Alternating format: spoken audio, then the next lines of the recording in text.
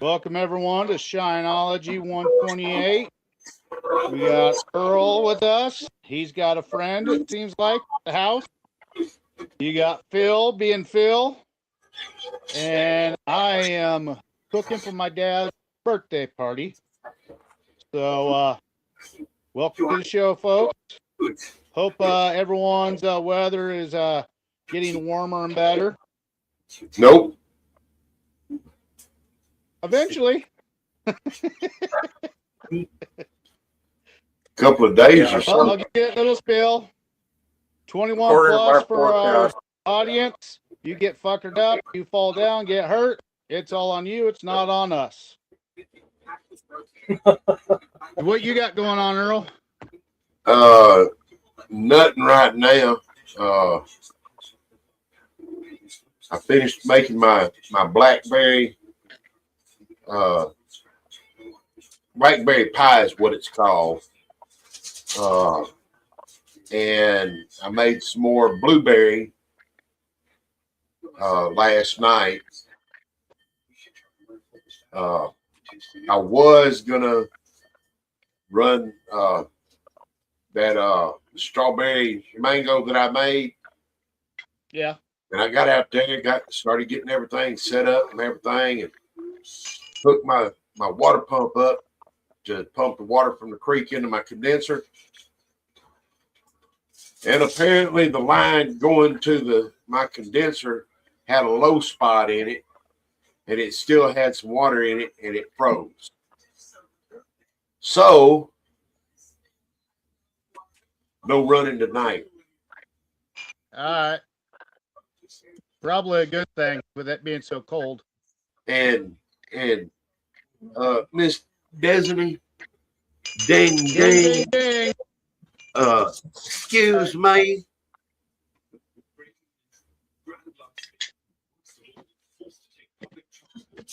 Come on, Phil, drink. Yeah. Yeah. What are you All right.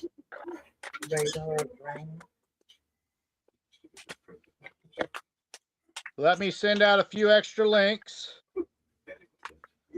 Ross.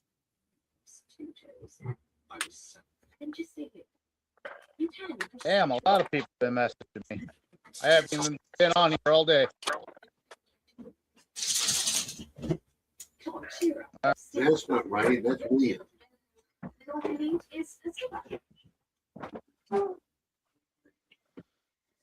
Send one to him.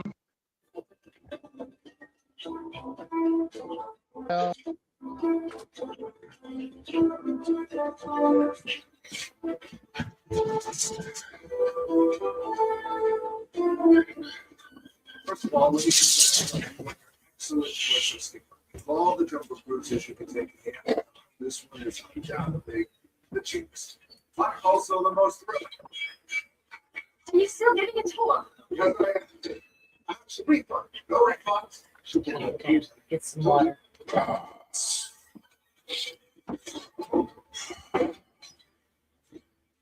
So, Earl, who do you got over at your place? It's a friend of mine that I've known for years. I told her she could come out here and stay, just in case electricity went out at her apartments. And because I got a generator and I got well and all of that, and I got my heater. So she come out staying with me while it's all froze up.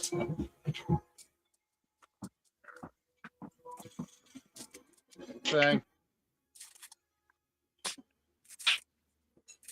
But her name's Jaina. We got Gliz in the house. What up? What up, Liz? Hey, Gliz. Oh, just chilling out at the house, stuck here with all this snow, and the Camry won't move. So it will, but it'll slide. How much snow you get? We got a total of probably 5-6 inches on the ground out here, but there's about it's a layer of ice because it sleeted first, and the ground it froze on the ground in a big old solid sheet, and then snowed over that, then sleeted again. So there's like 2 layers of ice and 3 layers of snow. It's just it's crazy. Well, send it on down here to me. It looked like y'all might be getting some. Well, we got sleet and everything, a good layer of it. And it froze solid. Yeah. And during the day-to-day, it kind of thawed out underneath it, where it has an air gap in between the ice and the ground. Yeah. But we hadn't gotten any accumulation of snow yet here. Gotcha. But it was snowing out there earlier when I was out there. I gotcha. Yeah, Pepsi Cola. There's some people that were posting pictures of snow on the beach. Yeah, it's pretty crazy. I'll be back. Got to pull supper out of the oven. There you All go. right. Bunch of fucking pussies worried about a little snow. Oh shit. Hey, Straight Jacket, how you? Talking from a guy that says if it gets in the 50s, he's almost freezing to death. You goddamn right. Yeah, it's 5 degrees here. How about that?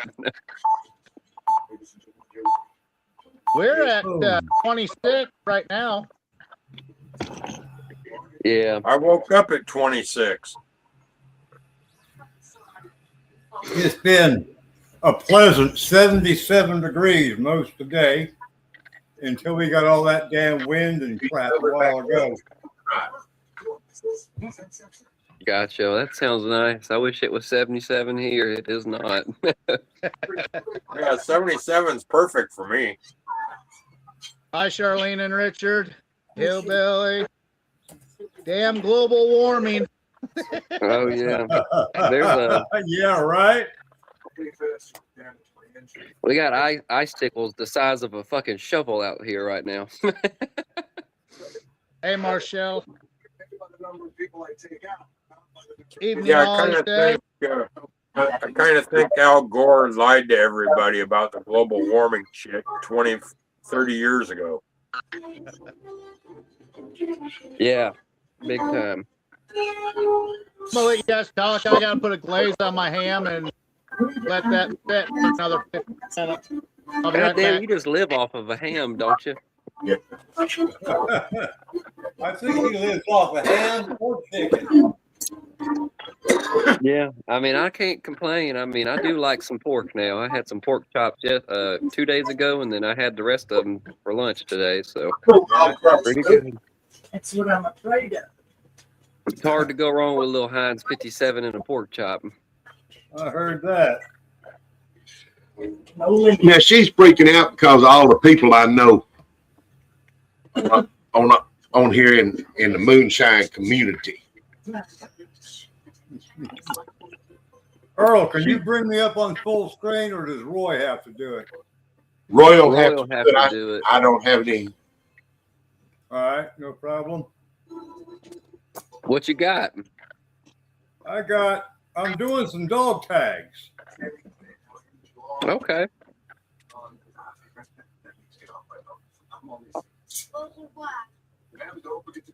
I can't see what it says, but it looks. I can see that it's engraved. Straight Jacket Moonshine. I probably got a lot of reflection on there. And what do you got? One of them glow forges?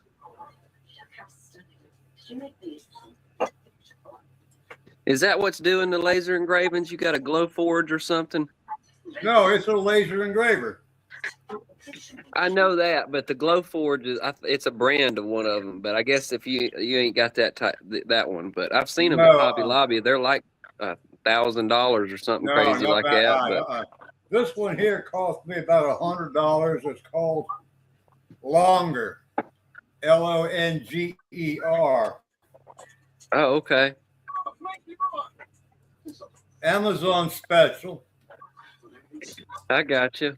Well, hey, I mean that ain't bad. I knew a dude that's he's in the slingshot community because I used to shoot a lot of slingshots. But he had a Right. glow forge. It would cut through certain thicknesses of stuff like that with the laser. And he used to do like leather, like kangaroo leather, like slingshot pouches with it. Yeah.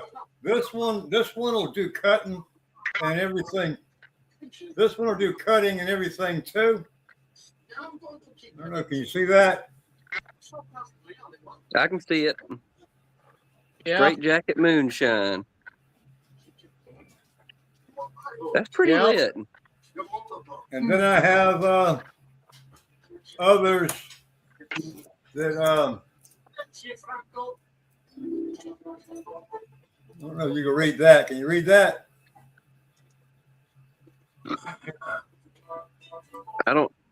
It's a little dark. Yeah, well, sorry about my lighting. Support I'm your on my local laptop moonshiner. in my There we go. Support your local moonshiner. yeah. I'm in my hobby room, and my lighting's probably a little too high for it, but Hey, Phil. Darlene says some man must have pissed off Mother Nature. somebody left their fucking refrigerator door open. Morgan Stewart's on now. Hey, Phil. Yeah, You need some wood? I got wood. Yeah. So you took a blue pill, did you, Phil? Fucking hoser. Yeah.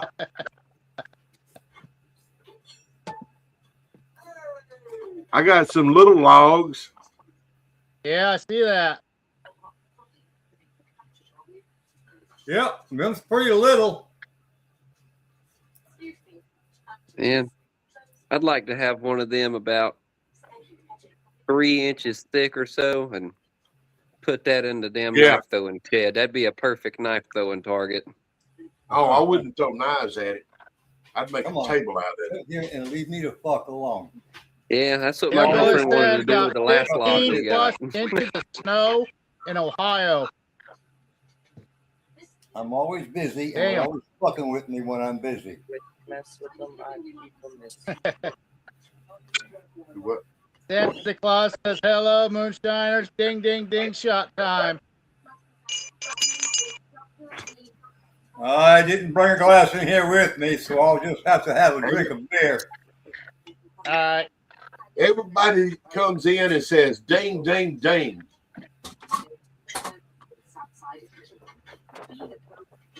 Yeah, it's They their expect first us to shot and get our drunk 40th. quick. That's their problem. They expect to watch us get drunk. Of course. For their entertainment. Therefore, I'm not putting the lid back on my jar. Don't Too much knock over, trouble. Earl. That sounds like too much trouble. I did send a link to Louisiana Moonshiner for Tom. Okay. Somebody ought to come up with one of these lids, kind of like you have for these freaking seasoning cans. You slide it one way, and it's got a little thing. You can just take a sip out of it, and then slide it the other way. You can pour you a shot. Yeah, right? There you go, Cody. Come up with it. Right there to the Well, I left, did just get a library card, and they do have 3D printer there. outside, there's a power strip. You can flip the switch. Only problem with that is that you got to use their filament at the library. You get one free 9-hour print, or up to 9 hours of a print each week, and so you got to use their filament. So I doubt I could bring in a freaking food grade filament, but. Looky, looky, who's showing up? Bucky. Maybe. The spinning That's wheel the of other death. bad thing, too.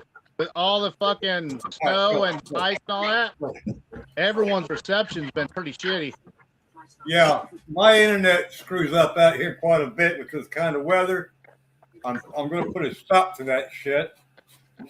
I'm going on to, I'm going to get rid of CenturyLink, and I'm going to go on to I'm going to hook direct to a damn satellite. Skylink or whatever it is. Starlink. That's right. Starlink, that's what it is. Starlink, yeah. How you doing, brothers? What's up? How you doing, Well, I man? never got on, man. We got so much ice going on here. It took me about 4 tries to get on here. Dang. Anyway, my son has Starlink, and he said it's the best thing he ever done.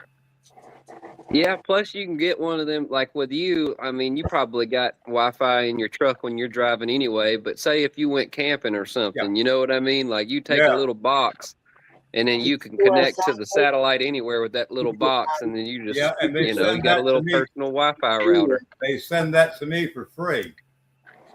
Yeah. That'll be great when I go to Louisiana. That'll come in quite fucking handy.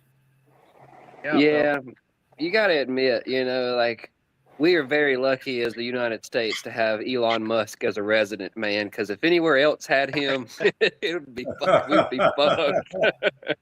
Right, straight jacket. Yeah. And anybody else? I had spoke to Tom the other night down at Louisiana Moonshine, and he's setting me up with a 10 by 20 booth. That way we'll have a more width to put like your table with your stuff on it and my table with my stuff. Right. Plus we'll have more room for more people to sit in with us. That'll be good. That'll be good. Yeah, you just I was got talking to bring with your Bam own Bam chair. about that too. Bam I gotta Bam, bring my own what? that probably needs help. I gotta bring my own what, Earl? Chair. Oh, I can bring that. That's no problem. And table. Yeah, I got a table. I got 2 tables, but I only need 1, I think. Yeah. What were you saying, Roy? I was talking to Bam Bam, and he said that he's probably going to need a spot to sit for a little while with his health issues. Yeah. I know I'm going to have at least, I'm going to have about 3, maybe 4 chairs. He'll be in his little hot rod, that little scooter thing. Okay.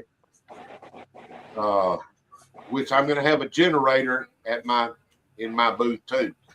Good. So,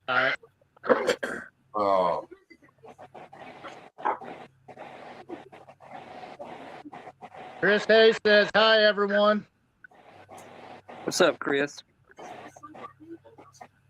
What's up, man? Hey, Charlene and Richard. Hello, David and Santa. I got to go check that ham.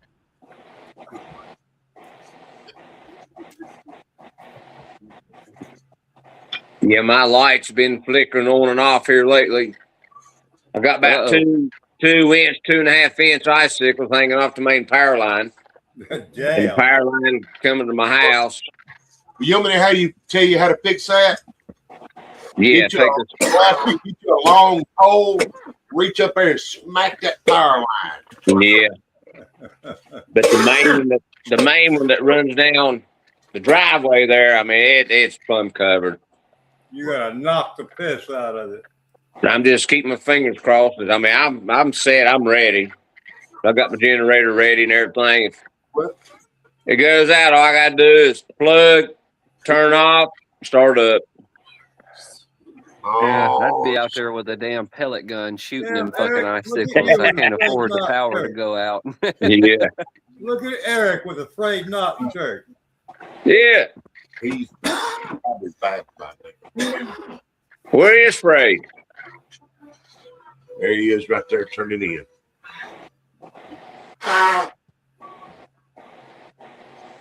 Frey not on tonight? I don't know. I haven't been on very long. He's usually tied up and tired from work and stuff these days, but he's been on the past couple. I talked to him the last time I was on here. Yeah. Like I said, take it easy with him. I got another box right here, but I'm gonna need some too.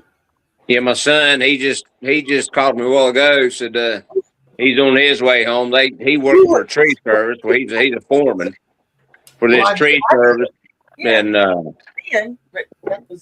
they called him in to work all weekend, and now they're sending everybody home. But they're pulling everybody out tomorrow. Going to send them out of town to help all these other places that got hit bad. Yeah. Let me call him or message him. Yeah, we still got people that it's just absolutely crazy out here. There's never it never fails to have a couple of dumbasses that still want to try their luck out in the snow. And you know, nobody in Oklahoma City has no damn snow tires or freaking chains to go on their tire or anything like that. I've seen maybe one person the 5 years that I've lived here that actually had qualifications to be out in the snow, and he had chains on his tires and shit like that. Plus, he was in a truck, but they fucking get out here and get in the damn wrecks and shit. I saw it this morning. The damn Turner Turnpike shut down because someone done ran slap into a fucking semi truck. Yeah, they're on the news and everything. They're telling people here, All right. stay off the road. The only people that should be on the road is emergency services. All right, bye. That's right. Yeah, ambulance and stuff like that. That's what they're telling everybody. But they still I can hear them going up and down the road from my house here. Yeah, I mean, of course, I understand some of it. You know, if I was out of food to eat, I'd probably be risking it too to try to get to the grocery store. But you know, you should have. See, some of these people should have prepared a little better. Hey, Lisa. Yeah, I should have filmed it. You ought to see our Walmart here, man. It's unreal. It looks like you've seen these apocalypse movies and shit with the zombies and stuff, and you walk in the store and it's just bare. Oh, trust me. With food. I mean, there's plenty of clothes and deliveries. All the food is gone, for Walmart. So I'd be going into the store and no bananas, no potatoes, no canned tomatoes, no can of soup, no milk, no eggs, no cheese. You know, it's absolutely gone. Yeah. 3 days ago, I went to town, bought me some groceries and stuff, and I was getting me a jug of milk. And I was restocking it while I was getting it. And I said, I asked him, I said, how many times have you refilled the milk section right here? He said 6 times, and I only been here since 1 o'clock. Damn. Yeah. And he told me, he said, Walmart's completely out of milk. Oh, yeah. They showed, I seen the video this morning. Somebody filmed it. It was a Walmart somewhere in Kentucky. They filmed it. And they showing these people had buggies, plumb full of nothing but milk. This other person had a buggy plumb full of nothing but steaks and meat and shit like that. And I said, what the hell you going to do with that shit when power goes out? Yeah. You know, you going to stand outside damn minus 10 degree weather and grill that shit or what? Especially old milk. You know, that's why people can't get stuff because everybody goes and hoards that shit up. Yeah. They'll take the milk and put it in the freezer. Yeah, that's when I saw people going for the bread. I was just like, fuck this shit. I ain't getting a damn loaf of bread. I just went and grabbed a big old sack of flour. I got yeast. Oh, yeah. Hell yeah. I don't eat a whole lot of bread anyway, but I've got flour. I got some milk. I can make biscuits. Hell yeah. Yeah. Make you some I made damn a big old loaf of bread Friday night when we got home and decided it was time to just get in. We didn't worry about the bread because I just made a big. I mean, I'm talking about a big ass pan of it, and I'm gonna have to make another one, I guess, because we're not gonna be able to leave here until Tuesday at the earliest because it's going down to 0 degrees here tonight with a negative wind chill. So this snow ain't going nowhere for the next at least 2-3 days. Yeah, that's just like this ice. It's still icing out there. I walked out there a while ago to check, and it's still spitting a little bit, freezing rain and shit. But it's supposed to stop at 10 o'clock. It's supposed to start snowing on top of this, so it's hard to tell what the hell's going to happen. Yeah, we're under a freeze warning for the next couple of days here in the Panhandle. Yeah. Yeah, it won't last long here. Nah, as I say, hell, I already had everything, you know, because I do a lot of canning and shit. I said, hell, I don't need no food. I can go in there and hook me up a damn jar of fucking deer meat that I canned, you know. Right. Green beans and potatoes and this and that bullshit. The only thing I needed, I went to the store 3 days ago and I bought me some couple cans of extra gas for my generator. That's all the hell I needed. Yeah. You know, I've seen these on Facebook, these people going plumb crazy ape shit, you know, buying this and buying that, spending thousands of dollars, you know, then bam. Yeah, it's Yeah. funny how no one fucking is prepared for fucking shit. Yeah. And they know the shit's coming. Yeah, what gets me, they wait the last damn minute. You know what I'm saying? Yep. Yeah, and then you see them in the store cursing at the other people for taking all the shit and be like, "It ain't my fault you're here 3 days late." Like Exactly. you know about this 3 days before it. You know, in Oklahoma City, it was Wednesday of last week when I was like, "Oh shit, that shit's really coming." So I went to the store the next day. I tried to get Priscilla to go that night, but you know, we weren't too sure that it would be that serious. And then I saw one store start to going out of shit, so I was like, "Oh hell no!" So I went to one of them neighborhood markets where the panic had not set in yet, and I went ahead and got my shit. But hell, all I did was get some chicken breast, pork chops, a thing of cookies, and a flour and a case of water, and shit. Out of those chicken breasts, I think we've used 3 of them. We made a big ass pot of some arroz con pollo, some chicken and rice, Mexican style, and hell, we've been eating on that for 2 days, and I still have food. So that's like me. I got one of them great big crock pots, and I took and made a homemade chicken noodle soup yesterday. Hell, I can eat on that shit 2-3 days, you know, 4 days, whatever. yeah. Yeah, that's what I like doing. And once I seen that the damn, like everybody and their mama is making potato soup and fucking chili. So I was like, instantly, I was like, all right, we're going to have to go for something besides that, because you go in there with hopes up about chili, you might not come out very happy about it. Yeah. So we just went with chicken and rice. It didn't seem like nobody was making that. So yeah. I keep my fixings for my chili in the cabinet year round. I use the 2-hour chili kits. I keep some hamburger meat in the freezer, and I keep all my other fixings, my beans and all of that, in the cabinet, ready to go. Yeah. That's why I do a lot of canning. I got probably 2 cases of pinto beans canned in there.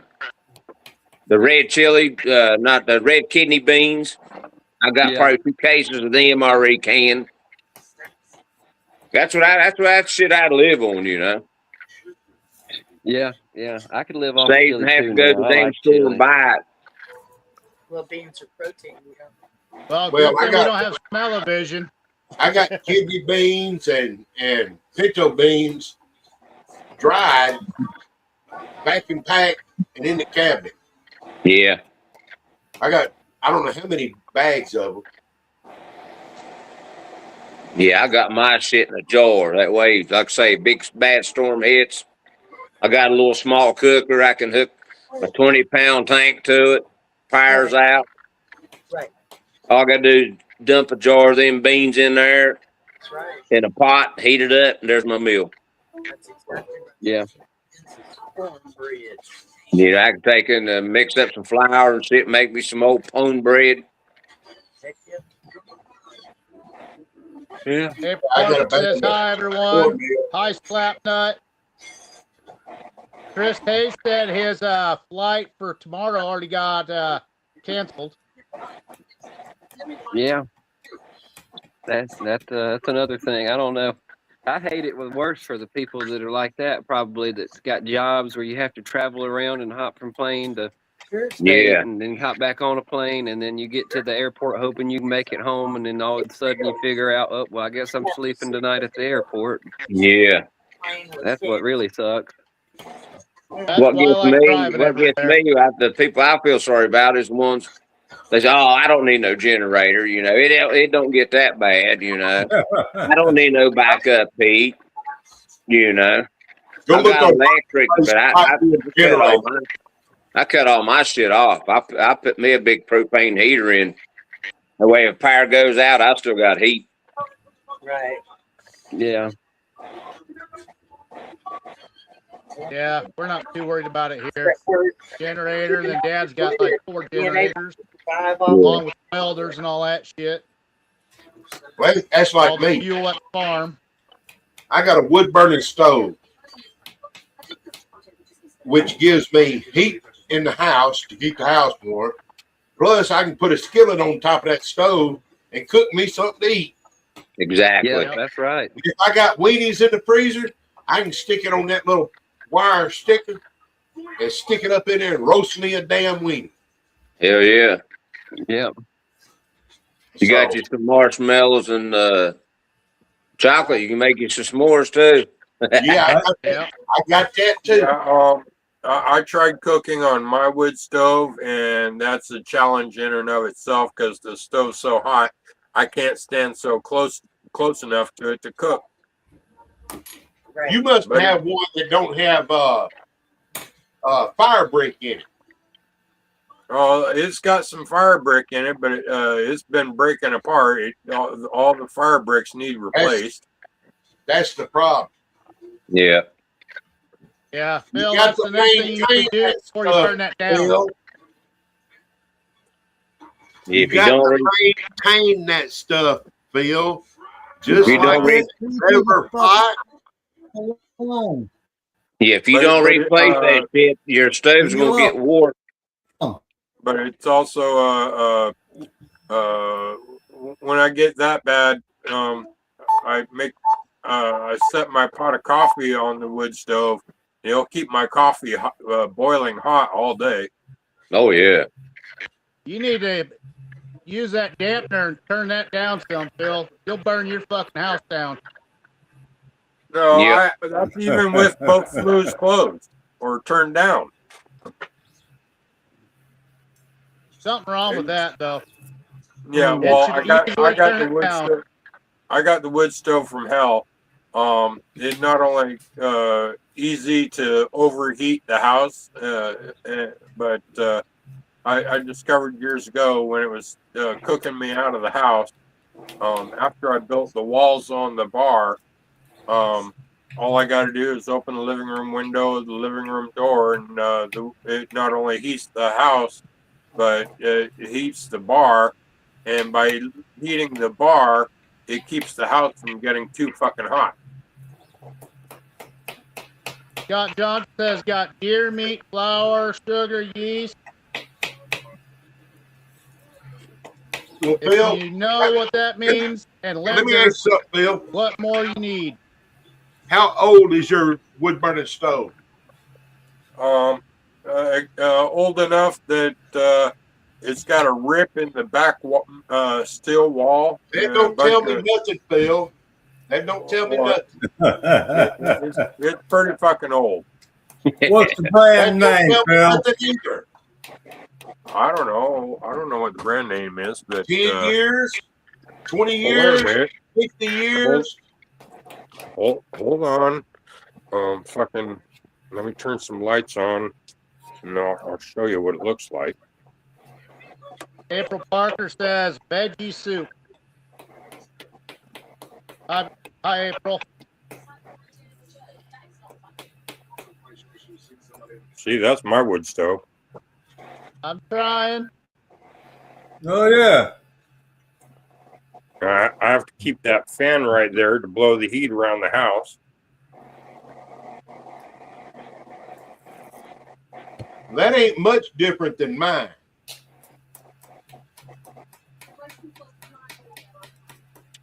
Put your fan behind it in that corner and it'd blow all that heat really through the house. Yes. Yes. It'll probably The melt fan's too. too big. Yeah, well, the fan's too big for that. What you do, Phil, you take it and you mount the fan up on the wall behind it where it's blowing down at the stove. Yep. That way it helps cool the stove but it moves the heat around the house. It blows the heat down around the floor before it goes up to the ceiling. No, it's blowing on the fan, pushing the heat around from the back of it and circulate around the whole room, the house. But what you want is the air moving from the back of it, pushing it out into the room. Yeah, that's where most of your heat's at, in the back, because that's your thickest part of the steel of the stove. Mm-hmm. And see, if you mount it up on the wall where the fan's blowing down along the back of the stove pipe down to the stove, you'll get more heat circulation that way than the way you've got it done. Okay. I'm just giving you some ideas. Yeah, you'll see. Don't give you no ideas. You'll see a big If difference. I really wanted to, I can just kick the fan up to high. Right now, or as normal, I just leave it on low and it pushes it around the house, no problem. I put my fan on low in reverse. That way it takes the heat up and disperses it down like that on the wall. Hey, David Dance, how you doing?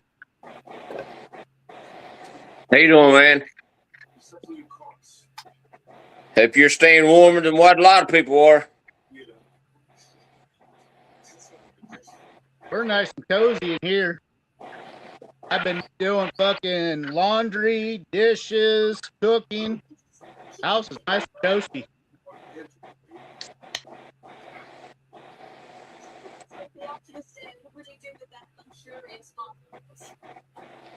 Goddamn little button. None of you all lost any electricity? Nope. Not yet. My All over electricity was Louisiana, off. there was a bunch of spots that went out. And My Mississippi, I electricity guess, was too. off most of the day yesterday because I was getting the house rewired. So now you have everything working, Phil? Yep. Brand new fuse panel breaker box, and had to rewire the hot water heater. They have And there was a couple of wires we couldn't figure out what it went to. They've got them. But yeah, the house is I've thought about the opening house is working. but what I'm going to do, I'm just going to get me a like that. I don't have it hooked up in my bedroom right now, but a small electric fan. And like I was David saying, Dan says it's so 10 small. degrees here, and he's got 12 inches of snow. Where's he at? Who got 12 inches? I don't I don't remember where I don't David's remember at. where's Where do you David live?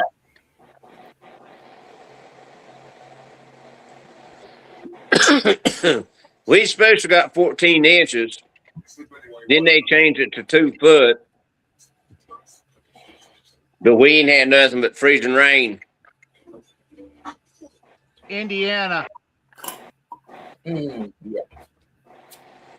Well, I'll stand by my story. I got 7 inches, and that's it. Chris Hayes says we lost power for about 4 hours. Back on now. What are you doing hiding your face? Lisa Day says it's 0 there and about 4 inches of snow. You hate to see what it'd be like in the morning because it's supposed to stop and start snowing at 10 on top of this shit. There's probably about, I'd say about 5 inches of ice in the yard, on the vehicle. Oh, we're talking about snow and ice. Oh, okay. Yeah. Never mind then. But, Forget about Always in the fucking gutter, aren't you? Hey, I'm a sailor. Yeah, just don't ask him what he likes to sail on.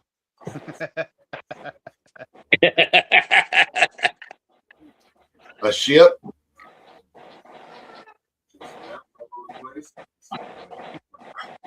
Ooh, that ain't the right thing to drink with lasagna. That's what we're making tomorrow is lasagna. I had lasagna a couple nights ago. Well, I'm having it right now. Yeah, Decker says, what's happening, boys? Only bad thing about it is it ain't got no sausage or hamburger meat in it. Why the hell not? So you're just eating noodles and sauce. With a little bit of cheese. Uh-uh. Mine will have hamburger, No, sausage, I ain't seen none. ricotta cheese, 2 other different types of cheese, noodles, homemade sauce, homemade garlic bread. Sure wish I had some garlic bread. You got garlic salt or garlic powder? Yeah. I'll be right back. I gotta check the Okay, food again. you got any bread? bread? Yeah. Well, then you got garlic. Take your bread, Buttered it up. butter it, sprinkle your garlic salt or garlic powder on there, put it in the oven. That's all it takes. And there's your garlic bread.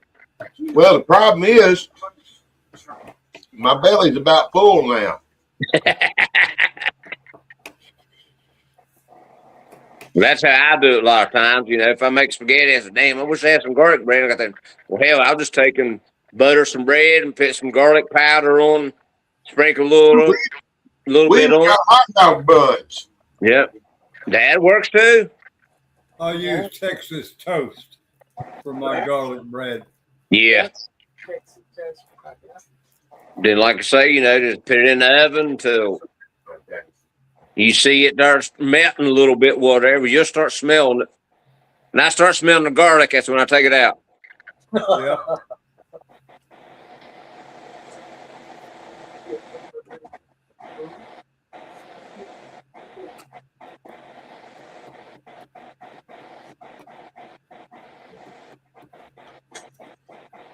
Cody done left the scene.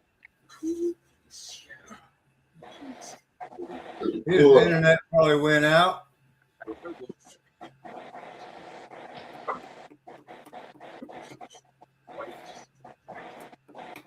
Yeah, I'm hoping this shit stops. Like I said, I'm ready. I'm prepared. But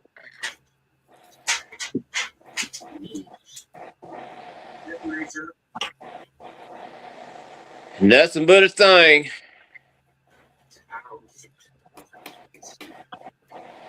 I got a freezer full of steaks, hamburger, chicken, pork.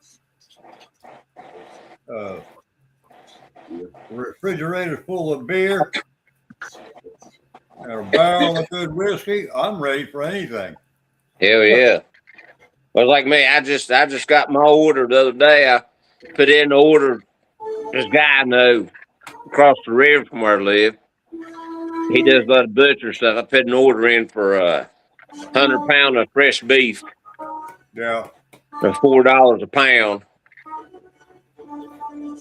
I got it the other day, so That's not bad at all, really. no, hell no. Not for fresh beef. Right? But I got it and everything. Well, what are you gonna do if power goes out? I said, I ain't worried about it. I got a damn generator. You know. I'll save my shit. Right.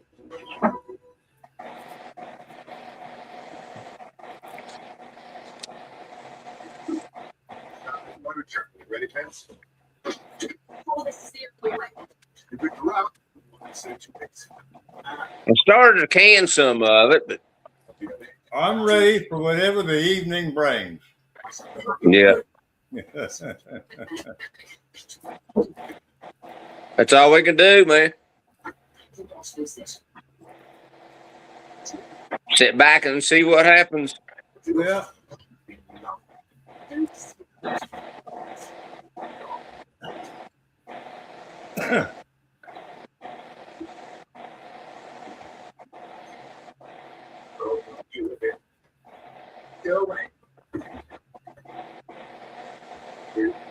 So I guess Roy changed the back scenery of the group.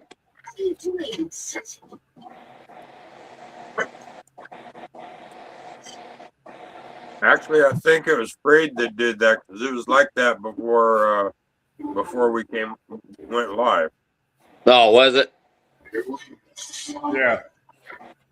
It was like that. Yeah, it was like that last Tuesday.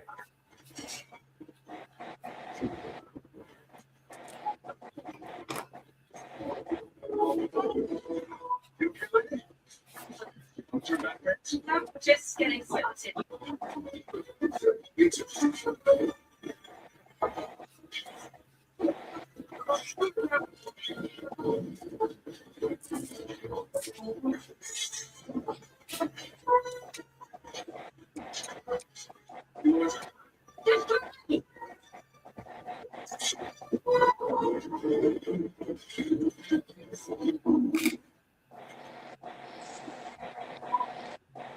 Yeah, that's what I say. Hell, I'm set for anything. I got a 20-gallon mash going that I had done. Was it Thursday? Yeah, Thursday. It's been in the fermenter now for about 2-3 days. White corn. It's Hickory King corn. Some malted barley, malted wheat, and something else. I plumb forgot what the fuck it was.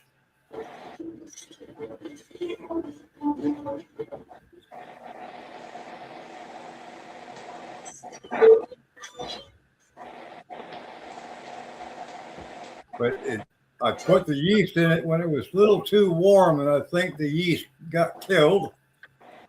So I put some more yeast in there. I put some EC 1118 in it. I used Daddy's yeast before, and then it took off. So Yeah. Yeah, I usually wait around 75, 80 degrees before I throw my yeast. I was in a hurry. Yeah. I did a lot of reading on this. A lot of shit's fake, but a lot of stuff you can learn from. But they say from 90 degrees and above, it'll kill the yeast. Yeah, yeah. I got thinking, well, what's 5 degrees difference? You know what I'm saying? But I guess I guess it makes a big difference. I guess. Yeah, big difference. So I usually rate around 75, 80. I think I put the EC 1118 in it. I believe it was around 85. It worked out all right. Yeah. Have you ever used that thing that's called Fraser's yeast, whatever, like bread yeast? Oh no, I've used Fleischmann's. Yeah, Fleischmann's. Yeah, Fleischmann's, however you pronounce it. I've got some. I heard that some people use it and it turns out pretty good. I tried it one time and I wasn't. I ain't no kids. Food. Yeah. Tell me about it. Oh.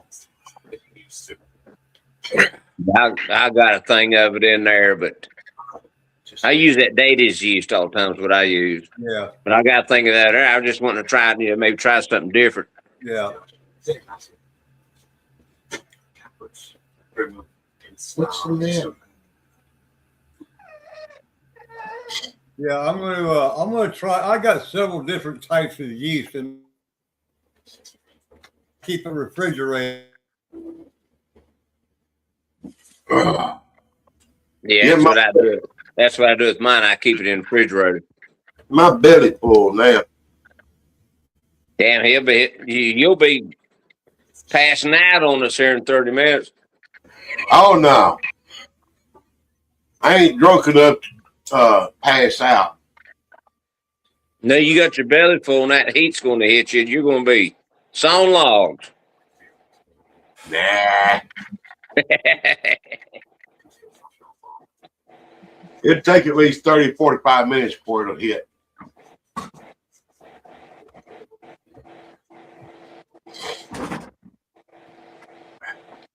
Yeah, I got my heat going over there. Yep.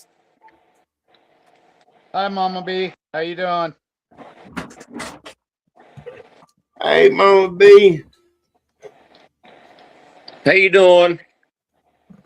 Hope you're staying warm. I believe it's cold everywhere, ain't it? Yeah. Except the for where Bahamas. straight jacket is. Except the Bahamas. I think what I might do Go ahead. is take me a water hose that I know ain't froze up and hook it onto my pump and run it in through the door to my condenser. That way I can run me a batch of Shine tomorrow. Because I got about 20 gallons and I only a 13-gallon pot. More to pitch the yeast and let it ferment and all that at the right temperature. Oh, it's already ready. Oh, well, then that's. It's already been fermented. Oh, Damn, did everybody get quiet? Hey, I'm gonna start getting food ready for my dad and everyone. So you guys keep talking amongst yourselves. I'll leave the door open, so if someone needs some help, just holler, help! Hey, Rory, need you. What? Help! I'm falling. I can't get up. I'm fucking with you, brother. Do what you got to do, man. We'll keep Well, going. yesterday was my dad's birthday, and tonight we're celebrating it. So, Up, I can't breathe. well, I'll be eating so much, and so will everyone else, to where we had a whole ham, whole chunk. I mean, 2 foot long. Chet. 19-pound ham. Hell yeah. Tell him I said happy birthday. All right, I will. I'll be right back, guys. All right, brother.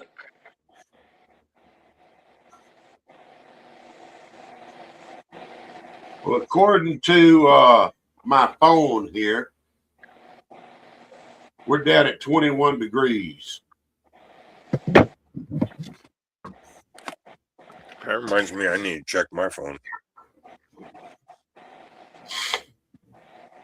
Ding, ding, ding. Dang, dang, dang. Yeah. It's time for me to grab it. As of about my weather report 17 minutes ago, I'm at 36 and falling.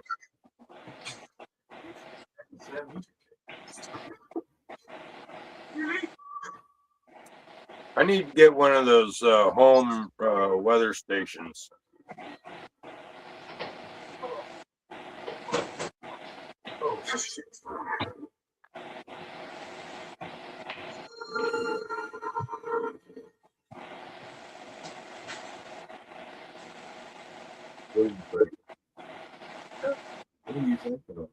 Oh, I'm watching the show.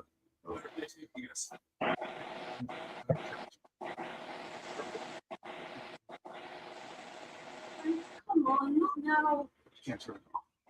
Let's see, what was I drinking last time we were on? Blueberry or blackberry? Blackberry. Okay, that's what I was thinking.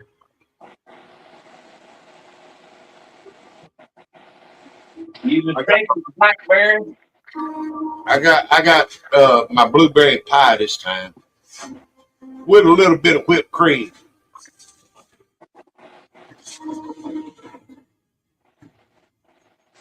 And for a backup, if I drink this whole quart, I got my maple pecan.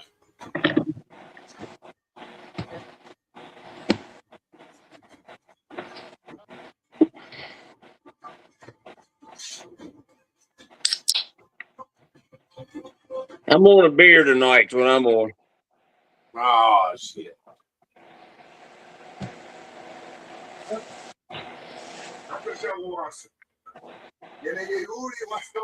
Like change every once in a while. I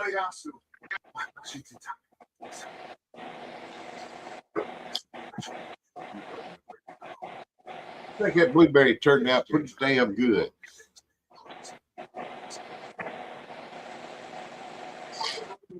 What do you think's better, the blueberry or the blackberry? I don't know. Both of them are pretty damn good. Yeah.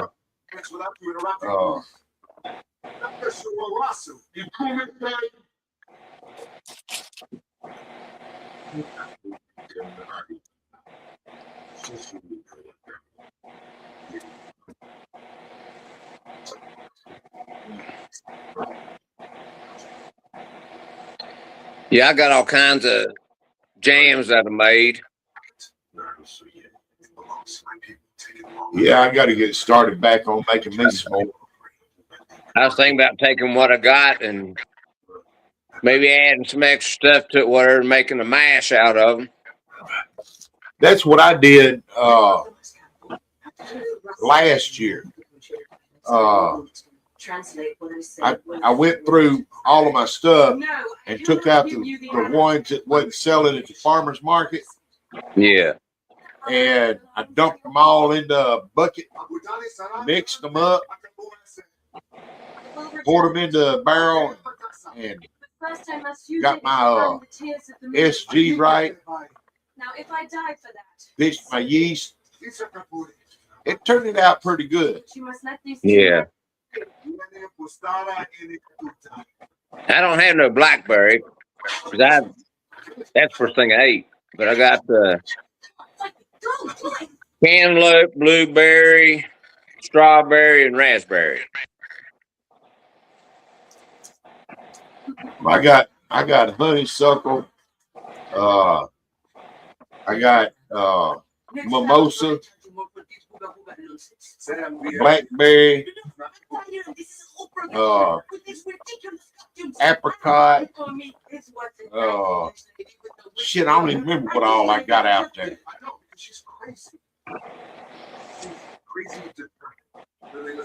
Have you ever tried any dandelion jam? No, I hadn't. I was looking for some dandelions around here this past year, and I couldn't find none. Then, lo and behold, the whole fence row out there behind our shop is covered with them. Yeah. What the hell? That's how my yard. You'll see a couple here and there. Then next day the whole yard's full of them. Yeah.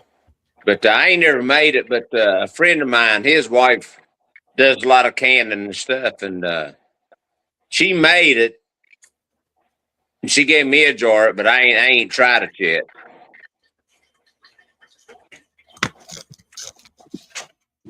I just got a wild, crazy idea.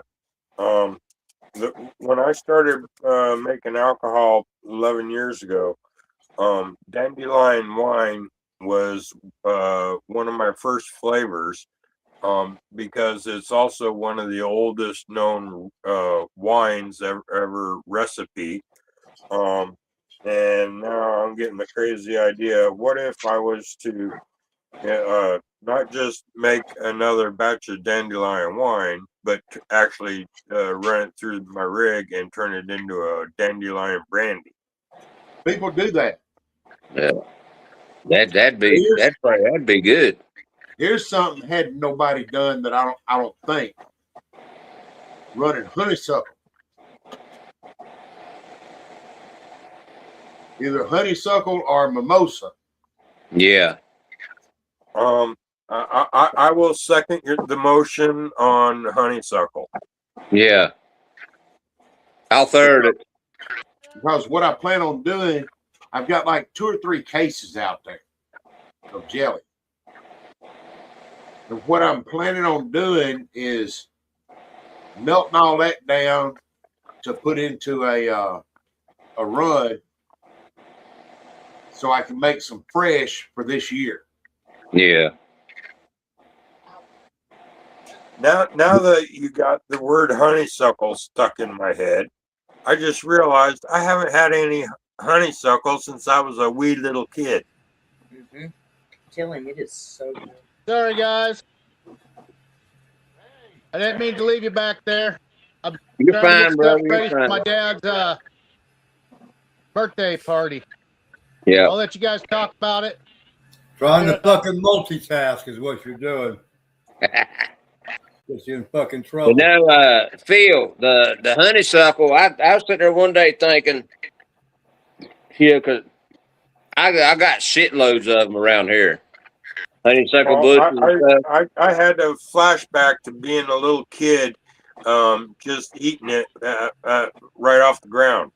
Yeah, picking the you flowers. pick it off, and the end is as sweet as can be. Yeah, I was a rabbit when I was a little kid. Yeah. Uh-oh. We lost somebody. Uh-oh.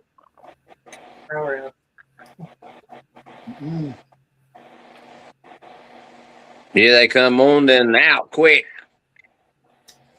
But yeah, I was thinking that the other day. I started thinking, honeysuckle's sweet. It's got the sweetness at the end. How could you? Which it would take a lot. I figure to 4 cups of the flowers makes 1 gallon of honeysuckle tea. Yeah. How does it go? And what you do, you take and you clean the flowers, get all of the green off of them, where it's just the flowers. Yeah. Whether it's white or yellow or whichever one. Purple. The purple, whichever.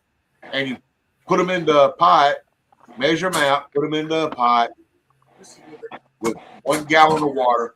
You boil them, and then get the water hot right to boiling, shut it off, and let them steep for an hour. Strain them out. Then you got the honeysuckle tea. Yeah. Okay. And then once you go from there to like making the jelly, that's when you add your sugar and stuff to it, and it comes out with the honeysuckle flavor that's sweet. So all you got to do is do it just like making the jelly, but don't add the pectin in. Yeah. Dump it off over in the pot. Check your SG and your pH. Throw that yeast to it and let it roll. Yeah, I got right here where I live. I got it growing on my fence. There's a purple and like a really, really light purplish white collar. Yeah. Then the orange. The purplish white color is kind of a crossbreed between the white and the purple. But they all over here. Around here, the main one that's around here is the white. I want to find me some purple because I believe that purple honeysuckle will make a pretty colored purple jelly. Oh yeah. Now the flowers off of the mimosa tree, using those, it's same process. 4 cups of the flowers makes a gallon of tea. And it'll be a funky off color once you got the tea. But once you put it in the pot and start cooking it, the tea down with the sugar and all of that, it turns a gorgeous rose color. And I plan on doing some mimosa shine and some honeysuckle shine once they start blooming. Yeah. But yeah, I don't know what it is about the dandelions, man. There's years you won't see but 2 or 3 out in the yard. Then like last year, man, my whole yard was nothing but filled with dandelions. Yeah. But I didn't I didn't want to go out there and crawl all over the yard and pick them. They say the same thing about the mimosa, but even the mimosa bark is supposed to be Because I was wanting to try that dandelion jam, and a hallucinogen. I was talking to that buddy of mine, and he said, "Well, my wife done made some of that." I said, "Well, I'll just get a jar from her and try it out."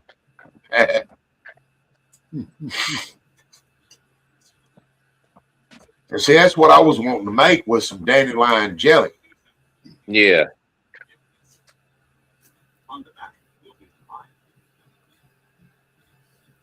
Because at the farmers markets, I'm known for having off the wall flavors of jelly.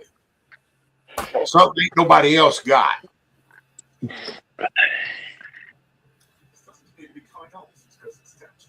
Yeah, it's just like when I made the cantaloupe. Everybody says, "Well, I ain't never heard of cantaloupe jam, whatever." I said, "Well, it's a fruit, you know. It pretty much ought to be about the same thing." It turned out good. It's kind of not runny, but like a little slight runny. Yeah. But if you like cantaloupe, man, that shit turned out excellent. Now I made some cantaloupe pickles. Hell yeah. The hell you say? Past year. They didn't go over too well. I made several Sorry of about them. that, Tom. I had it, Well, Tom. hey, brother. How's your weather there, Tom?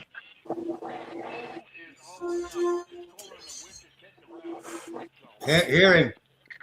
Yeah, can't hear you, brother. What? Turn your microphone on.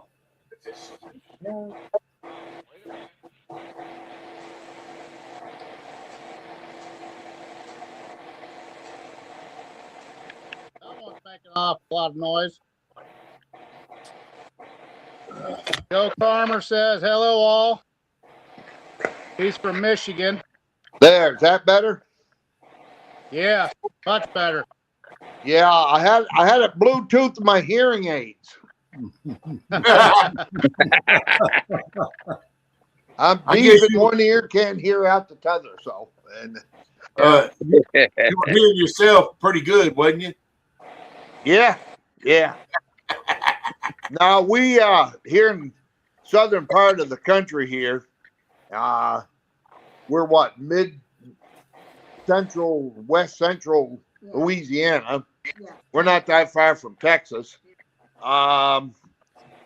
We got a little bit of we got rain and a little bit of ice, but north of us, getting up towards the Arkansas state line, Texarkana and that stuff, they got hammered. Oh, And I yeah. mean hammered. So, and the issue down here is there's no equipment to take care of the roads. Yeah. So, it is what it is, and the best thing to do is just keep your dumb ass at home. So, Well, that's just like here where I'm at, here in West Virginia. They ain't done nothing. They ain't tried to scrape the roads or nothing. They wait till the last minute to when they think it's about done, then they'll start cleaning stuff. yeah. That's how it works here. Right. Yeah. They don't want to work twice. Yeah. Yeah. But I apologize, gentlemen, for being late tonight. Oh, it ain't no problem. No problem at all. We're going to be on here a while. Yeah. So, how many of y'all coming to the Louisiana Moonshine Festival? I'm going to try. Okay. Now, y'all got something to write with? What's that? Y'all have something to write with? To write with. What are we writing, Tom? Okay. I'm going to give you an email address. And I need your information so I can get you registered all as Moonshine. So it ain't going to cost nothing. All right. All right. Email me at Louisiana Moonshine CO at yahoo.com. already emailed you. Yeah, I got your stuff and forwarded it. You're all set. Yeah. Yeah, you're all set. So, and but what I need is if you need a tent, what size area that you need to put your tent up, how many people are going to be in attendance. Okay. That's what I need. If you require and want a generator, please, if you don't have one, and I'm not saying you need it, I'm not trying to tell you to spend your money. The rules is this year is for those quiet whisper type generators. Okay. Because I can tell you the end of March here in Louisiana, we can start getting into the warmer temperatures. Now, it won't be 105 degrees with 60% humidity by no means. But if you're not used to maybe 75, 80 degrees, you know, you probably might be a little. Face. Just couldn't do the steaks. I have to get something better to write with. Okay. Yeah, straight back. Right below me. That's Do you have a spot for a camper?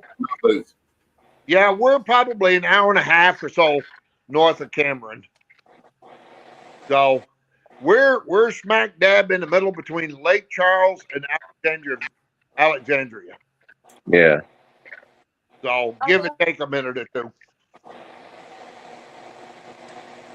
Yeah, we got a pre-party the 26th at the distillery. 27, 28 March is the festival at the fairgrounds. So it'll end up being a 3-day party is what it'll end up being. So it'll be what? It'll be Friday, Saturday, and Sunday? No, sir. Thursday, Friday, Saturday. Thursday, Friday, and Saturday. Yeah. You talking about the Louisiana Moonshine Festival? Yes. Yeah. Yeah. Well, guess what, Tom? Hey, how's Roy doing? So I will be there, my friend. You better be. So oh, I'm coming, bro, because we're gonna make Maggie Valley and we're gonna make Louisiana Moonshine this year. Yeah. Yeah. All right. So Tom, it was Louisiana Moonshine CO at yahoo.com. I was thinking it was CO at Yahoo. Yeah. Of course, I'm gonna be there with yeah. Okay. Yeah. Okay. But I'm just saying, if you're not going to be with somebody that's already signed up, yeah, you know, or if you know somebody else that's coming outside of this group tonight, let them know. Send that stuff to me, and I will get everybody reserved.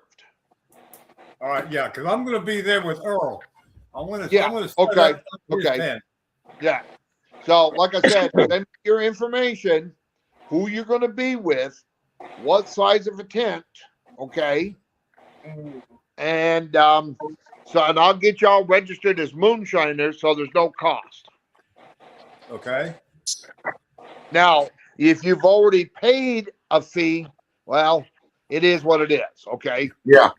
So, but if you haven't done it, because I'm going to contact the powers to be that are actually handling that portion of it, by the end of the week, and see where we're at with moonshiners. Okay. So, I'm not going to let the cat.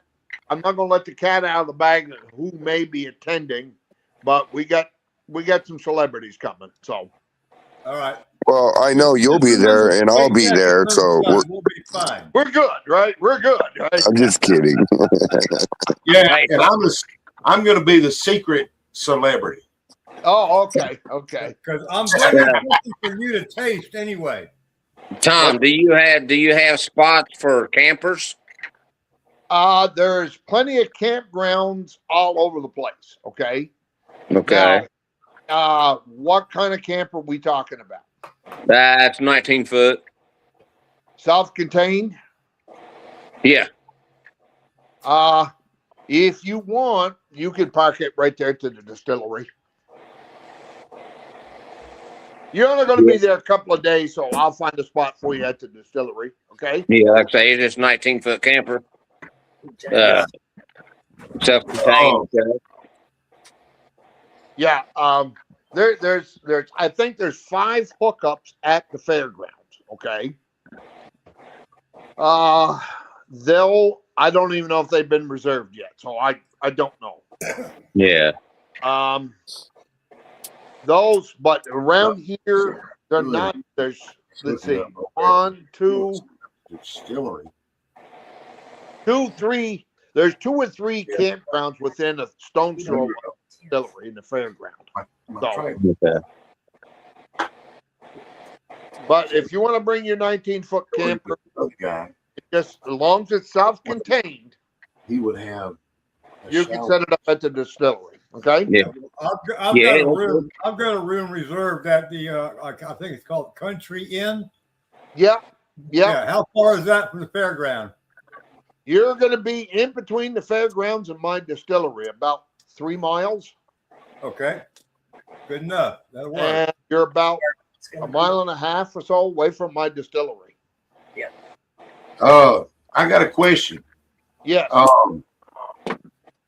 If I've got a generator to put at my tent and stuff and everything, will I be able to pull my pickup in and drop that off at my tent and then go? Okay. What's going to happen is we're going to go up to the fairgrounds, me and the other parties, because I'm 1/3 of the organization that puts this on. Okay. And so I do have quite a bit of pull. For the just cardinal direction, this fairgrounds with camping and parking and everything is probably 15 acres or better. It's you could put Maggie Valley and Cobb County Fairgrounds almost twice in this fairgrounds where we're wow. That's why I'm bringing my golf cart. Okay. There's a paved horseshoe in there. There's a rodeo arena, there's 2 arenas. No, there's a stockyard, a rodeo arena, 1, 2, 3 hard stand buildings or 4. The Disabled American Veterans has a hard stand. American Legion, Lions Club, and somebody else all has hard stand buildings. And the Sheriff's Department has an outlet there where the Sheriff's Department deputy will be at. We should make sure that we set a pot plant outside their door and set up a still that's dripping in front of their door. They won't give a shit, but 2 stills. Hell, I might bring my beaver with me and set up and start running right there at my booth. They wouldn't care. No, they wouldn't care.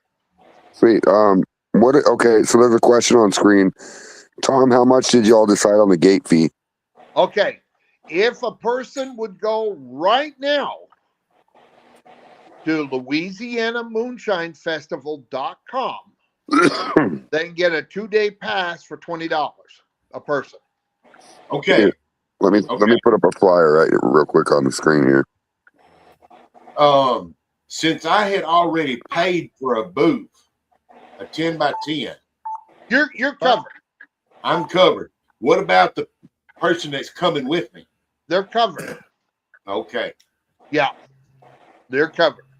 Good. I'm going to kick it around there. See, what I would advise is this, gentlemen, is come in Wednesday. You said Louisiana Moonshine Festival.com. In the upper right-hand corner of the website, there's a little thing up there you click for tickets. And it's just like buying anything else online. Yeah. There we go. Yeah. So, and the thing of it is I would suggest coming in Wednesday night to set up on Thursday. And I will be at the fairgrounds early enough to meet whoever I need to meet. Okay. And I will get you directed in the right spot. Because what's going to happen is I will be set up probably pretty much central. Then everybody will go left and right of me, if that makes sense. Okay. Yeah. I think we're going to have some sort of a stage down by us. And the way it's going to be set up is we're going to be kind of on the end, like going to Maggie Valley or Newport to Popcorn. We're going to more or less this year have our own moonshiner roll. Okay. But the way the flow is going to be set up is if anybody walks around, they're going to see us. Oh yeah. So I mean, and that's what they will come looking for the moonshine. Okay. But, well, and there's going to be a big sound stage set up with Joel Saunier band. I don't know if anybody knows who Joel Saunier was. The Levy band. There's some group coming out of Nashville coming into play. I'll be right back. Hey, also, Tom, next year, I don't know if you guys already have the venue booked for bands, but next year, I know that Kevin Palmer would be interested in coming. Well, he's welcome to come this year. So Really? well, this year, I don't know. It'd be kind of tight. They're starting to, the people that are handling all of the vendors and bands, they're starting to turn away people because they're just. And the reason being is they're getting doubles and triplicates and so on and so forth. Sure. And kind of amongst the group that's doing this, we do not need 15 lemonade stands. Right. Right. That's what it's ending up being. Okay. Speaking of lemonade, ding, ding, ding, fuckers. Concern is most of these bands are volunteering their times. Okay. And their services. Because at the end of the day, all of the proceeds are going to go back to the Sons of American Veterans. Okay. Tom, on that note, you talk about vendors and bands and stuff. Are you guys doing like, let's say like last year in in Ohio, I did a MASH class. Okay. Are you guys going to be doing stuff like that too? No. Okay. No, because I believe tentatively Friday morning they're going to open the gates at 9:00 Friday morning. Okay. But that's only going to be for senior citizens, the disabled, and so on and so forth. So that covers Roy and Phil. Yeah, everybody else. Well, you got Earl in there too on that one. Well, it's only because Earl uses Just for Man on his hair. That's all. Oh, okay. My reservation. Well, I run out of shoe polish, so. But at any rate, at 2:00 at Friday, they're going to open the gates up for the general public. Sweet. Okay. Gentlemen, I'm going to tell you right now, if it ends up being like it was last year when we done it for the first one, over 2 days, even with piss poor bad weather, I charge, and this is where the rubber meets the road. I charge $5 for tasting. Okay, cash money. I take the cash and I hand it back to the Sons of American Veterans. Okay. Sure. So between my daughter, myself, we probably served 1,000. No, wait a minute, more than that. We had enough people come in just to do tasting in 2 days. Sweet. Probably 250 people. Wow. Just tasting. That's $5,000 in one night. At $5 a pop. Okay. Yeah. And we just now that's not per drink. That's a flight of 6 or 7 or whatever we had there. Right, So, right. And we probably done conservatively probably $1,500 just in tasting. Really? And of course, we took a little bit of that and bought breakfast for the group, at Burger King, and bought lunch, because they're going to have crawfish and gator and barbecue and whatever all out. Oh, I can't wait to taste some gator, dude. Oh man, Oh, it's excellent, brother. Yeah, they'll have gator sausage and oh my god, yeah, Nice. And but at any rate, at the end of the day, Saturday, I handed the people of the Sons of American Vets $1,000 in cash. So, oh yeah, that's awesome. We didn't get enough T-shirts that said Moonshine Festival, Louisiana Moonshine Festival. We had sold those out by noon, 1 o'clock Friday. That's awesome. They were gone. My mother-in-law and sister-in-law had to make a mad dash to the distillery to get more T-shirts. Sunday morning, Rich Landry, myself, Howard, who else was there? I think Mike Cockrell. Yes. We were getting ready to set back up for the day, and I had a group of people that come in and bought 3 cases of liquor that I didn't have sitting there. And because my wife and daughter went to the distillery to get our reserve liquor. Joe Kramer's asking, what is your distillery name? Louisiana Moonshine Company. There you go. Yeah. All right, I'm back. Rewind back to when I left. And so my wife and I, daughter and I, we probably sold 30 or 35 cases of liquor in 2 days. Holy shit. Yeah. 35 cases of liquor. Yeah, and that was just yeah. 250 people come to taste it. You telling me that I need to rent a U-Haul truck just to bring up my liquor? I didn't say that. Do you know who Sammy Hatch is? Yes, sir. Okay. Well, he's a character. I know him personally very well. And he come over to me Friday mid-afternoon, wanted to know if I had anything pineapple flavored. I said, why? He says, I'm plumb out of liquor. Everybody that bought product was sold. If they weren't sold out, they were damn near sold out by mid to late Friday afternoon. I got to get these 8 barrels mashed in. Yeah. That's what I'm thinking too, Earl. That's what I'm thinking too, Earl.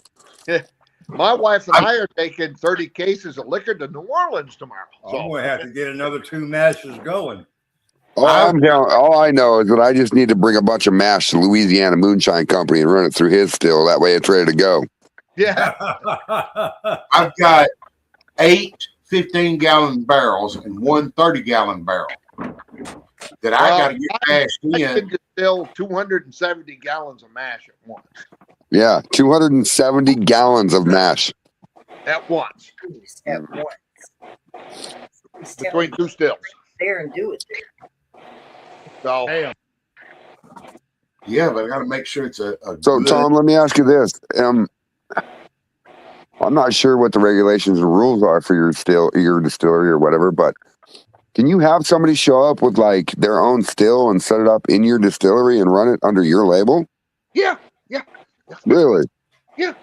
I ain't worried about all that bullshit. Yeah. So you telling me that we could have 400 of our friends show up with 10,000 gallons and all their own stills, and we can run a whole production out of your shop? Look, a couple of us have talked about. You know who Kevin Gordon is? Yes, sir. Okay. Yeah. We've talked about getting with In Kevin. case you guys don't know, Kevin Gordon is the guy that makes the stills on what you guys watch on the show called Master Distillers. Yeah, well, I own 2 of those still. So Do you? yeah, I own the Master Distiller setup, and I own a custom built one. So Nice. that he made. So, and I got to get with him. He may be coming too. So Sweet. I'd love to meet Kevin Gordon. oh, he's a character, you know. You and everybody on He but at any rate, it there, you'd have to be we talked to Kevin about not fronting us, but helping us out with some 10-gallon stills, okay, and talking about bringing 3 people in and actually teaching them how to make distilled spirits, okay. Oh, yeah. And we don't know what it would look like money wise, but we would supply the green, we would supply the still, we would supply everything. So within a course of a couple of weeks of them learning the process of mashing in the different types of yeast, the whole fermentation process, to running the still, at the end of the day, they go home with a couple of quarts of liquor and their own still. No, Yes, you did, Jason Biaggi. it's not a specific recipe. Jason Biaggi says, I ran one of those stills. Yes, you did, mister. So, Jason who? Jason Biaggi. Biaggi. B-I-A-G-E. Jason and Mama B both did. Jason and Mama B. That's right. Yeah, both of them. Yeah. Yeah, I own a 20-gallon pot. My wife and I were making liquor in the backyard with. And that's what financed us to get this whole thing set up. And see, I was talking to you the other night about if I sold enough, I was going to buy me a still from Bruiser. Well, me and him had already talked about it, and it's already lined up. Well, that's you know, and you had said something about those stills, which would be feasible for me, you know. Yeah. Except for I've already started with going toward Bruiser. You know, that's okay too. I'm not trying Sorry, Mama B. or advertise. Hell, I would put you in contact with Jason Harrell, 13 Stills. Oh my God! Listen, Jason Harrell is right here in Louisville, Kentucky. I could literally go over to him and talk to him and film the entire build. Yeah, you know. I've got a couple pieces of equipment that he's built for me. 3 years ago in Maggie Valley, I took possession of a 110-gallon still that he built. Nice. And brought it to the distillery, which I don't know if you know who Troy Halsey is. Yes, sir. Okay, that actually belonged to him, and Troy and I run that for quite a bit there. And he lives in the distillery, and he ended up taking it home, and which it's going to come back eventually back to the distillery. And that Jason built that. Yeah, that's awesome. Okay, I had stepped away whenever you were talking about doing the samples. Oh, Earl, all you need to know, buddy, is they're doing like 6 or 7 little tastings for $5, right? And they basically sold 38 cases of this shit. Well, see, that's what I was wondering about, was me doing the tastings of mine. Well, you missed the whole conversation that if we show up at his distillery with our stills, that we can run liquor out of his distillery. Yeah. Don't. This is what I'm going to advise you to be legal. If somebody approaches you for product, you handle your business. Right. Period. Right. I can tell you from experience that the sheriff's department is not going to bother you. But there could be just that one asshole. Right. Right. You understand what I'm saying? Yeah. So there was 2 of those assholes hanging around Maggie Valley this year. They were both undercovers or whatever, and Right. You know. And, here in Louisiana, they call it ATC, alcohol tobacco control. Okay. by the virtue of my state permit as a manufacturer, I can go anywhere in this state and sell my product on the street. Right. That changed here 3 years ago. So I can go to a farmer's market. Now, this goes back to it has to be permission given, if you will. If it's not any more than a handshake and hey, I'll let you sell your stuff here. Right. Now, my wife and I have done a couple of things here this summer, over the course of the summer and early fall. Like, for example, we spent 4 days in the Lake Charles area doing the Louisiana Food and Wine Festival. And we were selling liquor and T-shirts and whatever all else right in the open. But those were the type of events where people were paying well, let's put it this way, a couple, man and woman, for 4 days would have cost you $1,000 for ticket. So for tasting the beer, the wine, the distilled spirits, the different types of food, et cetera, et cetera. So, and we didn't charge for tasting. My wife's youngest son and I done the tasting. Had the ladies all grope us and blah blah blah. My wife and his girlfriend, they sold the stuff. Well, yeah, they're sitting right there. If you want to drive it, go right over and get it. Yep, and they were buying it. So, banana cream happened to be the favorite. So, and they put up Sugarlands. Sugarlands was several tents away from us, and hardly anybody around us. And I done another tasting at a college there in Lake Charles.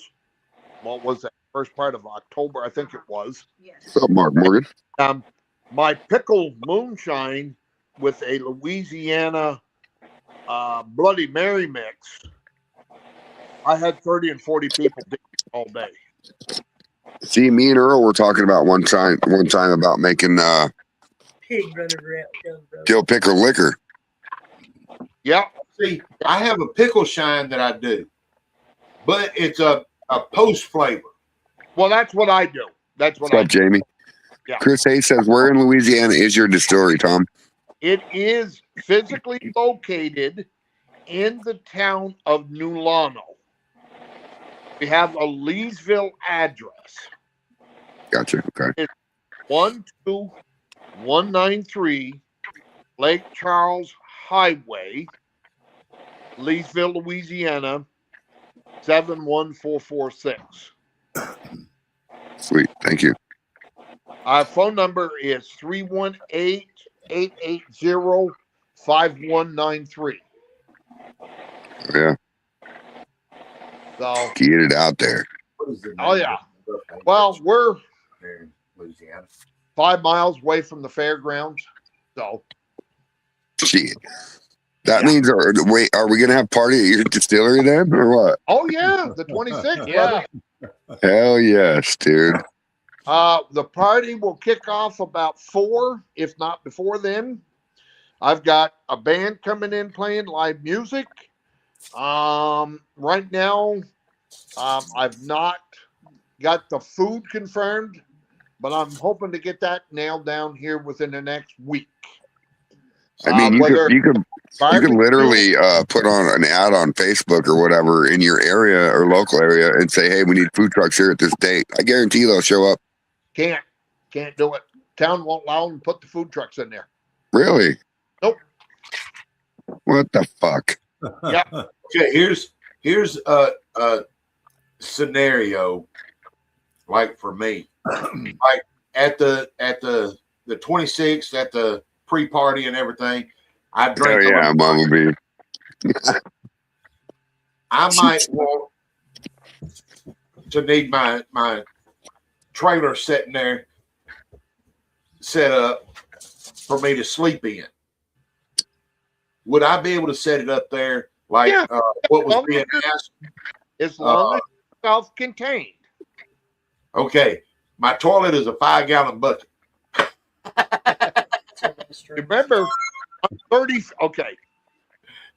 My distillery sets less than 30 feet from one of the main arteries that runs north and south of the state. Oh, yeah. Okay. That's a 4-lane highway. Right. Yeah. Well, my 5-gallon bucket's inside my trailer. So, Chris, you better be there in March, bro. Come on. Come to Louisiana Moonshine Festival, Chris Hayes. Come on, bro.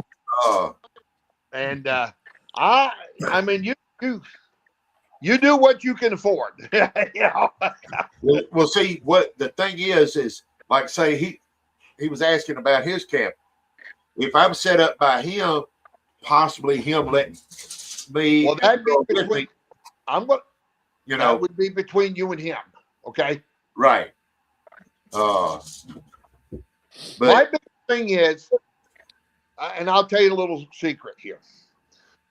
The building that my wife and I occupy, as far as distillery, we lease the property. Right. There was a group of people here back in 2018 that went in there and dumped gobs of money. I mean, big money into somebody else's property, and they didn't last very long. Okay. Now, that being said, the individuals that come in there to set this up, they were doing some very, very extra shady stuff, but they could never get caught.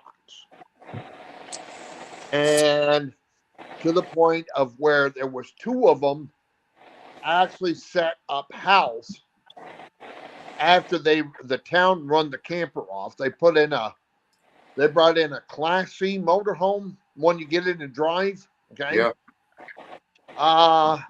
And the town run them off because it's just not set up for them. Okay. Right. So they moved everything from inside of that into the distillery. So my understanding, the story I got from a very, very extremely reliable source, there was a bed, a couch, and everything set up beside the still. Huh. And they got ran out of there. So now, that's I'm a called different person. Experience. I'm a different person.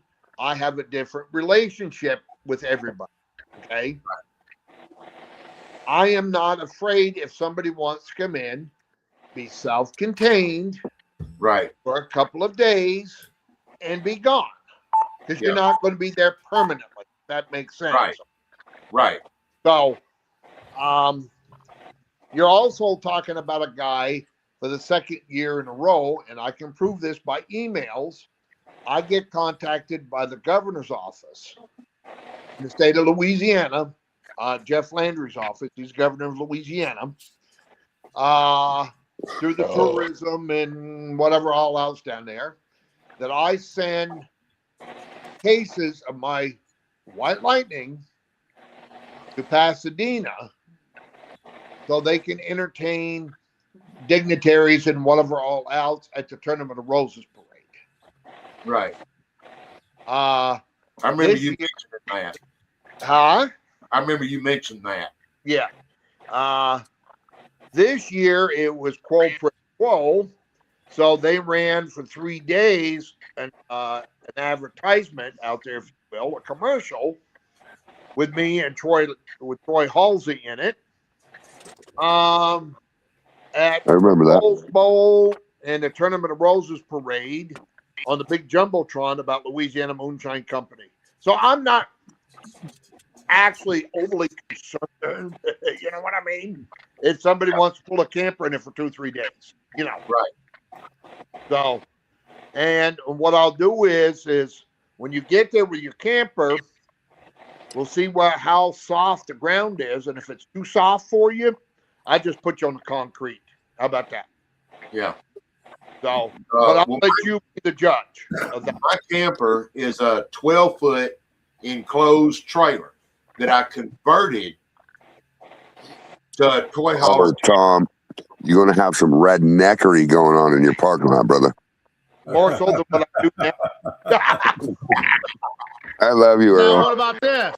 Yeah. I've been talking with Chris Fortner, and he's talking about maybe bringing JB down there, and then Apple Rye wants to ride with him too. So you might have a cluster of stuff going on. Yeah, well, No, that's listen. okay. I think it's Calm gonna be. down. I think it's gonna be Again, fantastic. I need from everybody to include the guys that are, let's say the celebrities. Okay. I just need who's coming, what they require as far as setup, and everybody carries their own stuff. Okay. But I don't know how much space. So when we get lining things out, we're going to have adequate space. Now, back to what I was going to say before about pickups and stuff. If I do this right, and where I believe we're going to end up setting up, we're going to have our own gate to come in and out of with our own truck. That's cool. Like a vendor access. That's awesome. Yes. So that's how it was in Maggie. And see that. Well, this isn't going to be with the gate Nazi. I mean, this would be basically once you get set up, you'll be able to park your truck right there, car, whatever it is. Then, and it should be close enough to where you can see it. Now, Right. you're not, once things kick off, you're not going to be able to bring your truck in there. Now, Right. under an emergency conditions or something, that's a little bit different. You know what I mean? Right. Sure. But just to go back and forth for your truck to be burning gas, no, that's not what. Okay, here's my situation with my truck. I'm going to have my generator, which is my brother's generator, and when we shut down in the evening, I'm going to want to put it in the back of the truck and take it with me. No, that's fine. That's fine. And then swing by my tent, unload it, and park my truck. No, that's not going to be an issue. Also, hey Tom, before and after. Right. Tom, will you make sure that I have a booth area too, please? Yeah. Just send me your information to Louisiana Moonshine CO at yahoo.com. Okay. Right. Tell me what size tent you need, your full name, how many people are going to be in your party. Well, I don't give a damn if you're selling T-shirts or. Listen, it's a 10 by 10 is all I need, and I'm going to be selling shirts and copper and maybe some shine, and I probably have 4 in my party, maybe 5. Okay, send that to me in email, and I will pass that up to the people that are arranging all of this. And what's up, Kim? Okay. Thank you. I will send it, Tom. Yeah, and again, it's a lot easier for me to do that than it is for everybody trying to jump onto this one. This year, because of the parish, see, we don't have counties, we have parishes. It's the same thing. It's a parish. It's county. We had the day before the festival last year, I had an asshole health inspector show up at my distillery. And him and his compadre. Oh, I need to see the person in charge of this, that, and I know who he is personally. Okay, I said, look, I'm not in charge, but I can speak for the collective.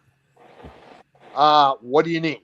Well, I need to see everybody's health permit. No, wrong guy. And he goes, well, we'll probably shut you down if this. I said, I'll tell you what. And I pulled my cell phone out. You see this phone number right here? That goes to the local state senator, right to the governor's office. Would you like to try that again? Right. Well, who? Because the state is involved enough to where they're going to send a production crew up filming us. They're going to have, which I'll be put on a TV show. What is it? Good Morning Louisiana. Out of New Orleans they'll do a 7 to 10 minute thing about us. Then the local TV station up here, they'll do something too local. we're part of the state tourism, libations trail, local tourism. I am the only moonshine distillery in the state of Louisiana, and the only one that Louisiana's ever had. Okay, so that's awesome. it in itself. We have product in Canada, we have product in Texas, Louisiana, and hopefully here before too long we'll be shipping into South Carolina. Yeah, that's why I got that. Okay, can I ask you a question? Yes. Is it hard to ship out of country because of customs or what? Oh, it's a pain in the freaking ass. I got you. Okay, because see, Canada. Well, the only reason I was asking is because I might have access to be able to send it to Mexico. Well, it might be easier going to Mexico than it is Canada.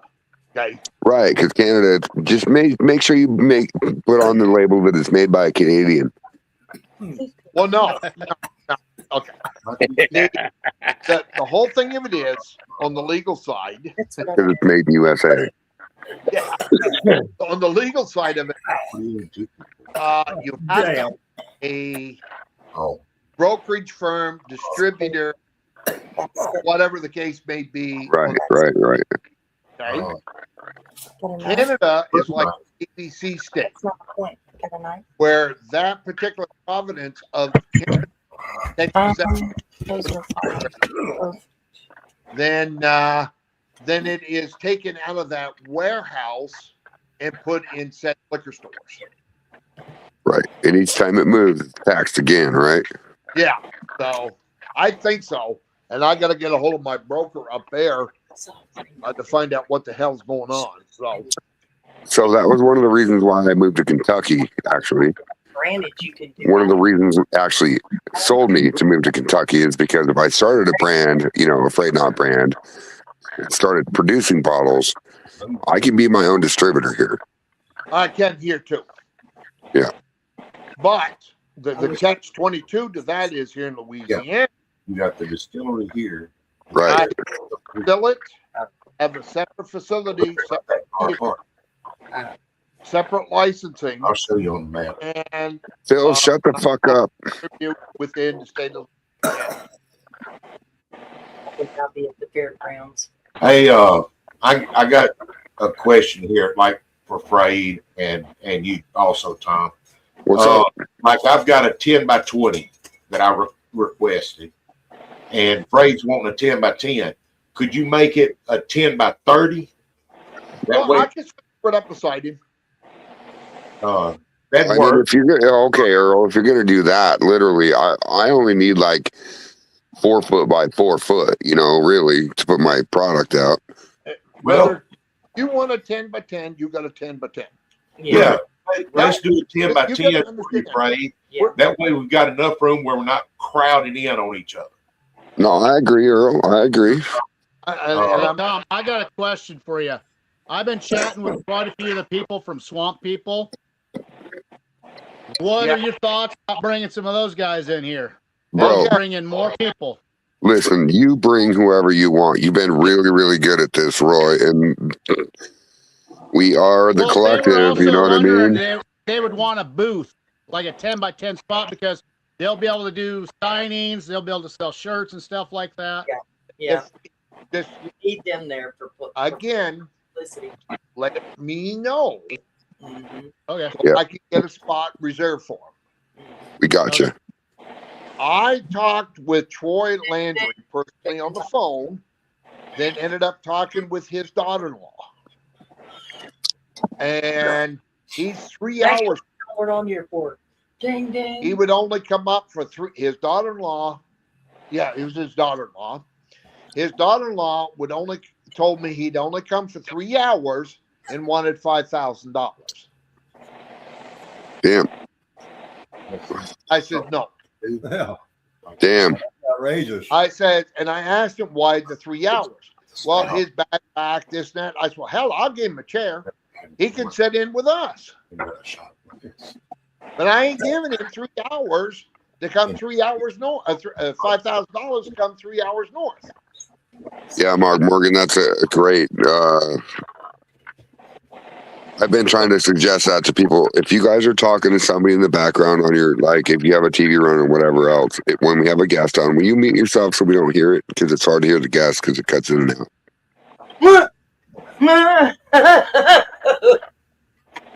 Not you, Tom. You're the guest. Like Phil, like he was just talking to Brandon back and forth and it was cutting out. You know what I mean? Not you, Tom. And You I've guys. been talking with Little Willie Edwards, Pork Chop, Theron, Dom Brewer. There's been a bunch of them been chatting with. Oh yeah, they like But moonshine. if anybody like Bruce, Pickle Wheat, Pickle Wheat's married to Troy Landry's son, one of his sons. Right. Yeah. Who else is down there? But at any rate, if anyone one of them wants to come, and you know they're coming for 100%, just let me know through that email, and I'll get them a spot. Oh yeah. I mean, it's that I'm not simple. worried. Oh yeah. My spot's already procured. So, is it next to me, Roy Collier? Please tell me it's next to me. In there with Yosemite Sam there. Mark Morgan, you've got to come. You've got to come to Louisiana Moonshine Festival, bro. Come on. I am. You got to come, Mark Morgan. Oh. Got to come, bro. Freight, Straight Jacket's going to be in one part of the 10 by 20 with me. And then you're going to be beside us. All right. So we're gonna put Phil. Wait, Tom. You said they have live stable or stable barns or whatever. Yeah. I don't know if they're going to use them or I don't know what's. All we need is one spot. All we need is one spot for the ass that's in Washington, so we can document night. Oh, okay. Well, there's enough water, but it's cold enough for the now. Even if it was warm enough for the gators, so yeah. What's up, Motor City Hellbelly? There's enough fog around so that Oh yeah. All right. So Mark Morgan, he said, when is the deadline to get a spot for a booth? Listen, Mark Morgan, I will share a booth with you, brother. What's Mark Morgan want to do? He said when's the deadline to get a spot for a booth? What do you need, Mark? 10 by 10? What do you want? What's he He's doing? got a little bit more product than the rest of us with his rubs. Well, he's got some stuff. I mean, I'm sure that a 5x5 would be all right for Mark Morgan, but if we can all share a booth together, if we get a 10-foot by 50-foot spot, that'd be great. Okay. Well, I've got to get me a charger to put on here. What I will do is, again, yeah, he's 10 by 10. Hang on just a moment. Mama B says, where's this event at, y'all? Leesville, Louisiana. Lisa Day, if you come to Leesville, Louisiana, that'd be great too. Shit. Oh, yeah. Well, I know April and Jim Parker are coming. Frank Hicks will be here. If Troy Halsey's health is a little bit better, he'll be here. So I'm not going to name celebrities until I know for sure. I know one that is definitely coming. I'm a celebrity. Hey,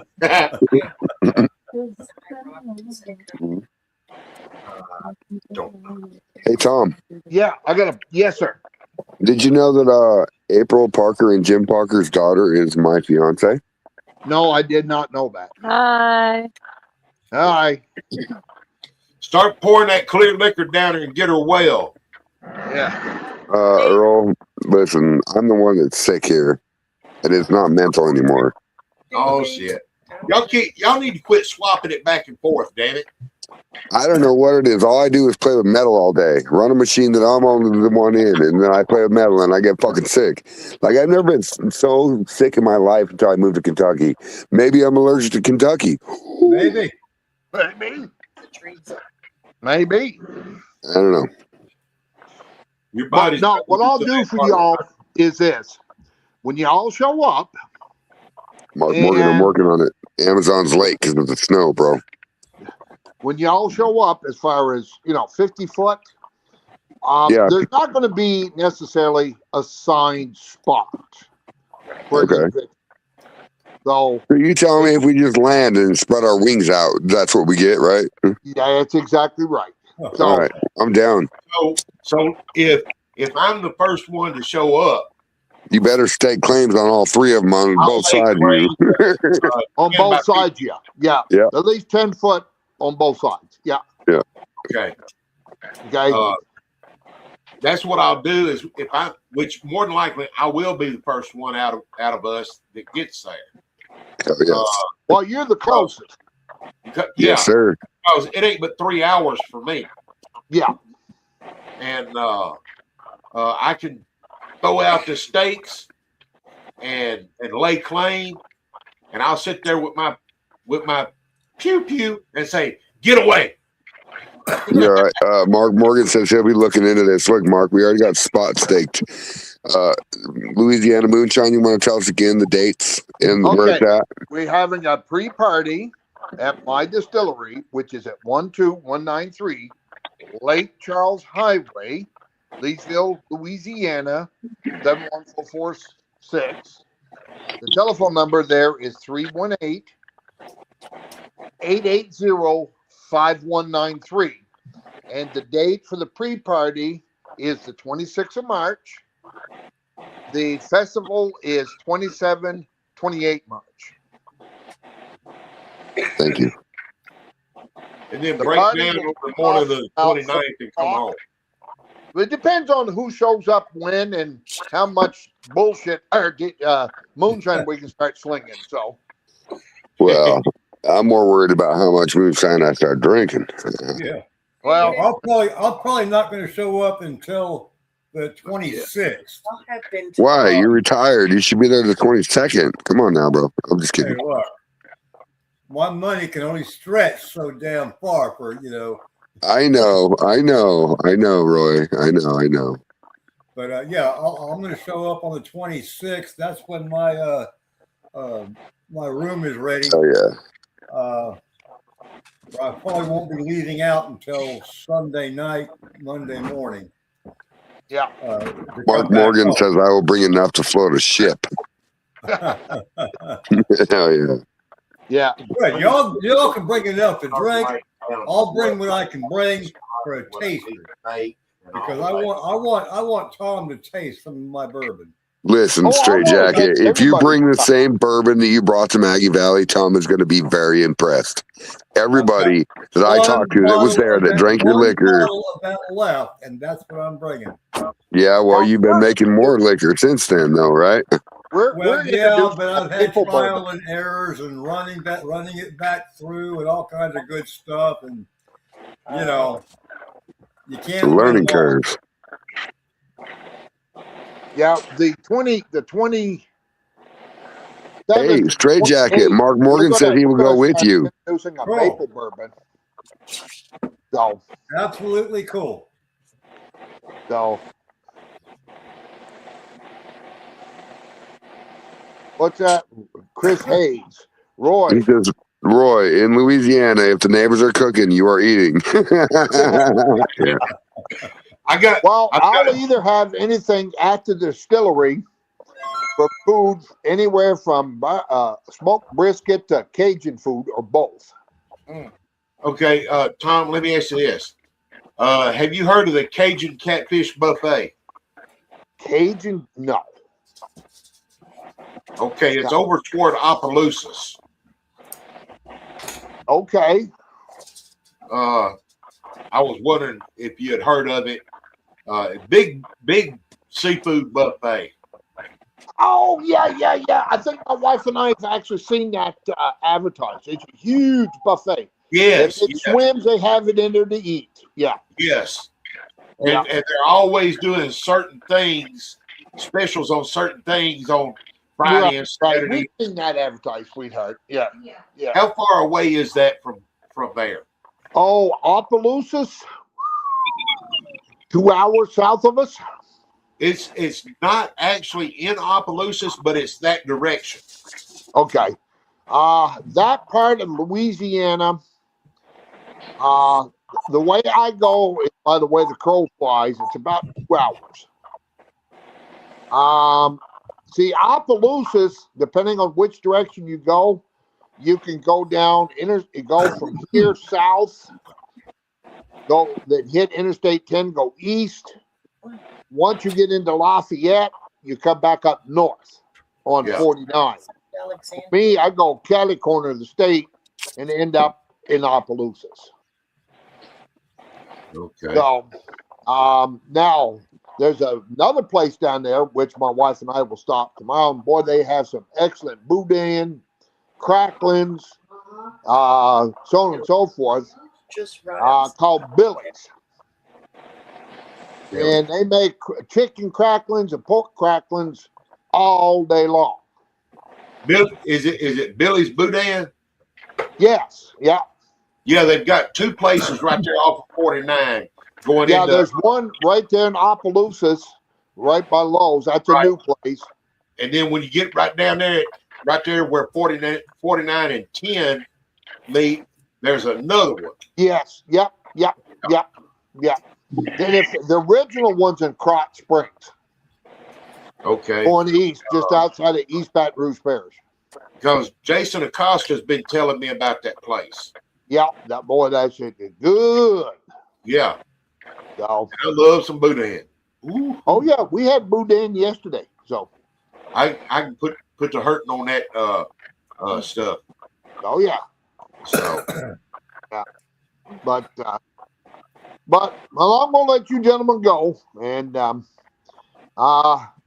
again, if anybody wants to come and participate as a moonshiner, please send me an email at louisianamoonshineco@yahoo.com. Give me your name and all of the particulars, okay? And I will go ahead and send that to the powers to be. So, okay.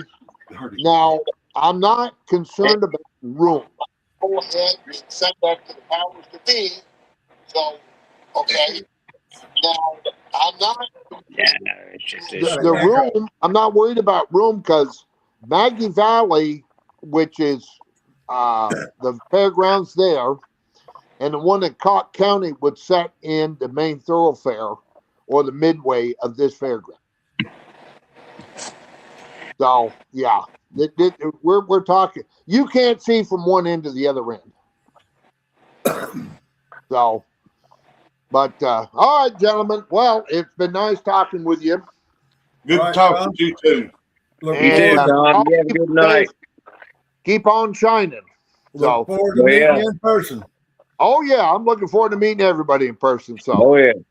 So. And I'll try to keep the Yosemite Sam at a low minimum. Just a low minimum. Yeah, a low minimum. That way people will know who I am, but I won't get arrested. You were rooting, tooting, gunslinging. You betcha.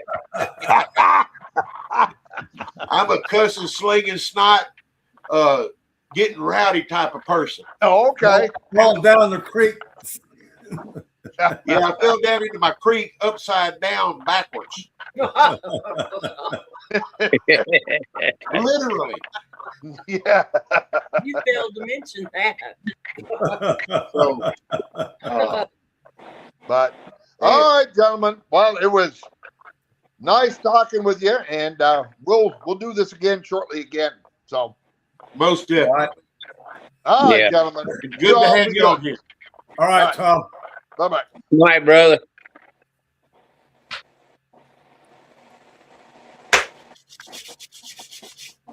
Oh yeah, sounds like a goddamn good fucking idea to me. Sounds like we're gonna have a blast. Yes, sir. Yeah, we ding, got ding, ding, motherfucker. Mr. Frey. 50-foot long spread of tents. We need What's up, Eric? We need to figure out what. Look at this nice shirt I got, brother. I know. I love your shirt, bro. You guys see it? Look at that. I saw that. Right now, baby. Yeah. I'm waiting on mine. I'm gonna have a 10x10. I'm working on yours. I'm waiting. James has got it. I need to go get it from him. Take 2 of them. I'm buying a brand new one from Harbor Freight. You got 2 It's coming, of bro. mine. 4 10x10, 10x8 tarps to hang around the sides. I need Yeah, to figure it is out how worth far it is from here to there. I know. But I'm gonna. I think Oh, I'm Mark, gonna I come. got you. I'm gonna sorry. come to- I just not seen that. One big tarp Oh, hold on one second. as one. What was that, Eric?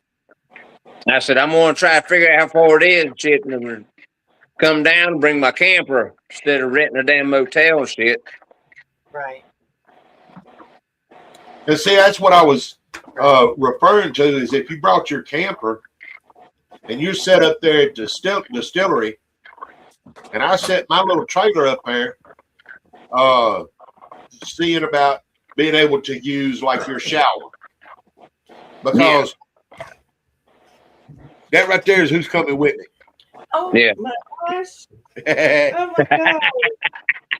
No, I agree. And listen, there's going to be so many of our friends there. I'd like that we haven't met yet. Well, that's what I'm saying. You know, I mean, it's 2, 4. It's 6, which it'd be tight with 6 people, but it's roomy. I mean, it's wider than a regular camper.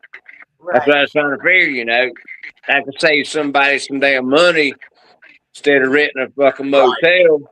Right. Oh, it would And they be can so. just bam, Yeah. crash right there.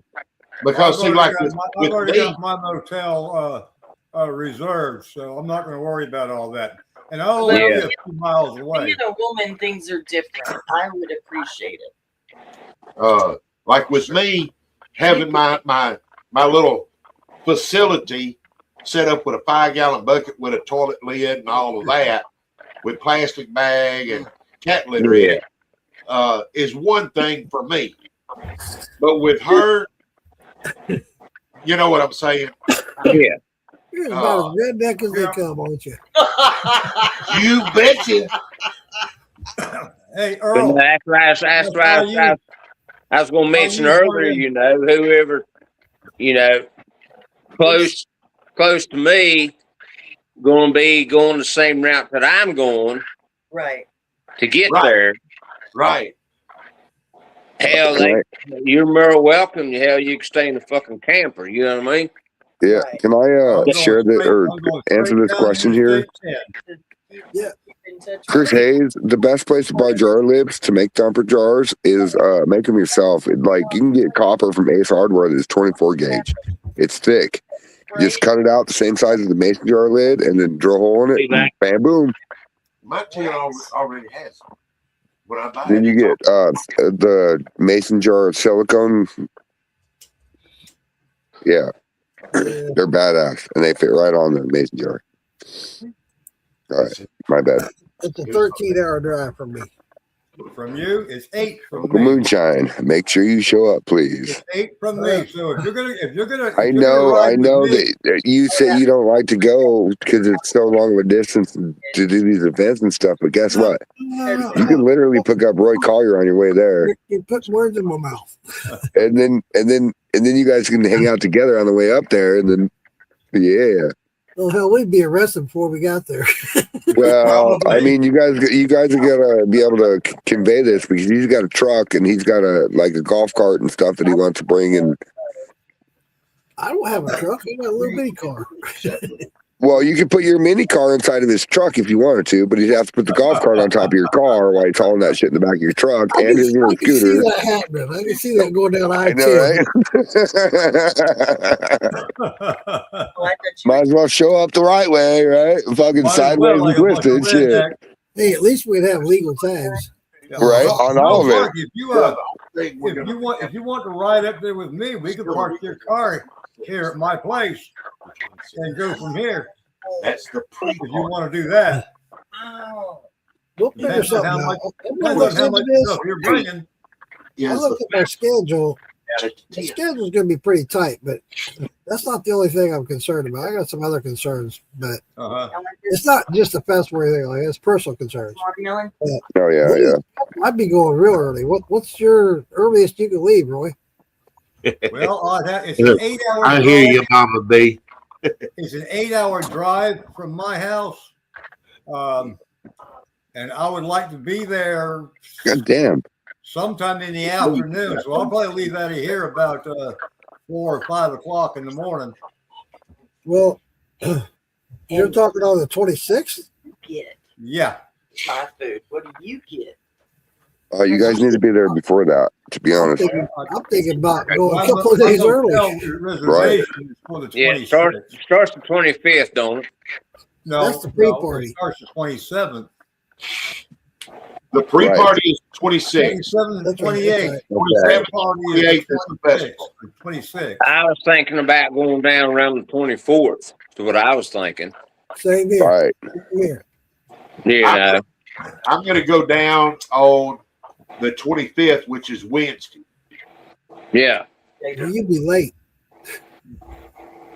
Well, I ain't but 3 hours away. When are we gonna be there?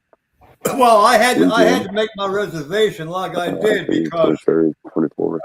as far as my money goes, you know, I have to. Well, like that, Straight Jacket, I didn't know about this till later on, you know. If we thought would have known about the same time, hell, we could have got hooked up and shit, and hell, you could just stayed in the fucking camper, you know. Right. Saved your fucking money. Okay. Well, here's a question that with my involves all of personal needs, I need a motel room. Mark Morgan. Yeah. What? I'll bring my. I got a generator. It's not really loud. It's kind of a quiet type generator. Shit, you know. I have to ask a question. I'm sorry, I'm stupid here. Why do you have to have a generator? For electricity. Well, if they don't have power hookup for my camper. Well, if you want lights in your booth, if you want a fan in your booth, if you want a heater in your booth, right. So we have a generator too that I can bring. If they don't have laser printer. Yeah, if they don't have power hookup. Oh yeah, Chris. All I gotta do is fire my generator up, plug my camper into it. I got lights, my microwave works, all that Will shit. it run my still? Will it run my still? Oh, fuck yeah. Hell yeah, let's do it. Let's bring it. Get it. We'll put a little top camp, not top, one of them damn awnings or whatever. Shit, Well, all I want to do I is got a big awning comes out on it. Yeah, we'll set the shit up right there and let it run. imagine if I was running the still through my window, right? And then we ran like it was on my stove, and then the condenser was outside in the cold, right now. It'd be dripping, and me just videotaping it. No water, just cold. Just cold. Mama B, mine has an actual toilet seat. I used one of those when I was driving. I'll be right back. Come on, I used one of them 5-gallon bucket things with the toilet seat on it when I was driving cross country. Hell yeah, you can get a pool noodle, you know, like as a man, you get a pool noodle and like stick it out your window and it'll suction. Thing about generators is they're loud, they're noisy, and they put out smoke and they stink. A lot of well, you can put a generator 50 feet from you and run everything off of a 50-foot extension cord, you know. Mark, like maybe we should have a generator island. A solar generator, right? Solar generator. That's my point. That's what I'm trying to get at, Phil. Yeah, I got you. I don't care if I have electricity. Shit, my shirts will sell themselves. The copper, you know, everything else. So here, most people hell, I don't need it. I don't need it either. Hell, when it gets dark, you know, when you're at a festival, walk around and shit, you're ready for fucking bed. Just go in and go to bed. It is nice to have a fan blowing in your ball sack while it's sweating profusely, though. That's for sure. Well, you know, if you want lights in your tent area and it becomes dark, my suggestion to you is use solar lighting. Oh no! Listen, the No. spotlights for camping. Yes, you can get them from right now from Walmart. You can go in there and get them. You put them upside down and during the day, and at night you flip them over and open 3 wings, and the next thing you know, you have a whole fucking spotlight in your goddamn campground, and you have 6 or 7 of them. Yeah. Well, see, that's the thing about my camper. Raise your It's hand, got Mark. when I bought my camper. Oh, Mark, go ahead, Mark. I'm sorry. No, Go ahead, brother.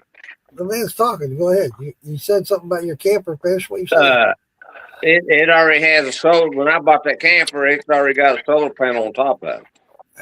So when you're camping, that's all fine and good. I get that. Yeah, But my point yeah, is, it's got a solar panel. I walk in any time, just flip my lights on or whatever. Yeah. Well, I think is what Mark is talking about is a generator in your area where your tent is set up in the festival, right? Oh yeah. Listen. When you're at the festival, we've all been there. At night, even when it goes dark, they have lights set up. Right. There's lighting all through the festival, so you don't need lighting for your booth or all that. It's all set up. Right. Yeah. And if you do need more lighting, batteries, battery operated lamps and stuff like that.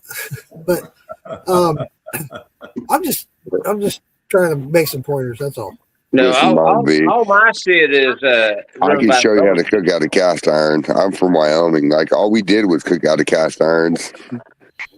Mark, pies, cakes, everything. I said all my is run by a solar panel. The only time I need my generator is if I want to throw me a hot pocket in the fucking microwave. Chris Hayes, I can make anything out of copper, brother. All right. That's the only time I need my generator. Shadow. If I want to throw something in the microwave. Mark Morgan, you gotta not be commenting through your Mark Morgan shadow page. All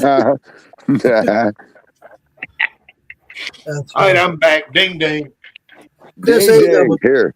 Ding ding Chris this. Hayes, Chris Hayes, if I go that way, I will definitely meet up with you, sir. I just gotta look. I gotta weigh some things out, guys. I just got a lot on my plate. Generator will let you know. Well, you let me know what you want to do. I will, buddy. I will. All right. I'll let you know in the near future. Okay. No, you like the blueberry cookie better. What are we going to have on our banner for the Moonshine Collective? That's a good question. Hey, that is a good question. Hey. Roy Collier, now that you're on stage, I have a question for you. Okay. So there has been a picture that has been picked. I didn't mean it for it to be mine. But there is more likes and more comments on one picture than there is others. This is how I kind of see it, right? So it is the Moonshine Collective picture. Mark Morgan, it has the car in the background. It says the Moonshine Collective with the neon sign, right? And it's still. So Roy Collier, I need you to make that symbol. I will send it to you. Are you okay with that? Yeah. I want send it to me also. I'm gonna get one made up myself too. I'm with you, Chris. Send it to me, and I'll see what I can do with it. What you want me to put it on? In fact, I'm glad you said that, Chris. I need to call him. Little banners, like let's say a 1x20, 1 foot by 20, A 1 foot by 20 banner. Yeah. So it's the Moonshine Collective, but at the same time, I would like to get it on a 3 foot by 6 foot flag too. I was thinking like a 3x5. Right. Can you print that, Roy Collier? Well, I can. I kind of long for me to print it, but I can. Yeah, I can do something. Send it to me. Like I said, I'll see what I can do. If it costs me any money to get them made, well, then I'll just take that from the collective. Yes. Yeah. No. Listen. Any money that happens for that, yes, I will cover it. Whatever you need, bro. Whatever you need. We'll figure it out. Just send me what you got. Send me what you want, and I'll see what I can do with it. Personally, I think it needs to be bigger. You think a 3x5 banner needs to be bigger. It don't need to be real long. It needs to be like I don't know, a 2x or a Well, 3x. listen, look. If you It want needs to detail, be right? like So I this like right my here, women, this short right and fat. here is a 3x5. Short and fat. That's right. You know what I mean? Short and fat. This is a 3x5. What's that? You see it? Yeah. That's good detail. So if you did like 3x5, it'd be great if you had. Because Mark Morgan, can you help me out here for a minute? Pickles and these are. Can you go into the Moonshine Collective and look up collective logo or collective design? It should bring up the post, right? So if you look through it on Facebook, if you look through it, it'll show you which one has more thumbs up, more, Oh, I'm sorry. Where did you go? It's beautiful. Like at least a day actually helped make that, I think. Because it's fucking great. It's got an old 56 Buick behind it. Oh, it's great with it still. No. What's up, Eric? Whatever you come up with, I'll take care of it. Eric Buckland, you still want me to make you still? Oh, yeah. Hell yeah. I see a little barter coming on. What's up, Renee? No, I'm just saying that, whatever flag that you come up with, the size, whatever, if it comes in and need money for this, whatever, hit me up. I got you, bro. It means a lot. And I also want to thank you as a supporter and Roy Collier and everybody that donated last year to the Moonshine Collective for their podcast. Like, it's still going. They paid for a year. All the people that donated paid for a year of podcast. Like, it's great. Yeah. Renee, I don't know if Mark Morgan's going to make it. He's sitting underneath We got to keep the family together, brother. Mark Morgan, let me know if I can help you in any way, because it's only a couple hours from here. It might be easier to ship just to me, and then, People want my just look into your. Raid, what am I looking for, Raid? Okay, so it's in the Moonshine Collective, right? It's called the Collective Design. Collective Design. Right. That's how my wife found it the other day, right? The little logo with all the people that voted for the pictures. When did you guys get married? Collective Design. Oh, there's Phil. Where the hell you been? Shit, he's been sucking some dick somewhere.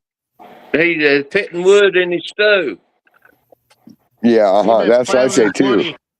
What's her name, Phil? What's your stove's name tonight? Ha ha ha. Hey, Phil, guess what?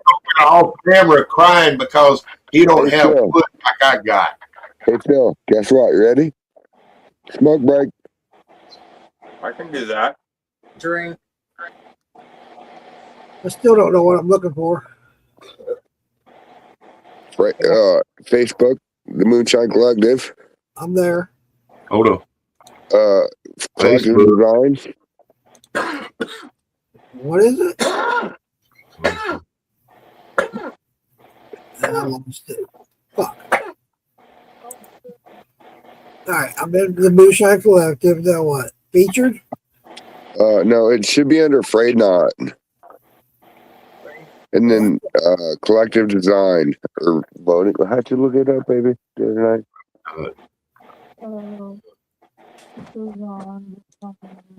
Yeah, you type in design, it should bring up. Why did he leave? I didn't leave. I'm still here. No, not you. Straight Jacket. Oh, he's done. His internet has issues. You guys want to talk about something funny, right? So the snow is falling. If you go outside and grab a snowball of snow that's supposedly falling and you burn it with a lighter, it turns black, right? Turns into rubber. Exactly. I've been seeing that shit all day. Hey, man. I saw something today that blew my mind a little bit. We'll talk about some weird shit. Get it, Mark. So this lady that I follow, who's into the smoke break, Phil, and ding, ding, ding. Yes, and you can take tortillas You know those dip Yes, Renee White. We'll message you. Smiley Jess. You can take those with you and set those suckers on fire. They'll I light up. couldn't find it. Trade. You can Yeah, start. today It's I okay. saw. It's okay, Mark. Today I saw a Give TikTok me video. 1 second. A Hold on. guy I actually might be able made to a do it. Give me 1 second. snowball and lit it on fire because of the plastics that are in the air. That's gonna be the There you go. That's what I was trying to get at, Phil. I was watching a video today of somebody I follow that's into the herb stuff, and she collected some snow and put it under a microscope and showed what it was. And there it Dude, goes you blow your again. mind. God damn. there it is. That's the reason they don't want you collecting rainwater. You will know Exactly. They tell you don't do that. They tell you not to eat the snow. It's got heavy metals in it. Yeah. Yep. All right, Fred. The picture you're talking about is the one with the blue hot rod with Moonshine Collective up in the top. Braid, I think Braid froze up. Yes, Earl. Yes. Yes. Okay, I found it. Yes, Earl. That one. Can you share it on? Okay, Earl. What do you see on your end on the computer? You should be able to share that picture, right? Okay, hold on here. Stream this to my audio. No, that's not the one I want. Okay, No, on the StreamYard, what do you see on your end? Never tap onto the picture. Image file. Right?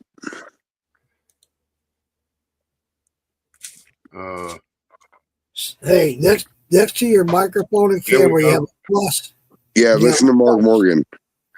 You have a plus. It says share. Okay, you can show a video file, image file, slides, PDF. Right. Share screen. Right. Share screen. Okay. Share screen. Easiest with 2 monitors. Works best on a good computer. Yeah, right. You don't have that too. It's all right, Earl. Next thing you know, you're going to be big screen. Roy, I need your help here. Roy's eating. Roy's always eating.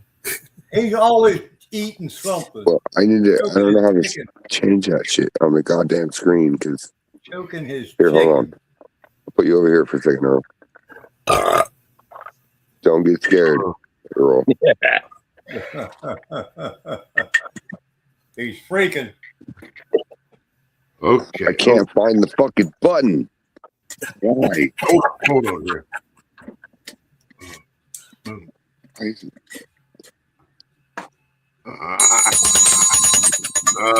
Damn it. Roy, will you put him on big screen? Roy's not even here. Right there, you should be able to share it. Okay. We went to go No, get. I'm sorry. Bottom share. There we go. Hold on here. My thumb is too big. There it is. Yeah, there it is. Okay, that's not sharing it. All right, I'm back. Yeah. Will you put? Hold on 1 second. On your picture on the screen. What? There is another. So, are you on a phone or a laptop? It says start sharing, right? Didn't it say start? Okay. Tab to StreamYard. Well, let's start sharing, right? Why is that not?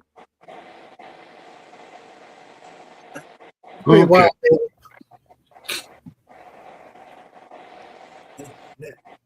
Can you? Hey, Earl, can you share that link to Mark? Share the link. I'll post it. Go into send it in Messenger then. Just right click on it, paste, and then click on Mark Morgan in Messenger and, paste. Or right click copy, right click paste. Morgan. Yeah. And boom. Here we go. Oh, I have to go on. Oh, okay, let me go on Facebook. There you go. There you go, Mark. All right, hold on. I had to go to Facebook to get it.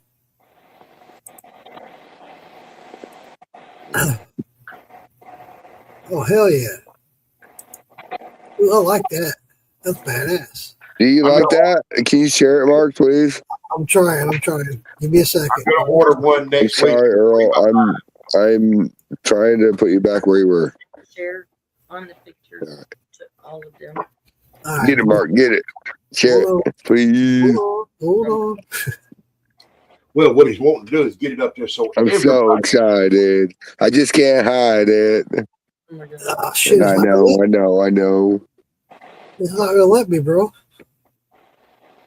What? What the fuck? Let me try a different way. We had Again, there you go. motherfucker. Don't do it again. That goddamn internet here is just fucking me all up. You want to share it in Messenger? It's all right, Jay Jacket. You're okay. Copy. Yeah, well, I've got a new internet coming in this week. Link or I'm going to go with that damn Starlink, Elon Musk. He's trying to get it over into StreamYard, and it's not on here for Yeah, StreamYard. it's not letting me do it, Frank. Well, I guess StreamYard's fucking up, right? Right here. So That's weird. Usually I can go right to it. No. listen, if you guys tag me in it in the collective with that logo, just drop it in the collective and put that logo on it and tag me in it. Right? Oh, This yeah. is the one that won. True. You could just go back over here under the picture and make it. Send it to me, Mark. Let's see if I can do it. Yeah. Hold on. tag it in the picture. There you go. I'm gonna try it. There you go, Frank. Thank you.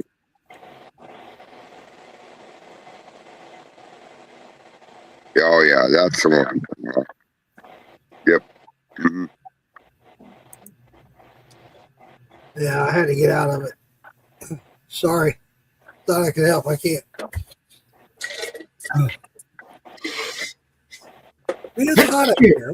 Why is it hot out here? Yeah. No, you don't Fuck, need. it's 75 And degrees there here. goes again. You Mother. need to let the sneeze go. You need to let the sneeze go. Achoo. Don't hold it. Look at you. Blow it out. Blow it out. You're good, David Dance. You're good. I'm going to post something about that tomorrow night, David Dance. I want to post that video. About how many vendors do you think are coming? That's hard to say. What is this? This is their second year, right? I don't know. Yeah, it's the second year. Last year was first. This is the second. All right. Well, that means there's going to be more then. Oh yeah. So Whatever. I would just ask Tom how many he suspects or how many he already has lined up. Oh yeah, you can expect this one to be bigger this year. Yeah, they get bigger every year. More people find out about it, learn about it, hear about it. It gets bigger and bigger. Right. You know, it's just being skeptical if they're going to get in trouble, like you said at the beginning. Of course. And that's the main thing is He was talking. Tom was talking earlier about Troy Halsley going to be there. Troy, that guy doesn't hold back. Dude, when we were in Arkansas, they kept telling us, do not sell alcohol. And, dude, he had people coming up shaking his hand. He's shelling jars left and right. I was like, God damn, Troy. That's fucking crazy. He didn't give a shit. He's like, I don't give a shit. I'm going to sell my stuff. I know exactly what I'll do. What will you do? Exactly. Y'all want to see the picture? By God, there's a picture. There it is. Blow him up, Roy. Blow him up. I'm trying to. There you go. Oh, hell yeah. That's badass. That's a good one. Yeah, there it is. Awesome. There it is. There it is. That's a new logo right there. Yeah, possibly next week, whenever the roads thaw out where I can drive, I will be going and getting one put into a 3x5. You need to That have. car is fucking sexy. You need to be. That still is sexy. That logo is sexy. Fred, you need to use AI. You need to use AI and put you in the driver's seat. Ooh. Jason Bartolows, where you at, motherfucker?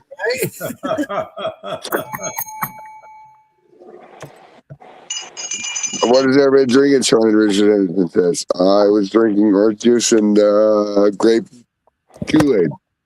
Moonshine.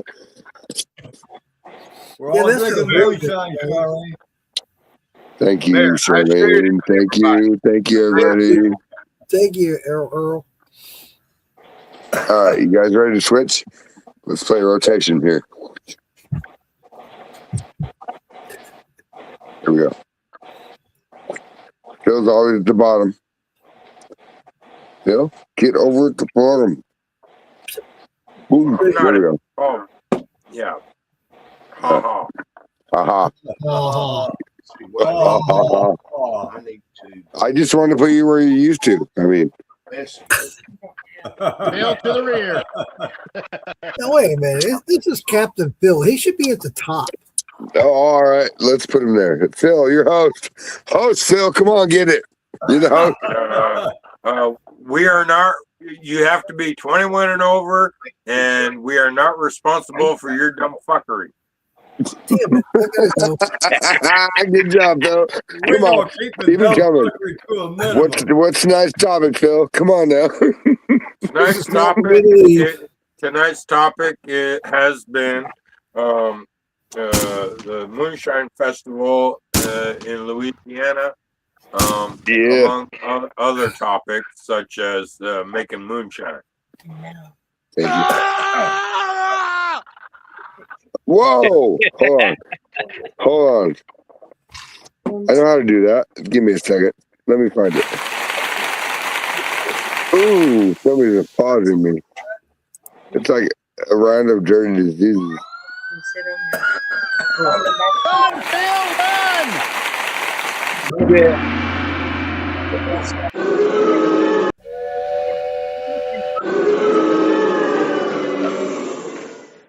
All right, enough of the fucking dumb fuckery. Well, who else has controls? Ooh. I put a toilet seat there. I can put a shower, Hey, Phil, but I gotta have a tank of water. what did it feel like when you blew up a still? No, you got the wrong one right there. I couldn't rightly tell after I put my face mask on. And then he's dead. He's dead. And then he said, "You can look at Mark. Mark's all Yes, you know that it's Phil's me here. it's standing straight. Oh, there we go. And you can put your toilet in it. Yeah. To go in and zip it back up. Yeah. You could put that right behind.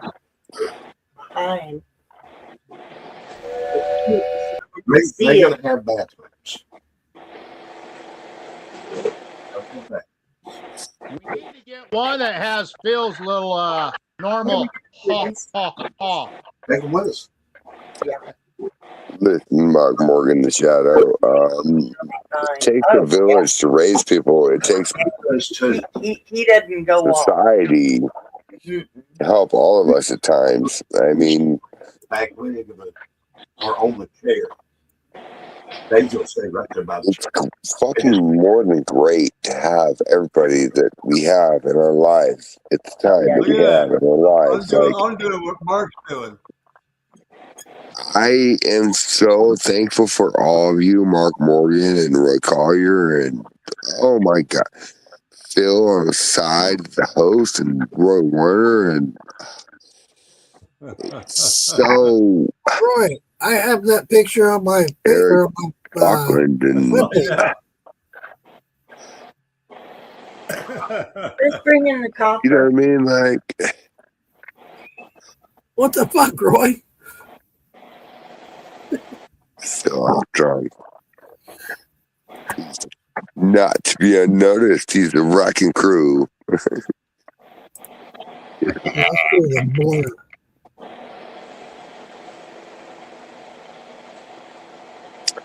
We are doing backgrounds now. Charlie There we says go. ding, ding, ding. Now my back, Dang, motherfuckers. after a few shots, my background's all blurry. We've missed yours. It's funny. Earl's got blood.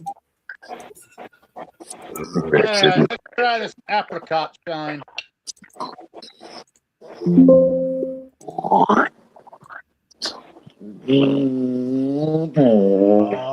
apricots. Can y'all read that? Read what? So Or that's is it my backwards? green screen.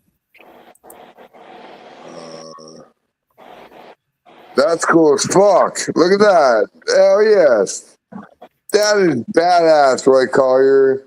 Fucking beautiful, dude. Hell yeah. Oh, look, it disappeared. Even more pretty. I'm just kidding, Roy Collier. I love you. Listen, I was the first one to put a sticker on the goddamn scooter. Ooh. Yes, sir. Hey, I'm Now, looking for Moonshine hot moved rod up on. There you go. Look at that hot rod. Oh shit, we're missing fucking comments here. I'm sorry, guys. Oh, it's Phil. It's Phil's fault. He's up there in the corner. Come on, Yeah. Phil. No, it ain't my You're the fault. host. Keep You're up the with host. Phil. You're the host, Phil. You're supposed to be reading the comments. Right. Yeah, how can I read the comments when I can't even see them? Oh, okay. Everybody else volunteer? Fuck it. Let's put me out there, right? Like I always do about this time.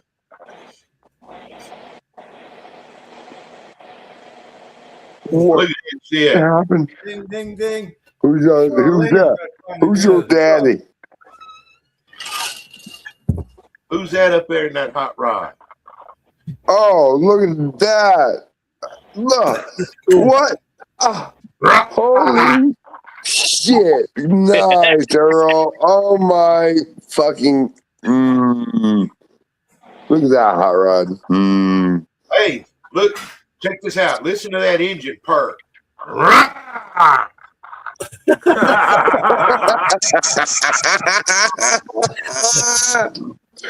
Oh, he's in another hot rod. He's like, oh, let me loose. Let me loose. God, that's great. That's great. All right, let's get caught up on some comments. Where were we at? I don't know. Oh, there we go. Mark Moore, Honey Apple Brandy, Charlene and Richard, Purdy. What? Mark Morgan said, who says it doesn't take a whole group to accomplish something? Oh, it does. It does take a whole group. And David Dance, Phil, you're great, brother. Who said? Charlene and Richard, dang, dang, dang. Yeah, that. Ding, ding, ding. Got to give that hot rod some Bad. I have no more. I can't have no more. Then Mark Morgan said, be back, got to go feed the generator. In Florida? And, well, that Shadow. Wrong. Yeah, that's Shadow. Thank you. And Oh, yeah. then he said, go. David Dan said, badass car. What did Earl say? What did Earl say? He said, where's my drink at? You know what Fred Nutt says? God damn, I'm drunk. Oh, wait a minute. Let me. No, not you. Hey, Phil, you want to play a game, Phil? Phil? What? Let's play a game, shall we, Phil? Okay. Oh, Phil in Washington. Let's play a game without your son. Yeah, Brendan's not here. Good. Phil, you ready to play? What? Well, what kind of game? I drink, you drinky. I drink, you What? drinky. Listen, I drinky, you drinky. You ready? Yeah. I've been drinking. In fact, here's I Lex. smoke, you Here's smoke, I Lex, drink, big out you of the drink, black. I smoke, I smoke, you drink, you drink. That's what we do, like you did in my home. We got high as fuck, and we just went to fucking North Carolina and Maggie Valley and in an ally car, an ally. You know what? Ever since that trip and realizing you guys have a place called the Waffle House in the South, and we don't have it up here. Really? Next time I'm down in that area, I want to eat at the Waffle House. Listen, I can get some hookers to have waffles. I was to gonna bring say it I to want to your eat at the YMCA.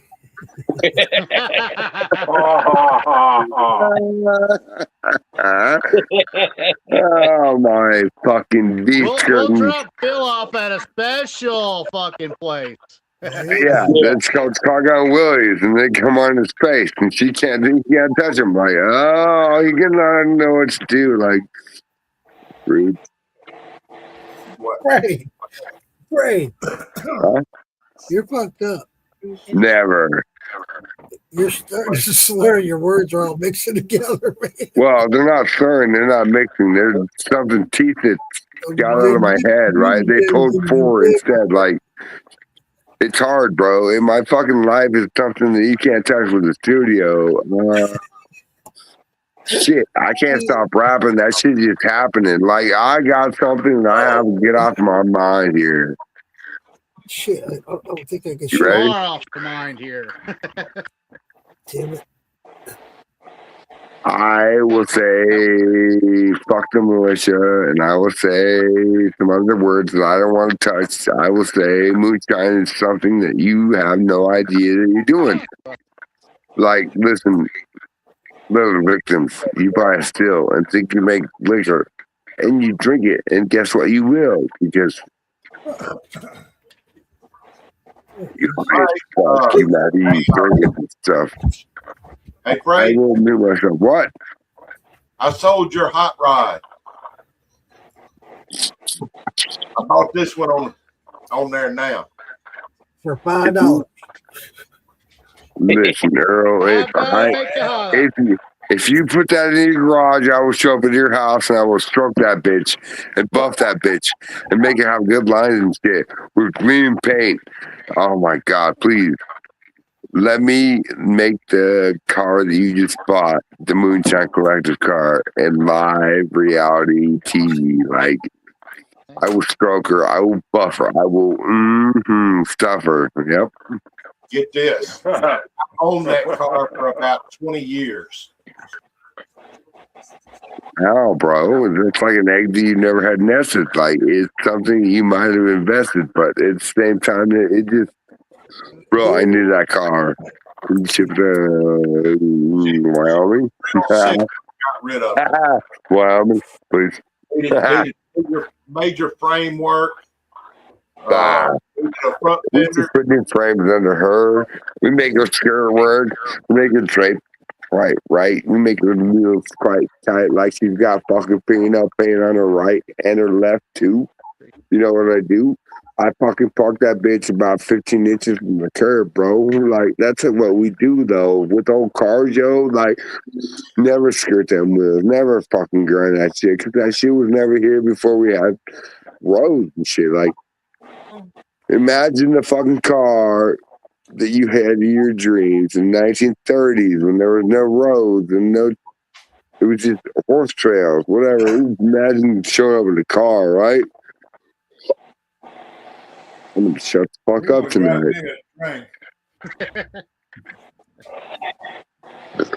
I did that right.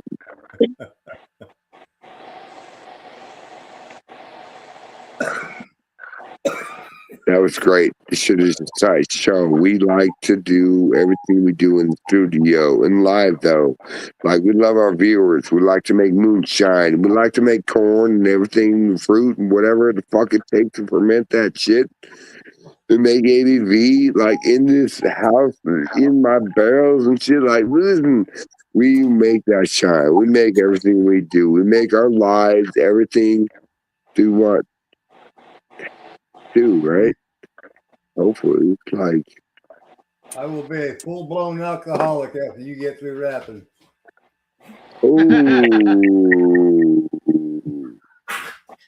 full We blown do what alcoholic. we Sorry want about to that do. shit. That shit's happening. I've been a full blown alcoholic since I was born. Like my mama had me and sperm happened, and next thing you know, I'm drunk when I came out the womb because she's drunk bitch like she did. I'm sorry. Today is not a holiday, correct? Yes, it is. Correct. It's this holiday, Phil. You see that? Yes. Well, I got a bunch of fireworks. I got a bunch of mortar fireworks going off outside. Oh, well, Yeah, hold that ain't on. nothing new around me. Do you have fireworks to rebuttal to them? Like, are you talking Morse code? Boom, boom, boom, boom. And you have nothing to say back?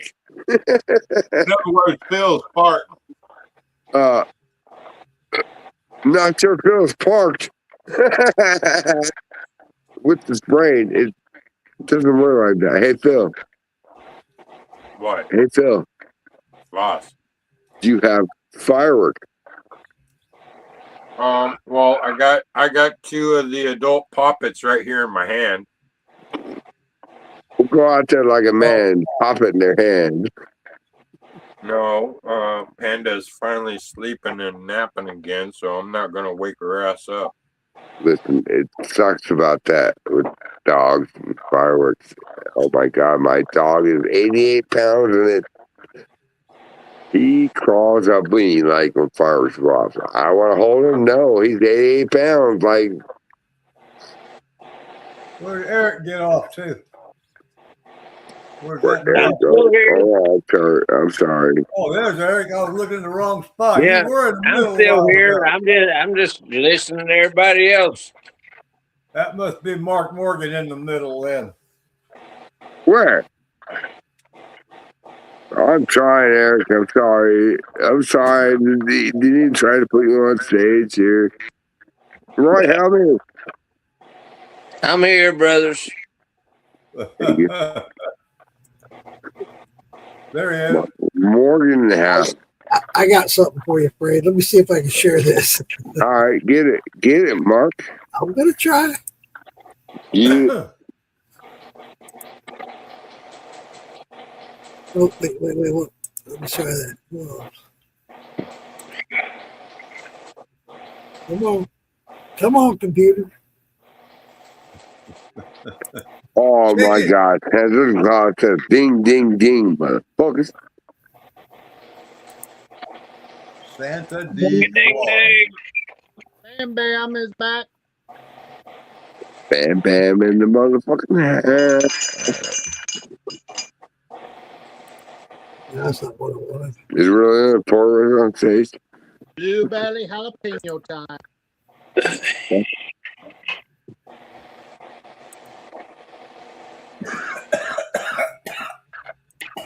Record, bring the vibe alive in the booth with a mic, let the algorithm thrive. Sorry in my palm, specify the scene and paint to move a picture from the words I mean. Generate, animate, cinematic in a minute.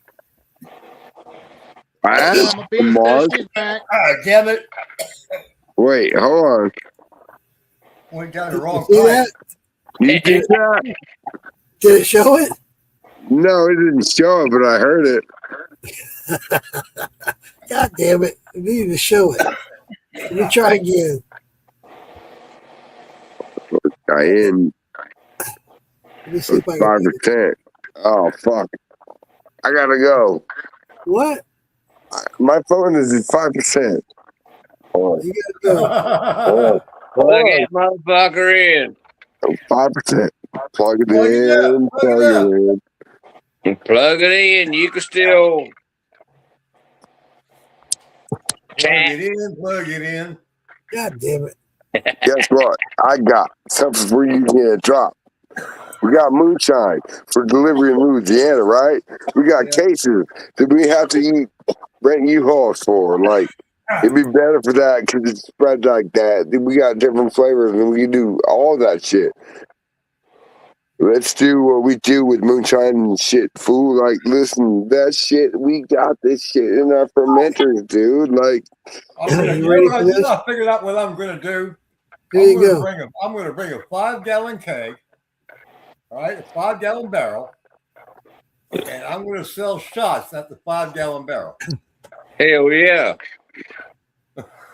all right, so you're like a bar, right? Hey. So you buy a fifth for $30, right? You start charging for $3 a piece, right? For what? A shot? Yeah. $30 a shot? No, $3 a shot.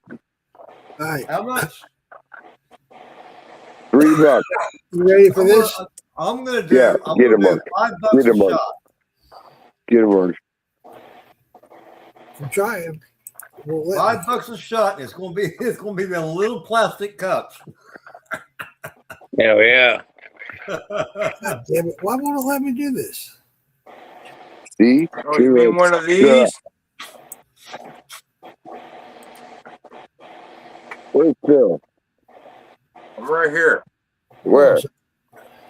Here. Why are you not in the bottom corner? Because apparently you're shuffling the deck tonight. Am I?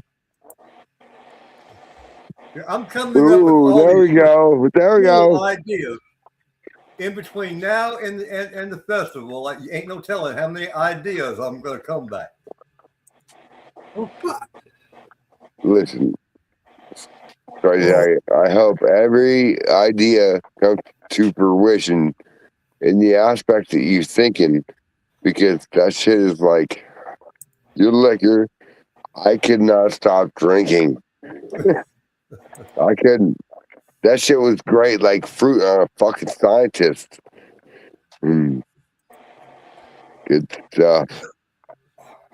Hey, Freed, smoke break. Hey, Phil. Get it.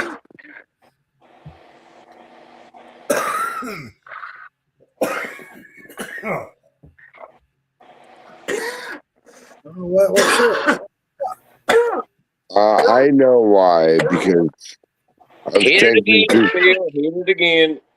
I'm thinking through Facebook right now because of fucking what happened with Paul Moose and I can't say that.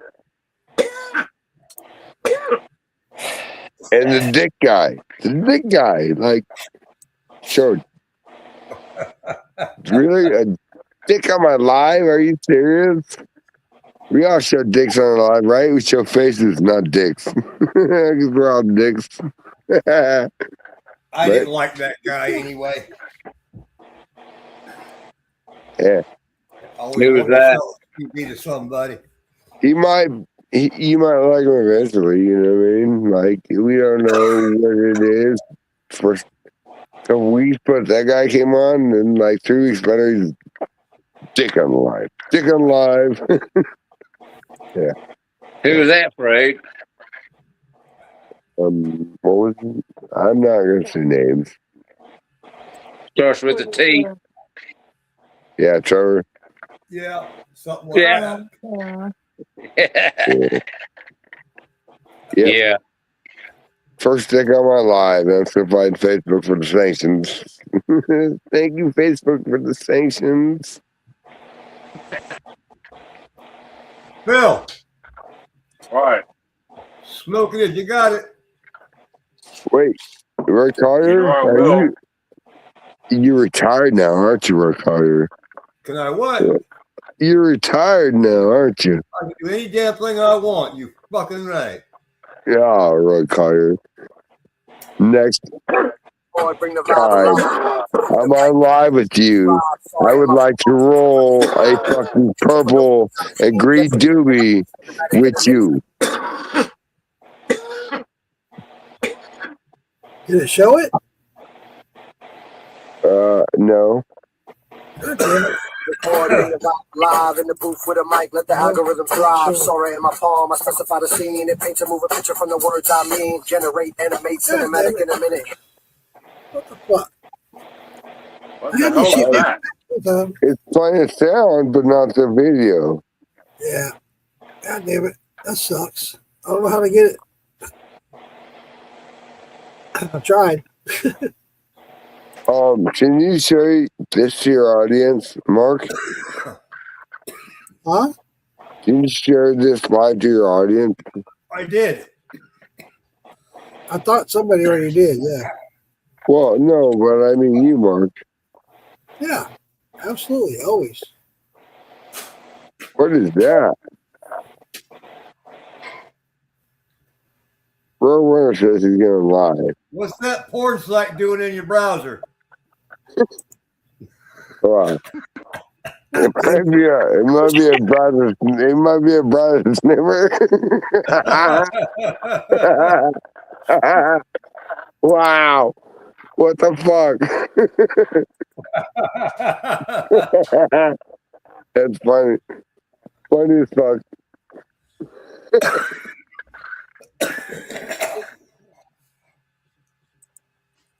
Boy, that'll open you right the fuck up.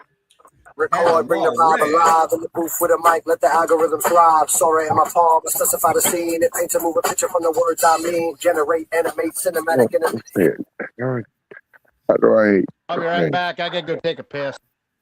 Can I? TMI. What? Shit, I'm drunk. Can't do what this stuff. Huh. I think Yosemite Sam's about ready to crash out. He does that. He'll rest his eyes and tell you he wasn't sleeping. Exactly. My grandma used to tell me the same shit. He's closing his eyes to see the stars. I ain't sleeping. I ain't sleeping.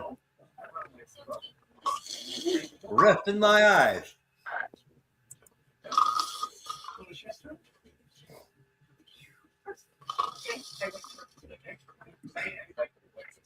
What? Fuck. All right. Guess what? I'm drunk as fuck. I need to step out and stuff. I love you all for coming on the show and all you viewers and everybody in the fucking scenes. You know you're drunk. I love as y'all. fuck. You always rap when you get drunk as fuck. Later, buddy. Rick Collier. Big giveaway. Night, brother. Rick Collier, I'm sorry that I can't go to my garage and start my Harley up and stuff. Because it goes, Potato, right? potato. You know, the funniest ever joke I ever heard was, you know how to tell the difference between a Yamaha, a Honda, Harley, or a Buell? He goes, Yamaha, right? Well, when you start Harley, he goes, Yep, yes, sir. What do you get with Harley? Harley.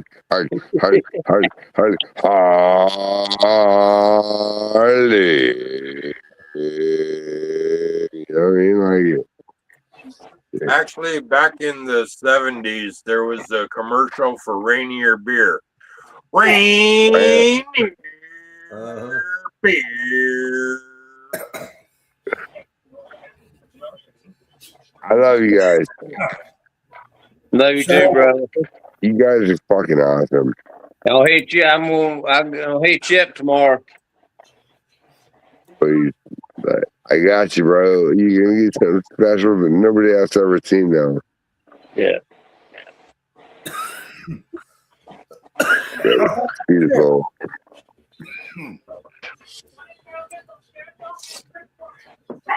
I love you guys. Good night, brother. Later. I just dropped in to see what condition my condition is in. Hell yeah. Where'd Roy go? He went again. Take a piss. Well, goddamn. I think he went to go take care of himself. Yeah, I saw that porn site on his browser.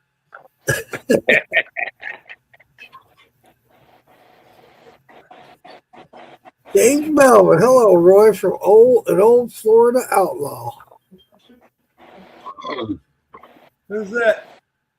Says James Melvin.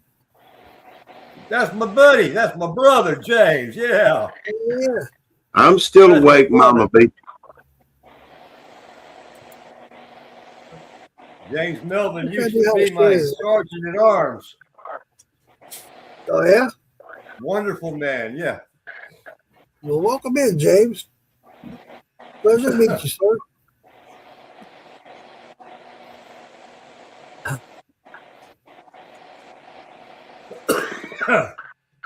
Hold on here. Hold on. Let's try this. Let's try this.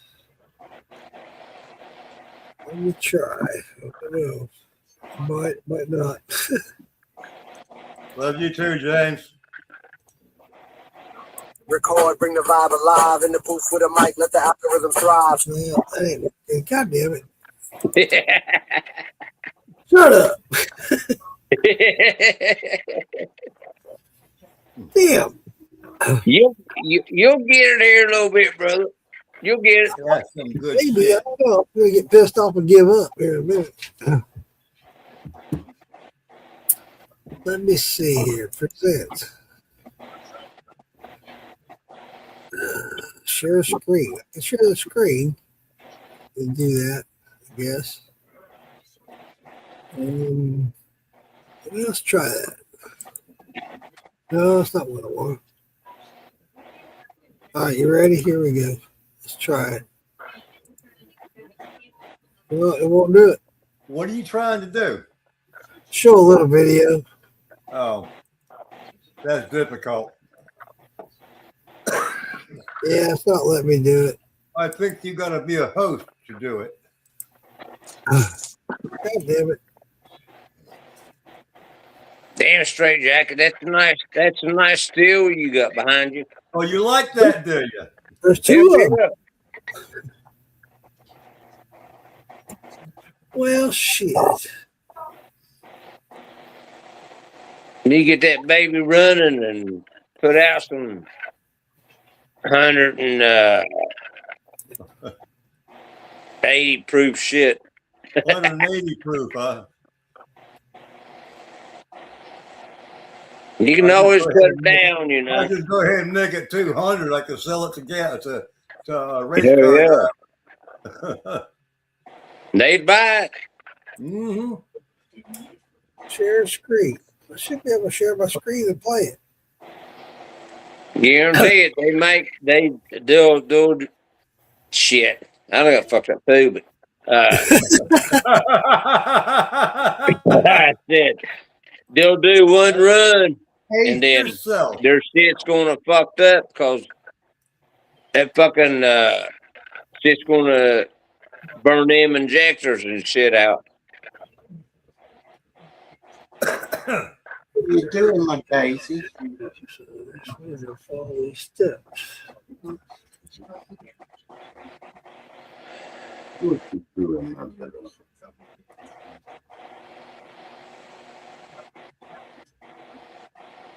What? Huh? What? What the hell is that fucking noise? Go put some damn clothes on. That's the field doing making that damn rap shit music. Ha ha ha God damn you, Phil. We're going to fire you and kick you off. No, I have a question for the group. Does anybody have any update or the who, what, where, why, when, and how type info we've been wondering about for a few days now as to the bust of 81 gallon?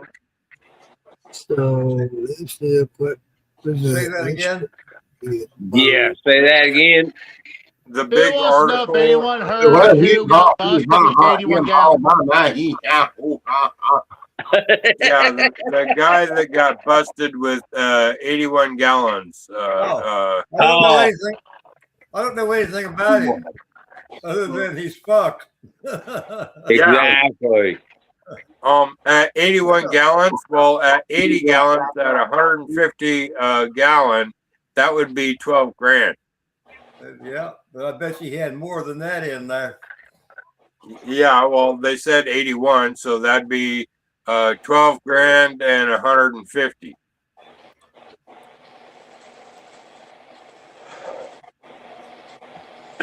Yeah. His ass is sitting in behind the bars for a while. Behind. I think he might be under. Wait a minute. Bill, how do you figure 12 grand? It's more than 12. At 180, 150 bucks a gallon times 80 is 12 grand. How do you know he was selling it for 150 bucks a gallon? Because it was going to him. I'm just using 150 a gallon as a ballpark. Hey, my shit's so good, I go for 200. The actual ballpark would probably be $100 a gallon. I don't know. Well, and that would be closer to being right because of that many gallons. Yeah, it'd be more like $80 to $100 a gallon if somebody was buying that much. Yeah. Yeah. They get a price. That much, right? And it was probably just a sugar wash. Probably. Yeah, it We probably will had never more know. sugar How than about corn. them apples? Yeah, we don't know what flavor it was. It might have been fucking some apple Everclear. We never know. You didn't go potty, Daisy.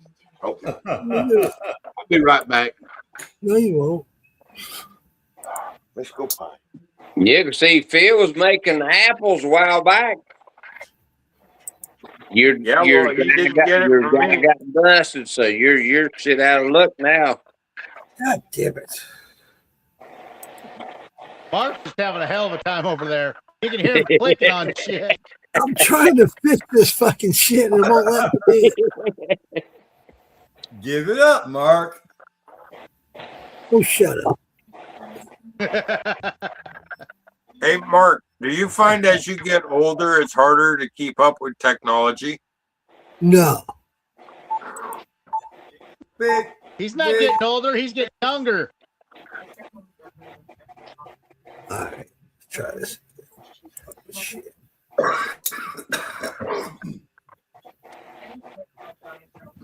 Still let me. I'm in my prime. Yeah.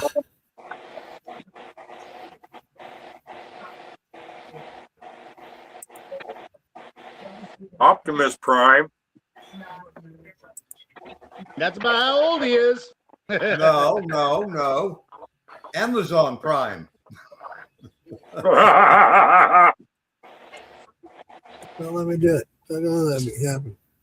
And then Phil, he's more on transgender.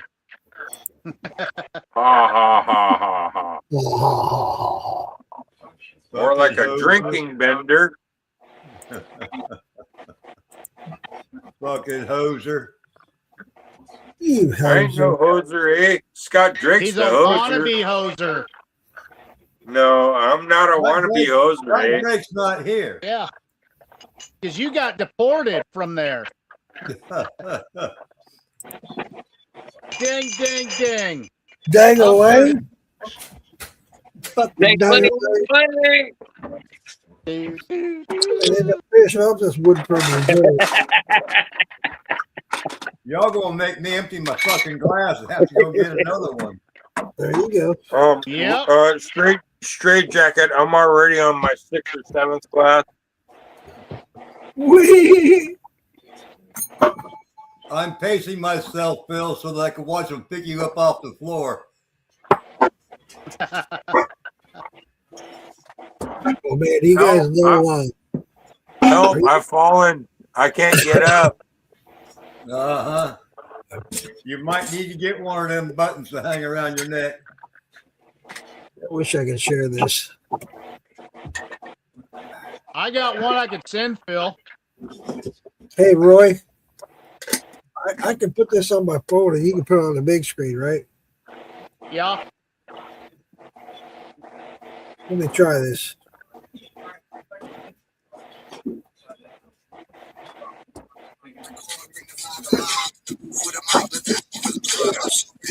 Specify the scene, paint to move a picture from the words I mean. Generate, animate, cinematic, innovate, record, bring the vibe alive. In the booth with a mic, let the algorithm thrive. Sorry, in my palm, specify the scene, paint to move a picture from the words I mean. Generate, animate, cinematic, innovate, record, bring the vibe alive.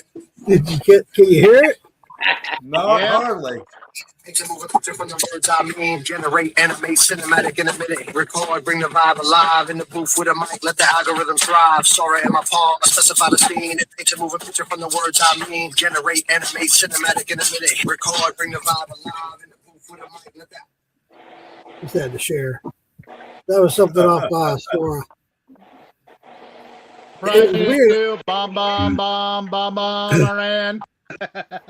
No, yeah, actually, we just sent the Abraham Lincoln battle group to Iran. Yeah, we're about to go fuck them up again. You don't stand by. Go fuck them up.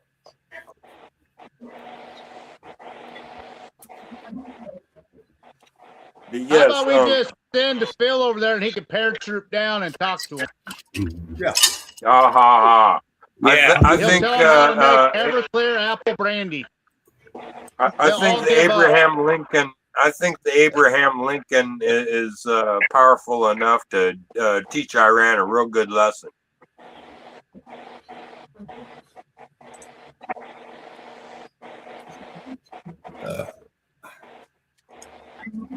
They're not going to learn anything. Not too long. Actually, Straight Jacket, that reminds me is, okay, the humanity as we know it, well, we are currently, as we know, the year of 2026. Okay. Now, over there in the sandbox, they've been fighting for hundreds of years over religion or oil or gold or whatever. Right. Now, if humanity is at least a million or 2 years old, and 95% of all wars is for oil or power or money, whatever, or religion, then how come after all these years of humanity has nobody learned that war is not good? War is only good for profits, money laundering, and population control. Why are we talking politics? Because we're about to teach Iran a lesson. I'm gone.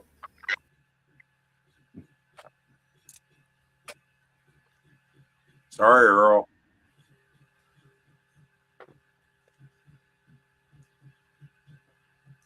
Well, this is a moonshine channel, not a politics channel anyway. Yeah, so quit bringing up Bomb Iran, Roy. I didn't do it. No, not you, Roy. The other Roy. I told him not to.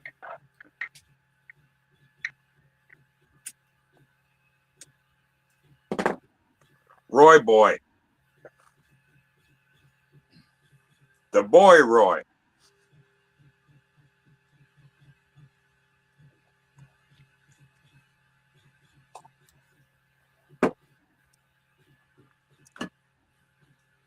He's taking a piss break or something. Again? Either that or dealing with his family matters. Or cooking or something. He is a family man. Choking his chicken. They had a birthday party tonight for his dad. Yeah. I just got done putting away the fucking food too. 19-pound fucking ham, shit ton of baked taters, bunch of deviled eggs, shit ton of stuffing. What else was it? And a bunch of fucking corn. Just for Phil. Corn, Phil. Corn. Ha ha ha ha ha. Looks like a younger Mark Morgan. Dude, I thought it made me look older.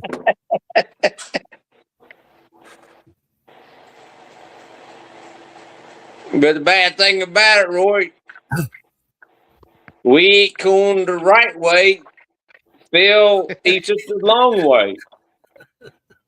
Ha ha He eats it his entertaining way.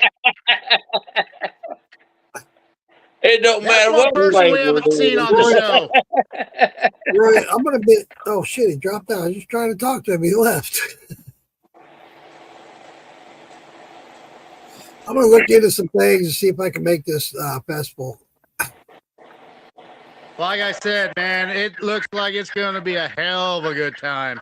Well, you know, I don't mean to sound negative, and I don't, because I went to the first festival this year in Arkansas. It was the first time they ever did it. It wasn't that big of a turnout. I know next year it's going to be bigger, and it's going to grow. It's going to grow, just like with this one in Louisiana. It's going to grow, so I'm sure it's going to be better than it was last year, and I saw a lot of bad reviews and stuff about it last year. So, but, you know, I like it. I like what he's got going. His name's Tom, right? Yeah. Yeah. I like what's going on. I'll look into it further, Roy, and I'll let you know within the next couple of days. I got some personal stuff going on that I got to sort out, so once I sort that out, I'll let you know. All right. I meant the other Roy. Oh, so now straight jacket's more important. I see. Okay, go ahead, kick me out, Roy. Just go ahead, kick me out. No, for that amount of common sense, I'm gonna keep you on here forever. Actually, Roy Boy, it turns out because of Roy Boy, Earl is not on the show now. Why? Because you brought up Bum Bomber in, and it went into politics, and he was out. Whatever. If he wants to be that sensitive about it, that's fine. I was just bringing up Bum Bum RN just for you to fucking sing the song, Phil. Because Mark was fucking singing his little thing on his little camera. Video. Yep. I was just trying to bring a little humor because who we haven't seen in comments yet is who? Jason Acosta. And he always likes hearing you sing that. I like hearing it. Hey, every time I go live or I'm on TikTok, I sing that all the time. Hold on here. Hold on a minute. Hold on. Phil. Yeah. Hold on. Phil, you got it wrong. How did I get it wrong? I didn't get upset or anything about the bomb I ran. It's you going on and on and on about political shit. And I asked you, I said, why are we talking politics? Because we fixing to do it. I said, I'm out of here. This ain't a political platform. You do it all the fucking time. And you can sit there and say, no, I don't, but you do. Wow. And I'm tired of it. Okay.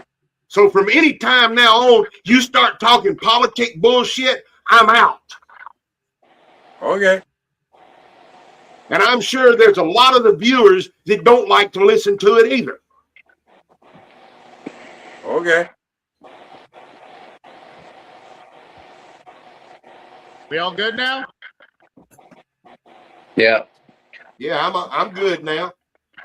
I think. Good looking back, Earl. Thank you. That's my pearl. Yeah. As in black what pearl. year is that? What year is that? Not what I was going to say now. Yeah. You were talking about the festivals about last year. Seen the first one for Arkansas, and this one should get better. Yeah, I'm definitely gonna look into it, especially Roy, since you're on my way, and it makes total sense for me to stop by, pick you up, or travel together, whatever, however we figure it out. I would love to do that. Let's figure it out. I have to take my truck and pull my golf cart with it. So okay, we'll have to think. We can think of something. Well, the most I would bring is I'd bring my table and my tent. Uh-huh. I'd be set. Then we can put that in the back of your truck, right? Yeah, I'll have plenty of room. Yeah. Cool. That's all I need, buddy. I got a hammock to sleep in, so we'd be cool. We'll set up a time to leave and whatnot, and we'll you park your car here. So let me ask you this, Roy. That being said, so would it be a very big inconvenience for you to cancel your hotel or us to get a hotel together? Ding, ding, ding. Thank you. I don't know. Let me see what I can do because you want to leave earlier, huh? Yeah, I do. I'd like to just because of the drive. Uh-huh. Yeah, it's always good to leave early in case something happens. I just like to be early. But Earl, he's talking going over there on the 24th, right? Okay, that would be 2 days ahead of time. That would be on Tuesday. That would be on Tuesday, right? Part of my reason for that is I wanted to reach out to Tom if there's anything we can do to help him set up. You know what I'm saying? Right. That's what I plan on doing too. I plan on being down there about the. Yeah. And then we would be well established as well. Right. I mean, I can cancel and maybe add a day to my well, let me see what I can do. I'll cancel that. No, don't cancel yet. Just see what you can do. Just look at it. When I get a confirmation, when I get an actual confirmation, I'll let you know, Roy, and we'll work it out. I just want to make sure I can do this. I got some things in the works already, and I got to wire my stuff out this week too. You got to do what you got to do. I mean, I would love to go. I really would. I love the idea of going to other places, different states, different things, new faces, new people. Yeah, I love that. I was contemplating on going to Arizona this year for a moonshine festival in Arizona. They got moonshine in Arizona? Oh, yeah, they do. They got moonshine all over the world. What you talking about, Earl? You want to talk Earl, let's talk politics and talk about moonshine all over the world. Yeah, that don't involve politics there. Oh, yes, it does. It's all over the world. Mark, that's what I was talking about. That's why I was thinking about going down a couple of days early, set up down there, and if Tom needs help to do this, do that, I'm already there 2 days earlier before the event starts. That's what help him set up shit, I don't mind. I don't care to do that. When I went to Ozark Festival there in Arkansas for the Shine On Festival there at Fort Smith, I got there early to help those guys set up, do whatever they need to do, help them set up the stage for the band, yada, yada, yada, Yeah.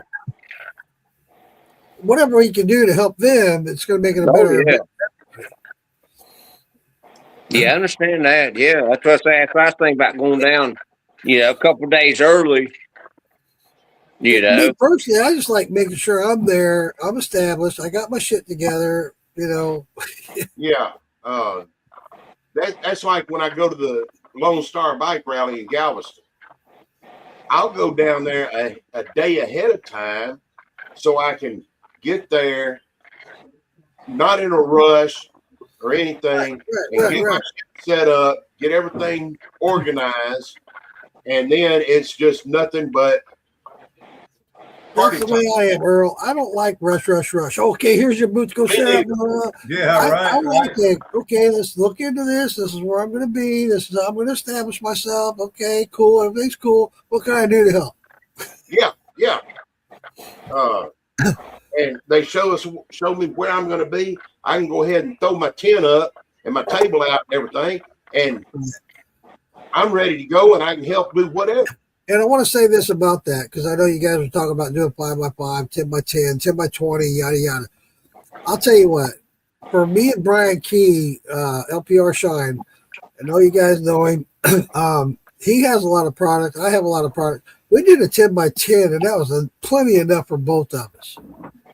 Right. He had the tent set up. He had one half of it. I had the other half. He was on one side. I was on the other side. We helped each other. If one had to go to the bathroom, we looked after each other's merchandise and stuff. It worked out great, man. That's perfect. Yeah. Well, see, that's like whenever Roy asked me, he said, he asked me if he could set up with me. And I said, that'll be fine. And I got to thinking about it and everything. And whenever Tom reached out and everything, we were talking the other day, I got to thinking, okay, I'm going to have my pickles, my jellies and jams and all of that on my table. Right. That's going to take up pretty much the whole table. Right. And I understand that. And he's going to need his, which I'll be giving samples of my pickles. So my table's going to be out here in front. Right. That's what Brian and I did. We had samples. That only leaves a 2-foot gap, you know. And you do what you feel like you need to do. If you feel like you need bigger, then go bigger. Yeah. And see, I didn't want to push a straight jacket over into a little corner over here with a little bitty end table, you know. Right. I hear you. Well, You'd be surprised. Can always bring an extra table if we need it too. Yeah. That's why I told Tom I want to get a 10x20. That would give both of us a storefront basically without a table. Wait a minute, I'm pushing you out, man. What? 10x20 ought to give us plenty of room. I can bring both tables. I can set up my equipment on one and my product on the other. Yeah. Well, see that. Well, that's fine with me, you know. And I know how crowded a 10x10 can get because that's what we get at craft shows when we go to craft shows. All right. You know. You've done more than I have, so you know better than I do. And I mean, we've been doing craft shows for fucking 30, 40 years now, with different items. And I'm just looking at it from different angles, you know. And I don't want us to be overcrowded in a 10x10, you know. And I'm also probably going to bring. I'm getting this new internet here at the house, Starlink or something like that. Yeah. And with that, I'm getting a mobile link to go with me. So if I could set up the internet on my laptop there and use it as a hotspot, then everybody else can run off of it as well. Dude, it'd be awesome. It'd be awesome to do a podcast over there. Question: how much is that Starlink cost? Well, right now, I only pay $21 for it right now. As far as the future cost, I don't know yet. The initial setup, I don't know yet. They're sending me the equipment. My son is going to help. My oldest son's going to help me set it up here at the house and show me how it works. So, because he's got it, and it's I got. Right now, it's going to cost me about $120 a month. What's that about? Wow. I mean, I have Comcast now, and it costs me just about $110. But as you see, even through the show here, my internet goes out and I lose everything. With Starlink, this shouldn't happen anymore.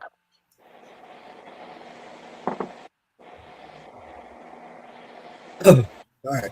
Well, I got a lot of things to contemplate and look into. I'll get back with you within a week, Earl. I said Earl. Roy. Yeah, and like the different sizes of the booths, it'll all work out, you know. Yeah, dude, I couldn't believe how he's going to be coming down too, and he's going to be bringing a bunch of pickled eggs and sausage and stuff like that to sell too. We're going to be all right. All of us together, hell, we ought to make it. Ought to be a great team.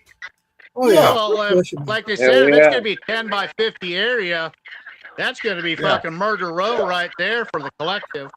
Exactly. We will be Moonshine Row. All yeah. That's not even counting if fucking Chris Fortner and JB and Apple fucking show up. Yeah. Yeah.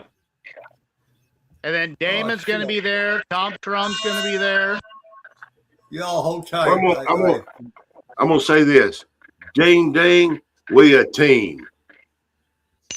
Dig away. Dig away.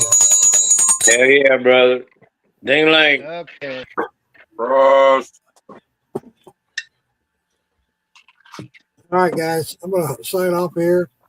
Been good talk. I'm glad I popped in on this tonight when I got home from work. I learned a lot. I want to reach out to Tom, find out more about the Louisiana MoonshineFestival.com. I would love to be there. So I'm going to try to make this work. We'd love to have you there.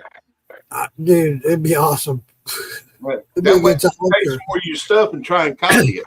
I need to reach out to Tom and talk about a few things, and hopefully we can make some other things happen as well. What's that beep, beep, beep? Am I on a timer or something?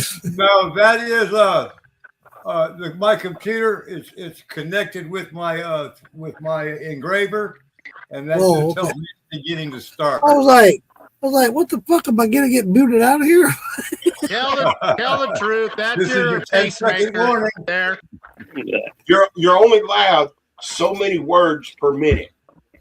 Shut up, Mark. Shut the hell up. No. The beep beep is leading to a tick tick boom.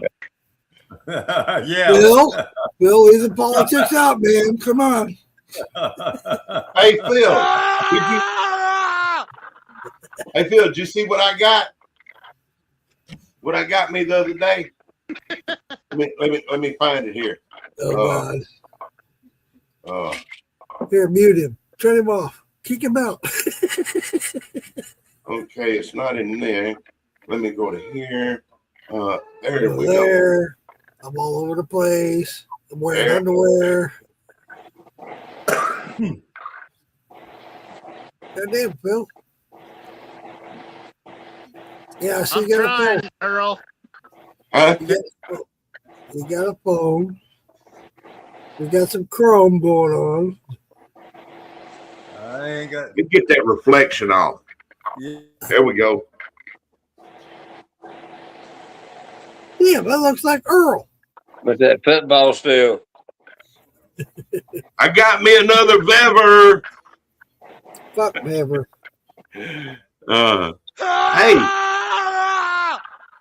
Hey, for $150, shit, and it ain't never been used. Fuck bever. That's what I say. That's just my opinion. I know. Well, hey, wait. I'll step back a second. Tick, tick, boom. I've had a lot of products sent to me that's made off of bever. That's pretty good. So I can't say a whole lot of bad about it.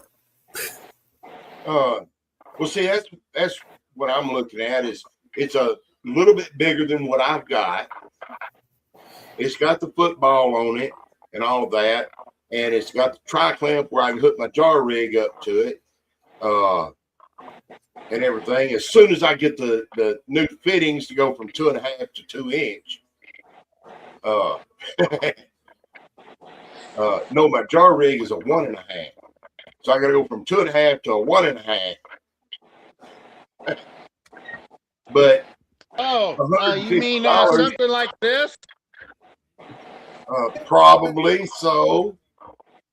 Hey, but while we're talking about, I'm working my way toward a real copper steel. No, wait, hold up. I don't mean to down stainless. In fact, just so you guys know, my brother is starting to get into moonshine right now. The one over And I'm going to set. He wants me to set him up with a still. I'm going to set him up with a stainless. Yeah. It's going to be a stainless still pot. And it's going to go from copper after that. But the stainless, you can't go wrong. Actually, had I done it all over again, I would have gone stainless to copper. Right. So that's what I'm going to set him up with, and you'll be seeing him in the near future, probably in about next 6-7 months. Once he gets settled in, he's having a big barn door built in Tennessee, but once he gets that established, he's going to start getting into the moonshine with me. So, so that's not the guy over in Kilgore. No, I'm not talking about him. I'm talking about my brother, blood brother. But Yeah, see, that's what I got. I got stainless pot to copper is what I got. In my opinion, that's the only way to go. I agree wholeheartedly with if you're starting out with stainless. I agree 1,000%. Because it's easier to clean. A veteran, I don't care either way. Honestly, because the stainless is more durable, it's easier to clean, it does a better job, it takes longer to heat, but it does a better job. Exactly. But when you talk about it, the copper, the best part about the copper is because of the sulfates. But you're going to get the sulfates out. Yeah. So if you got a copper top, you're good. You're as good as gold. And see, that's like me.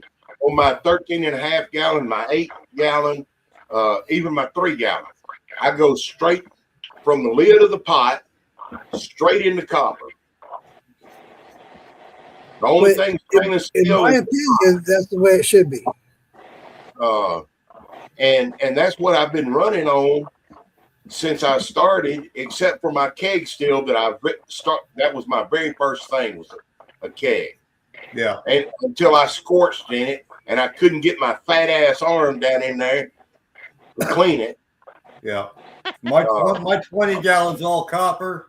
My 13 gallon is stainless, but I put copper anywhere I can. I'll stuff copper mesh in there. Absolutely. In a fucking heartbeat. I've seen videos of Shua taking chips and bubbles in it bits too. and pieces of copper and just sticking it in the still. So yeah. Yeah, if I'm running grains, I can stuff that full of fucking copper in that fucking football column. And that's the biggest part of it. Is you want to get that's the biggest part of it is as far as the function of a copper steel. One, it heats up faster.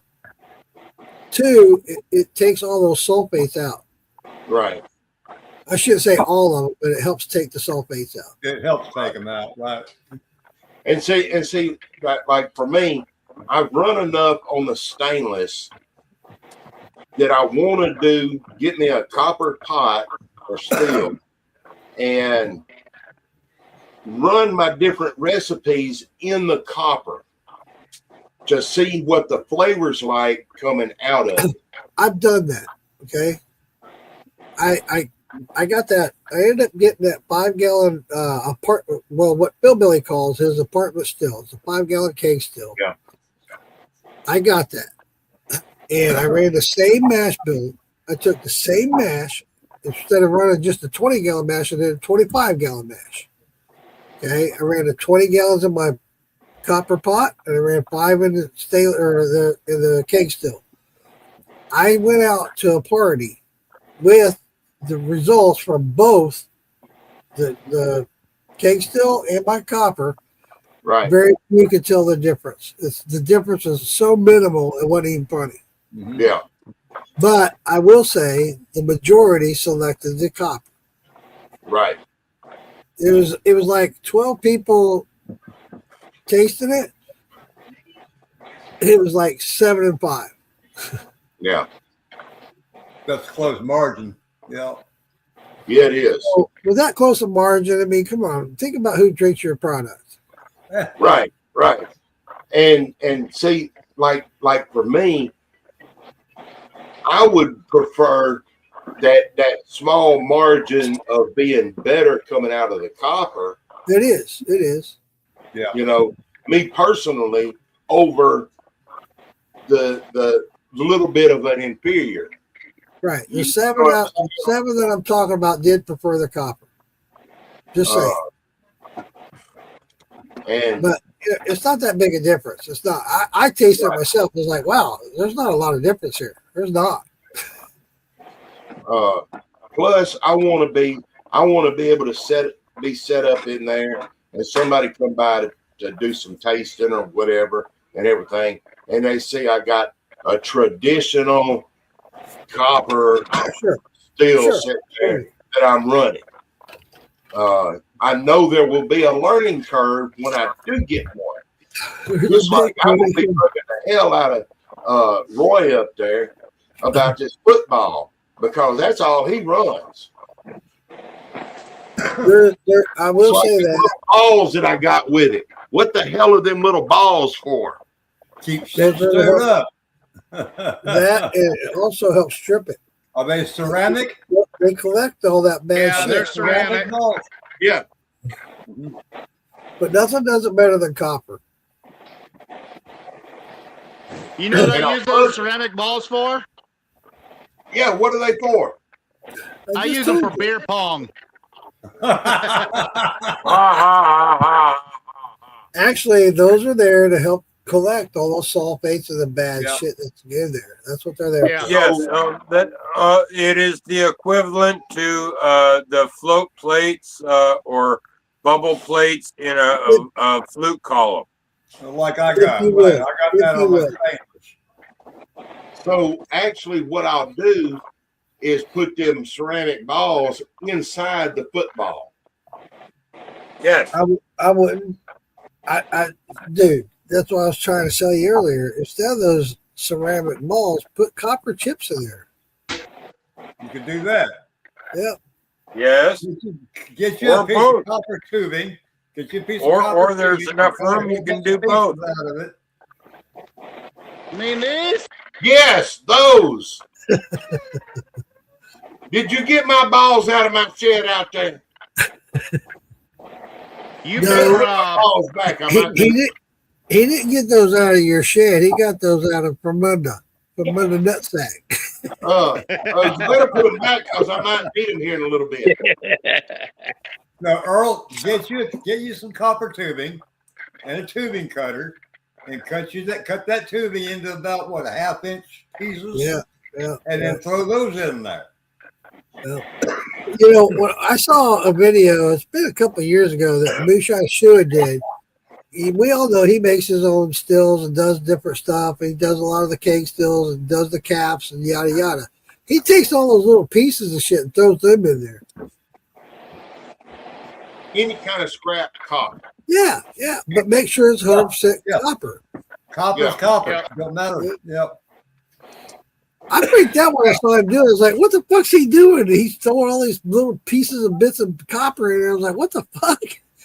Well, see, I've got a piece of 3/8 copper that's coiled up that I tried to make a condenser out of it, but it didn't work. Cut it up. That was 3 years or so ago. Yeah, I can pull that out, straighten it out, and just get over on my chop saw and just start chopping it up. There you go. That'll work. Just as long as you put copper in there and all those vapors and stuff go through there, it's going to grab those sulfates. That's the biggest thing. Okay. So now I Okay, need Mark, I want to ask you something. Yes, sir. If you had rolled copper, like y'all was talking about, my pot is stainless, then my rest is copper. Break that copper into, if I throw it in the bottom of my steel. You got to thump it with that steel? Yeah. Throw it and thump it. But I'm just saying, if I break that up and throw it in my steel, will that help improve my flavor of No, my stuff? you got to have that where the vapors are at.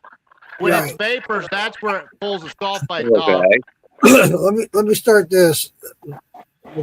Answer your question by I'm sorry I never met you before. What is your name? My name's Eric Buckland. Okay. We met at Maggie Valley. Dude, I meet so many people, and I apologize. I'm getting old, and I forget so many people, and I forget names. I apologize. Me and you sit down there at Maggie Valley because I got pictures of it. We sit down at Maggie Valley at the table, and we drank 2 buckets of beers together. Yeah, actually, I think I drank 3 buckets with you. Yep. Yeah. So, Phil was there too. Here's the thing about the copper. You want to put that where your vapor's going. That's why I was saying earlier, it's okay to run with the stainless as a pot, but your vapors will go to the top, so you want a copper top.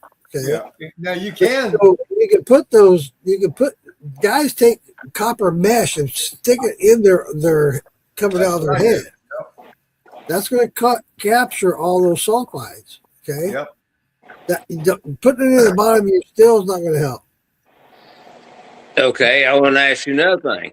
Okay. My lines that I have for my steel are the same thing. Can I get a roll of true copper mesh and roll it up and stick it in my lines? Absolutely. Yep. That's the best way to do it. And then hook my shit up, Absolutely. Yes, sir. That's the way to do it. All right. That's the best way to do it. Also, but when you get that, if you have a jar rig, you can also take and put some of that copper mesh inside the jar rig before it goes into the coil. But I want to tell you this: make sure it's 100% copper. It may look like copper, but it might not be copper. Make sure it's that copper coating shit. Yeah, a lot of guys buy that copper mesh. That people go on Amazon buy the copper mesh, like the scrubbing pads and stuff. Yeah, it's not copper. It's not copper. It looks like copper, but it's not copper. Make sure it's 100% copper. Yeah, it's copper coated. Right. That's you'll find out real quick. Oh yeah. Yeah. But yeah, sir. That's the way I would do it. Pieces of copper from me doing different stuff that I can just go in there right now. Yeah. Because like I'll take a piece apart and it's a piece of copper that I might need this later. So I throw it in my little bucket. Copper, wire, whatever. Don't matter. Put it in a bucket and put a cleaner on it and clean it and then put it in there. And I got copper in the line. Yeah. Yeah. I don't know what else to say, but yeah. That's the best thing. I was trying to figure out here through my lines, from my pot to my thumper. When you get to my thumper is solid copper and my worm. That line going to your thumper, fill that full.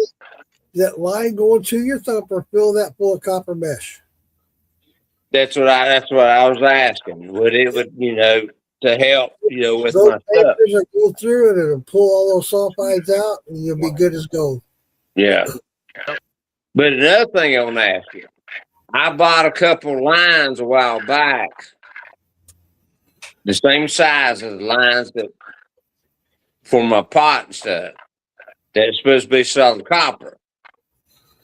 You got to watch what you buy when you get them copper lines, because you're right. I had a mishap. Shit started going everywhere. I said, "What the fuck?" Because they got this damn. You don't see it when you hook it up, or whatever. It's like a shit. It's like some kind of rubber, whatever in it. Yeah, it's not what I got. It wasn't pure copper. When I hooked it up with my seal from what I use with my stainless, that shit leaked like crazy. Are you using tri-clamps or what? No, it's just I got the screw. Yeah, the screw-in type. It's a union, yeah. Okay. Yeah. Yeah. All right. Yeah. Make sure it's all copper. Wherever you get your stills from or buy your still parts from, whether it's Copper Still Co. or North Georgia, whoever, they're going to sell you 100% copper. It's going to be copper. And it's the Paul Revere copper is the best. So I'd ask them right up front, whoever you're going to buy whatever from, hey, what copper do you use? If they say Paul Revere, be all in. Because that's the best copper to get.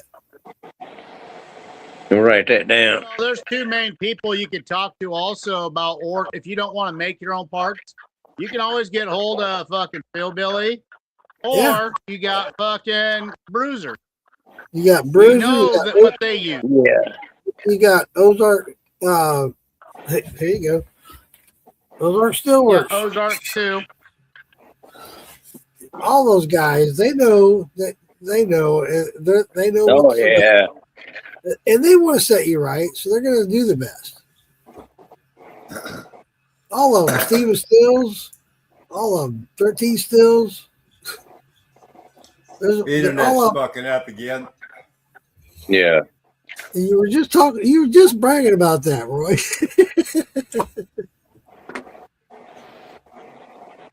Because I tell you, I got my 13.2 or 13.5 stainless pot steel. Well, the pot. And then, but let's see, year before last, I had Freight. He made me a 3-gallon thumper. And then he made me a 5-gallon worm in a bucket. Okay. No, man, and it fucking works excellent. Yeah, dude, there's nothing wrong with that at all. Yeah, Nothing. it's just it takes longer. I think for me, the reason I have such a negative input on the beavers is the fact that a lot of them come very small. They don't have shit for a thumper. They don't have shit for a worm. And your cuts are so narrow, it's hard to make cuts on that. So you're going to have a lot of blending when you got heads and hearts and tails. It's like, it's just, the ballpark's too far. If you don't have anything bigger than a 10, you might as well not even do it because you're wasting your time. That's just my one I started out on. Yeah. You just got to know what. I mean, if you can't figure out the taste, the smell, the feel of stuff, you're right. Then you ain't paying attention to shit. I don't care if you're running whatever you're running on it. Yeah, exactly, Roy. You're exactly right. I don't care how long you've been doing it. I still, to this day, when I do a run, I still do the hand rub. I smell and I taste. Yeah. I want to make sure I'm there, and not the only I want to feel the oils when they disappear. Yes, exactly. That's the same with me. So guess what? When I go to Joe Blow's house and he's running a still and I can do that shit, I know exactly where he's at. Yeah. But when I do a run, going at it, and I'll go up and I'll test. When it's dripping, if it stays on my fingers, the horse ain't for you. And then I'll taste it. I said, nope, it ain't. That's just me. Yeah. And that's how I do. I go by feel and taste. Yeah. When I reach in there, when it's dripping out, and that drips, a couple drips from my finger, and I go like that, and it dissipates, I'm in the heart.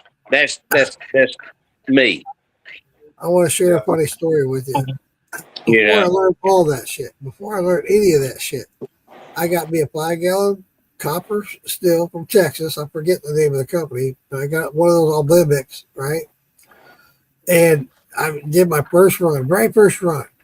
Fucking drip started. I was fucking A. It's coming. I got boosted. Dude, I was so excited. Dude, it could have been 5-10 drips coming out. I stuck my finger under there. I stuck it in my mouth and tasted it. Instant migraine headache. All I had was methanol. Oh shit! Yeah. I didn't know. You could have went blind. Oh, dude, I'll tell you what. I wish I. No, I shouldn't say that. Back up, but dude, I'll tell you what, man. I've never had a headache. There it goes again. Oh my God. Dude, as soon as I did it, I realized, oh fuck, yeah, I heard about that somewhere. I'm drinking methanol. Yeah. But think about it, when I start my run, it takes longer for me to get it started because my upgrade. Yeah. From the little damn low shit ass fucking box and shit. I'll be right back. From the bigger upgrade. And I can sit there, and I go and I check my temperature and everything. And all of a sudden, I could be sitting here and I smell it. I say, oh, it's coming close. It's getting ready to run. Then all of a sudden, it'll start, and I'll check my temperature and stuff, turn it down a little bit if it's too high, this and that. And just, but like I say, I go, that's how I do it. I go by taste and smell. The smell of it, nah, I'm telling you wrong, but the feel of it, if it stays on my finger, I'm in the fucking heads, you know what I mean? Yeah. I mean, it's me. But I can take it, go through, and I can stick my finger in there and rub it, then it just dissipates or whatever. I'm in the good shit. I want to say the damn rain is like 3 or 4 miles to the west of me. It's fucking raining that up. Unbelievable. Goddamn, I'm out of beer again already. It's Friday night for me. I'll be right back.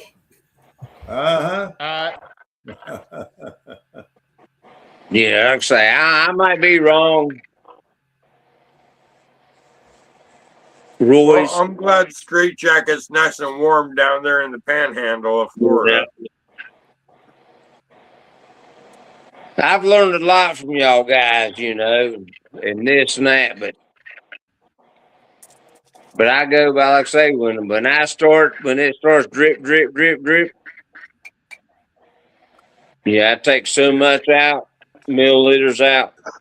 Then afterwards, well, hell, I might take a little extra out because it just don't seem right to me. And then I'll take always rerun that little bit of extra. Yeah, but then I'll then taste it, and then I said, hell, right there, it's ready to go. Start collecting. I've been doing it for 3 years, but hey, I'm still fucking learning. You know what I mean? Man, if you're not learning, every day I learn something new. I watched that podcast on militia. I know Frey Dot doesn't like to talk about militia, but they had a great podcast last night, Friday night, I'm sorry, with Amanda Bryan on there. Full of information. It was one of the best podcasts I ever watched because there's so much information there. And I highly recommend. I know we're on the collective and Afraid's not big on militia, but if you get the opportunity, go check that video out because there's a shitload of information on there, guys. Shitload. Yeah, you can have a fucking notepad and you'll fill that motherfucker up with all the information you got. And I want to say this too. I get down a lot. When I first started getting involved in all these groups and stuff with Moonshine, I had the question asked of me a lot. Do you go by temperature? I said, hell yeah, I go by temperature. Everybody thought I was a fucking fool. Oh, you don't need to go by temperature, blah, blah, blah. You know what? I know by watching that temperature gauge exactly where I'm at all the time, especially since I run the same shit every day all the time. Yeah. I know exactly where I'm at with the hearts, heads, and tails. I know just by watching that temperature. I don't have to do that. I still do just to keep me in check, you know. But I also like doing that. You can call me a fool, call me whatever you want to do, but everybody has their own way of doing things. Oh, yeah. But it's just the way I do it. Okay. I don't pay too much attention to that anymore. It's because I'm always making different types of runs. Yeah. And the temperature's going to change. Yeah. Oh, yeah. I don't know. My still don't. I've got a gauge on my copper still, but it's way at the top. And it don't do a damn thing until it gets around 180, 200, and it stays there. Right. Well, until you start getting into your tails, it's going to go to 210. Yeah, well, then it starts to drop when I start getting into my tail. Yeah. But I just like to use it as a reference. It's just another checkpoint, you know.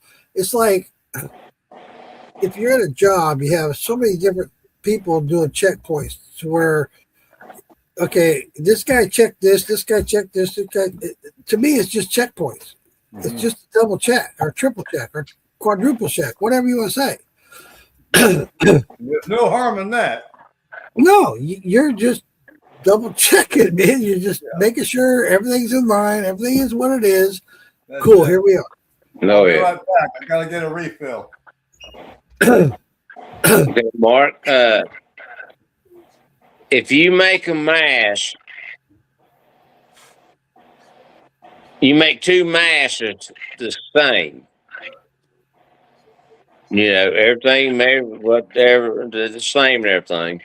And then when it's done, and then when you run your first bucket, whatever you got, and like I say, and it comes out like 140, 150 proof, there's your first jar after the chit. Then you do that, then the next day you run the other bucket that was made the same damn way, started them both the same way. And it's your first jar comes out like 110, 120 proof. I don't understand that. You would think they are both made the same. It did. Forgot my fucking cigarette. I want to say this about you're absolutely right. It happens all the time. And I'm glad you brought that up. I really am. It changes. It does. That's why it's very important you do all those steps. Yeah. Because and they even talk about this on the Moonshiner show. They talked about it on the show. I forget who it was. They were talking, they made the same mash bill, same exact mash bill, same day, same time, two different barrels. Because they run 100 gallons, did 50 gallon here and 50 gallon there. Came out tasting different, totally different. Yeah. I shouldn't say totally, but there's a difference. So that you said that, yeah, it's going to change, man. There's no two alike. Yeah, it puzzles me. I said, damn, I said, that should be the damn same, you know. You would think, but no, it's not. I got another subject I want to pick y'all's brain about. Okay, I know what lacto is, and I know lacto infection is brings out some good flavors. But what about a lacto that's starting to get leopard spots? What? Real? The fuck? Yeah, I don't know nothing about After you that. got done saying that, one of my fucking jars just like popped up. It's like, what? I heard that. I heard that pop. No, I just checked my sour mash earlier tonight, and I'm noticing it's starting to get leopard spots. I've never heard of that, Phil. That's something you might want to Google. I mean, Google's always good about shit. Google's helped me out anyways. Google's your friend. Google tells you everything. I mean, even if it's wrong, at least you learn something. Well, one thing that can happen when you have a lactose infection, you can also get a fucking fungal infection with that lactose, and that's not good. Right. It sounds to me, what you're saying, Phil, is you've got another fungus. Well, it was a good, nice lacto a couple days ago, but when I lifted the lid and looked at it like an hour ago, it looks like it's starting to get leopard spots. God damn it! Now you got me curious. I gotta go look at mine now. Phil, I've got a what cap is? on mine about that big. How close is it being done? The fuck if I know. Well, drop a fucking a reader in there and fucking tell us what the fuck it is. What the fuck is this? What the hell? What the? Now Mark's freaking out. Okay, I got an idea. How about I take the camera over here so you guys can look at it? Dude, I want to do the same thing. Blame Phil. He fucking jinxed it. What the? I've never seen this happen before. Holy shit, where's my phone? Phil, you need to strain that shit off. Get that shit out of there. Oh shit. Yeah, that's not good, Phil. Oh yeah. Oh shit. Get that out. Yeah, it's even turning you gotta green. Get that shit out of there. That shit's turning green. Yep. What's yours look Get like? that shit out and get a reading on it and I'm tell us gonna if get it's my already camera. done and ready to run. I'm gonna join in on my phone so I can show you this. I've never seen mine do this before. This is different for me. Hold on. Yeah. No, don't put me on big screen. I'm gonna come on my phone and then you put me on a big screen. Okay. Hold on, let me find you.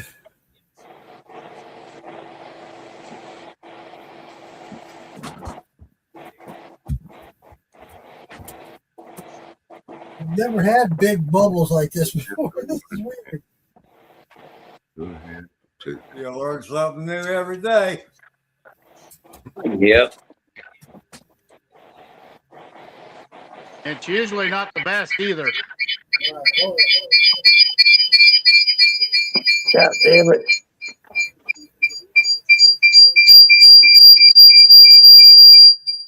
What the hell? That's me. Hold on. You're driving Earl Batty. God damn it. Let me figure out and turn my camera around. Push the button. Oh shit. The weather. Oh, he hit the wrong button.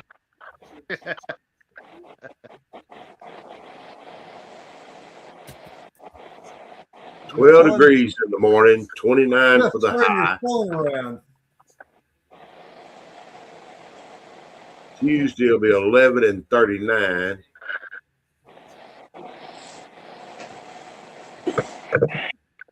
Mark's having all kind of problems tonight. Yeah, you can blame it on Phil. Yeah. Phil's fault. Ha ha ha. I'd get rid of that shit on top of yours, Phil. I didn't like the looks of that. Yeah, you better get that shit up there right Yeah, now. you guys look worse. You guys Like see I all those said, big it's got bubbles? leopard spots. Look at all these big bubbles. What the fuck? That's I let fucked that up. keep going for a while. I'll let that keep going and see what the fuck it does, Mark. It's What the hell? Yeah. It's alive. Yeah. There's some big It's bubbles. working. It's working, brother. It's working. Yeah, I'll leave that one go. That was weird. Dude, I've never had big bubbles like that. Phil I've needs never to seen straighten that that shit off before. the top of his. That was weird. I've never seen it have big Phil's looks bubbles like- like that. When I opened it, Phil when looks I like took it had a yeast infection. when I took the cap off, they had a bubble like this. I mean, one big bubble. I was like, what the fuck? Lisa Day, 4 degrees here and about 8 inches of snow. What? No, David, it doesn't look like mold. It's weird. I've never seen a bubble like that before. I've never seen it like that before either. That was weird. And I've seen some funky looking stuff.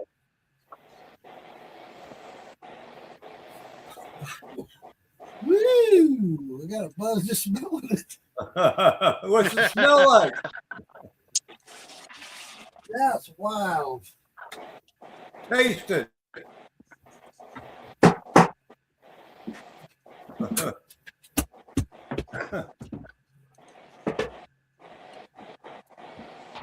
Yeah, tomorrow I gotta mash in.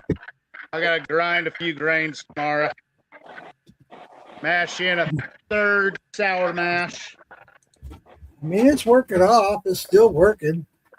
I don't see anything looks bad. I think I'm going to do a mix. I'm going to do a mix of Hickory King and Jimmy Red and see what that comes out to be. Santa Claus, how you doing, buddy? Yeah, I'm going to mash in again tomorrow. Another 20-gallon mash is the same bill that I got going here with the potatoes. Just because I got a big order today. Somebody wants 4 gallons. I'm going to wait until my weather warms up. I think that's the thing that's going on weird with this, the weather fluctuation here. Barometric pressure, yeah. Yeah, I think that's what's going on here. Yeah, it's the barometric pressure. You got a heater in yours or what, Mark? What's that, Roy? You got a heater in yours? No, I did in the beginning. Here's the weird part, okay? So I was talking to some guys on TikTok, and I've been avoiding doing a mash because the cold weather was coming in, right? Right. And I thought, fuck it, I got a fish tank aquarium heater. So what I did, it worked out great. It really did, because it got down to like 50 degrees here. And so what I did was I took a gallon jug, I filled it full of water, and I put the fish tank aquarium heater inside of it. Fit over the hole perfect. Here, I'll show you. Hold on. You put that whole jug in there? Yep. I guess to keep from it getting scolded on the mash? Yeah. Uh-huh. It fit perfect. It sealed the lid. It sealed the cap, right? I just turned it on, let it heat up. I set the heater at 85 degrees. It kept that mash perfect. Huh.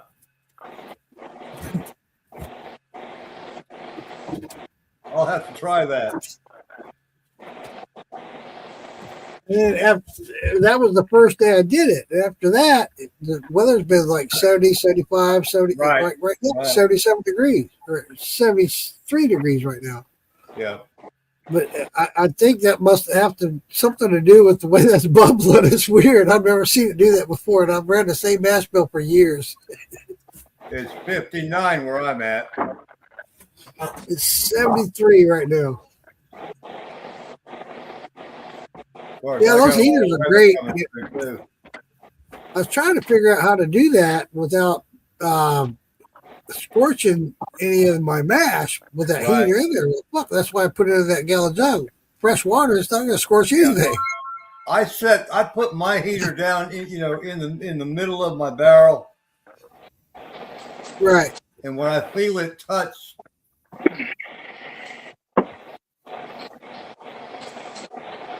and I didn't want to touch any of the plastic because I was afraid it's going to burn the plastic or whatever on the jug. So by sticking it right in the middle like I did, and it sealing that cap, it stayed in the middle, and there's nothing but water touching it. So it worked out great.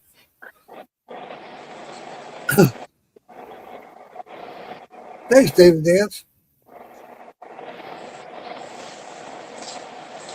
It's funny how you can be out here and just talking to people like we are now and come up with these different ideas.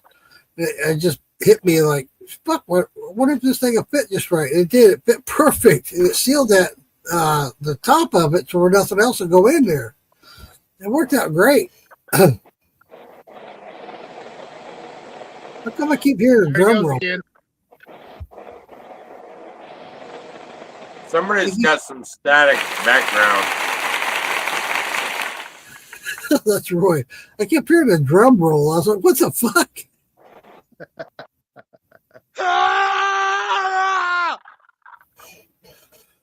Cling, cling, cling, cling. But yeah, something to consider if you guys are in cold weather and want to mash in and you're in a cold weather environment. The other idea that came up, talking on some guys follow on TikTok, one guy uses those heating pads for when they're doing seedlings. Yeah. Wrap that thing around your barrel. I got a couple of round heating pads specifically made for 5-gallon buckets. And what I'll do is I'll place one on each side of my big fermenter and wrap it with an old exercise mat. There you go. It's about a 1/2-inch foam rubber. Yeah. On my other one, I'll take the fish aquarium heater and stick it right down the middle of the lid where I keep where my bung is at. I got a slice in the bung where I can wrap it around the cord, and it'll hold there right on top of the grain. When I send it down and it touches the grain, then I'll pull it up a few inches, and I'll check on that every day. There you go. And that way it stays kind of in the middle when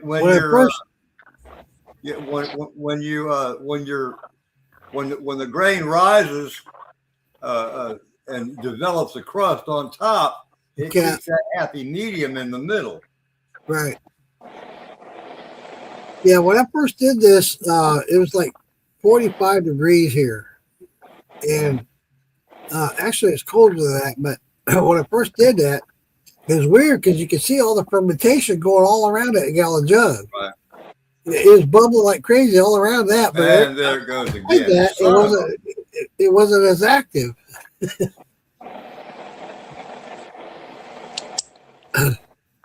Yeah, I kind of cheat when I do mine when it's going to get colder weather out. I use one of those waterbed heaters. I put it on top of the bucket, and then I cover everything all around both buckets, or how many buckets is there. Put another blanket on top of that. I've noticed every time I do that, my cat, he figures that shit out. He's sitting right on top of that motherfucker.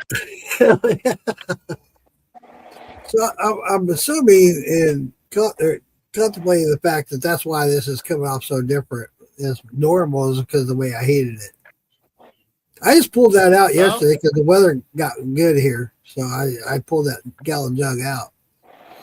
Sounds like you need to do that every goddamn time if it's making it that happy and excited. Dude, I'm serious. When I opened that thing, there's a bubble in there this fucking big. I was like, what the fuck? It's all right. The blob is going to eat you.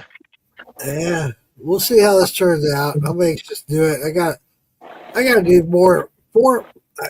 I started to do 3 rows of this potato shine before I got into my grains. I was going to do all corn grains, but I got to do 4 after I got an order today for 4 gallons. So I'm like, well, I got to meet my order. Yeah. So tomorrow I'm going to mash it again, another 20 gallons, but those will be in 5-gallon buckets. Or actually, they're 7-gallon buckets, but because I get about 2.5, if I'm lucky, 3 gallons of good shine out of a 20-gallon mash. Yeah, that's good. Yeah, I've been real happy. More than that. I've been real happy lately with the what I get out of these mash bills. Yeah, I got my 20-gallon set up now for gas and electric. I'm shutting it down for the night. All right, Earl. Good to see you, buddy. All right. You have a good one, Earl. Take care. No. Night, brother. Maybe either tomorrow or Tuesday. I'll Scott Drake just jumped in, said hi guys, hello Well, from Earl- Sunny. Earl, hope Auto to see Football. you tomorrow, Earl. hope to see me at what? Tomorrow Uh, on me and Lisa's podcast. on what podcast? Me and Lisa's. Lisa Day. What time? 7 p.m. Your time might be your time might be 6. Yeah. Yeah. I'll send me a message whenever y'all get ready to go live. Yeah. Send me one too, brother, because I ain't ever seen you get on there. Lisa Day and I do a podcast about herbs.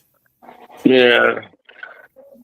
Try to keep it herbs, but it bounces around. It does. And I bet the herbs is the good herbs. Well, I wish, but it's not. But it's all good. No, it's anything and everything. herbs. Actually, it's about anything but, yeah. But it's all good. It's all good. In fact, I can't wait to share tomorrow with what I got going on and the podcast I'm doing tomorrow. I have a couple of things I want to touch on. Tomorrow is we call it Uncle Moonshine in the kitchen, and I'm doing a couple of concoctions in the kitchen. I'm going to show those videos, and then I want to go into some stuff that's kind of deep. It's pretty deep, actually. So I'll show some videos of some stuff that goes deep, and it might get political, Earl.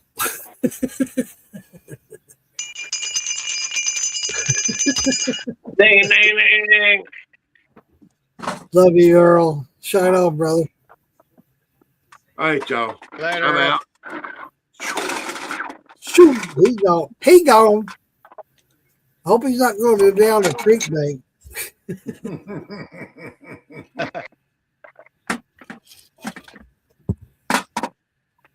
Yeah, we Lisa Day and I, Lisa's otherwise known as, she's got the nickname as Ditch Witch. Mm-hmm. She got that because she got into herbs and she used to work on a road crew that did road crew stuff, right? Along the highways and byways or whatever.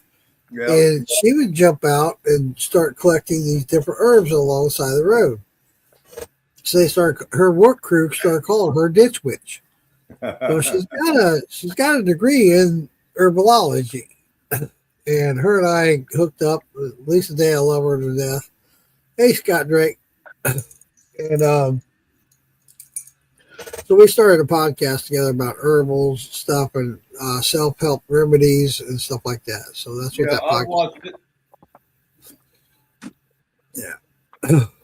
And tomorrow night, like I said, we're going to do a thing about Uncle Moonshine in the kitchen, as well as I want to touch on some stuff about it's political. It gets political. It's it's out there. So love your show, Mark. At least a great show. Thanks, David Dance. Appreciate it, buddy. All right, it's going to get a little bit interesting. So conspiracy theory stuff going on tomorrow night. So be prepared. It touches about this snowfall a little bit. So I find it very interesting.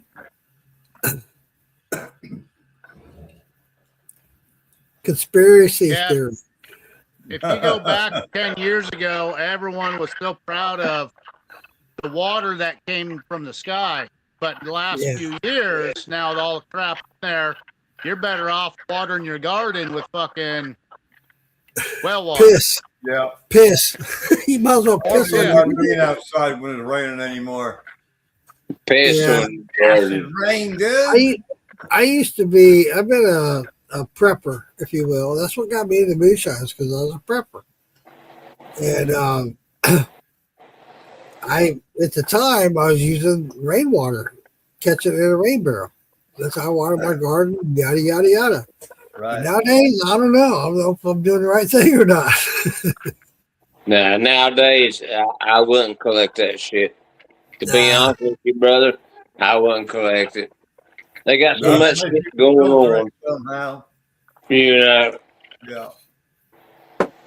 there's so much shit going on and stuff. Nah. Santa, what I got cooking in the kitchen, you have to tune in tomorrow night on my group page, and you'll see what I got cooking. It's not just natural remedies stuff. They help, and somebody.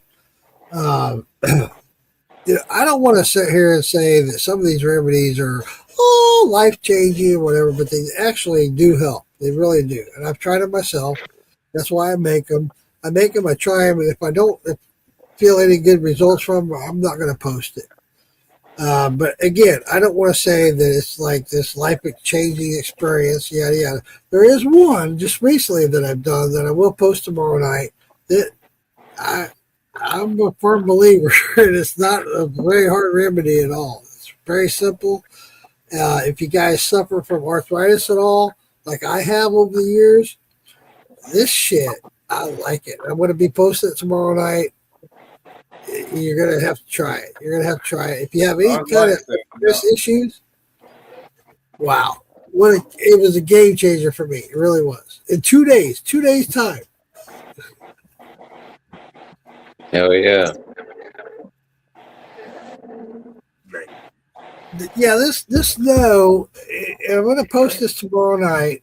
I'm going to show you guys a video tomorrow night. I'm up on the cast. This woman that I follow, and she did a video where she took the snow that's just fallen just today. Well, now it's tomorrow, yesterday. No, wait, it's still today. Sorry. Still today.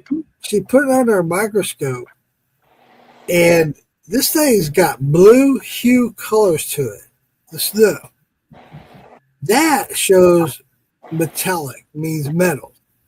Mm-hmm. And plastics. Well, do you not realize where this storms originated, where all the moisture and all that stuff came from? It came through Mexico City, and that's one of the nastiest fucking cities. I totally agree, Roy. But that falls on the same aspect of what I was talking about a minute ago, collecting that rainwater.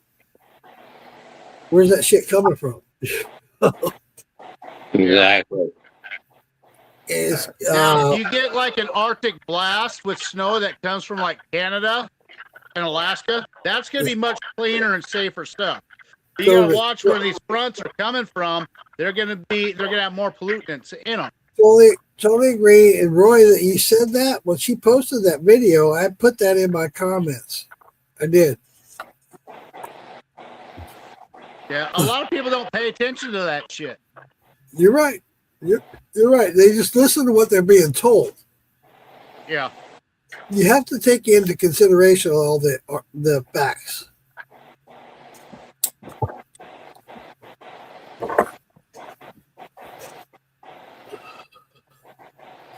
What she pointed out, which I thought was interesting, she collected the snow, right? Put it in a glass jar. Took it in her house, which is 75 degrees. 20 minutes later, this shit is still snow. It's still snow. What's wrong with this picture? It should be water.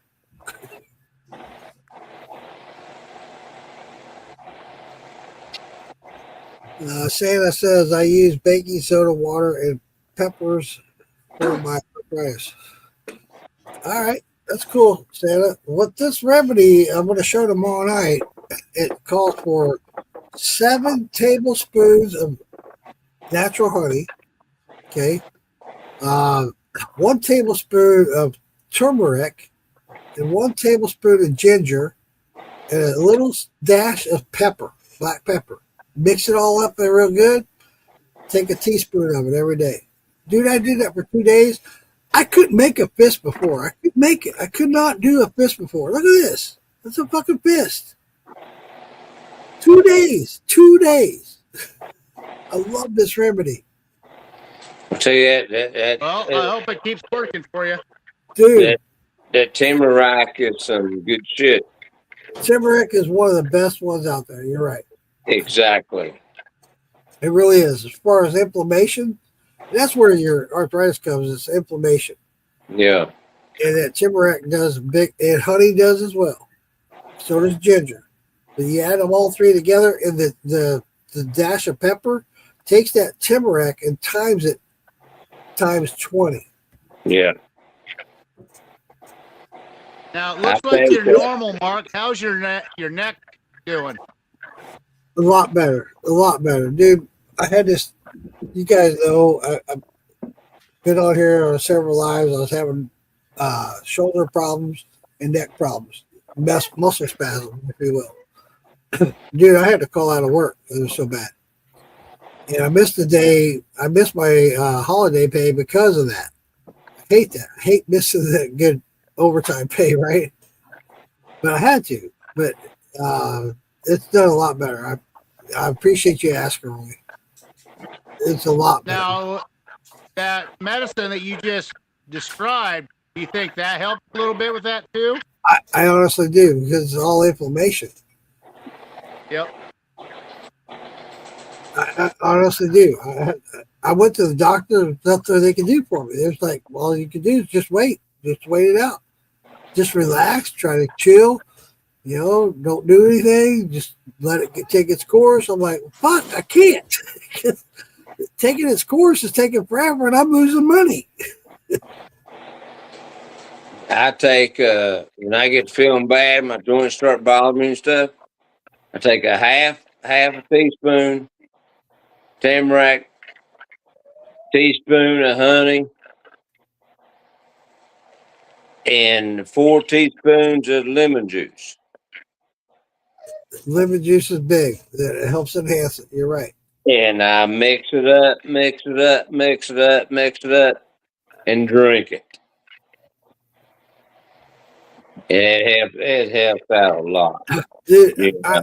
I'm amazed. I really am. You know, anybody that's never watched my podcast about these herbs and stuff, I try different therapies and stuff. Nothing that, and I come on here and I tell them all. I say, look, I'm not going to go, oh, it's life changing. I'm an angel, blah, blah, blah. I'm a 20-year-old again. No, but it does. They do make a difference. They do. Oh, yeah. But this one, there's a lot of home remedies. This one, see, I will go, oh. This new generation and the generation behind them, they don't understand this shit. Period. You know. You know that you say that, it's funny because this shit's been going on for years. People have been using remedies for years. Yeah. And we never listen to it and we don't heed to it. And I'm so glad I did. And I started trying these different things and just that and the other. Yeah, they've helped. Okay. Yeah, I can see a difference, blah, blah. But this last one with that, what I was just talking about with the arthritis and stuff, hell yeah. Man, what a big difference. Holy crap. Like the stuff you can research. What's it called? But there's stuff around your house. If you live close around the woods, stuff, whatever, there's stuff in the woods and around your house to make your own damn medicine. Yep. That's what the podcast is all about, that very thing. You know. Yeah, there's some old books that go way back to the Civil War time that they're bringing those books back because they have so many good remedies in there. Yeah. They go back way further than that, Roy. They really do. It's amazing. It blows I know, but there was one particular book, I can't remember the name of it. It came out just before the Civil War happened, and it's coming back again. People are promoting it because they're getting sick of all these doctors prescribing all these different medicines.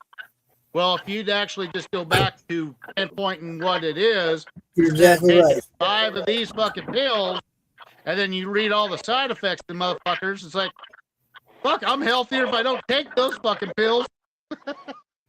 Yeah, exactly. It's like that. I gotta pee. That is like now, I know where a patch of yellow root is. And I have to dig that up. I'm going to get the root, I can take that root, clean it up a little bit, throw it in a fucking pot, and boil that shit.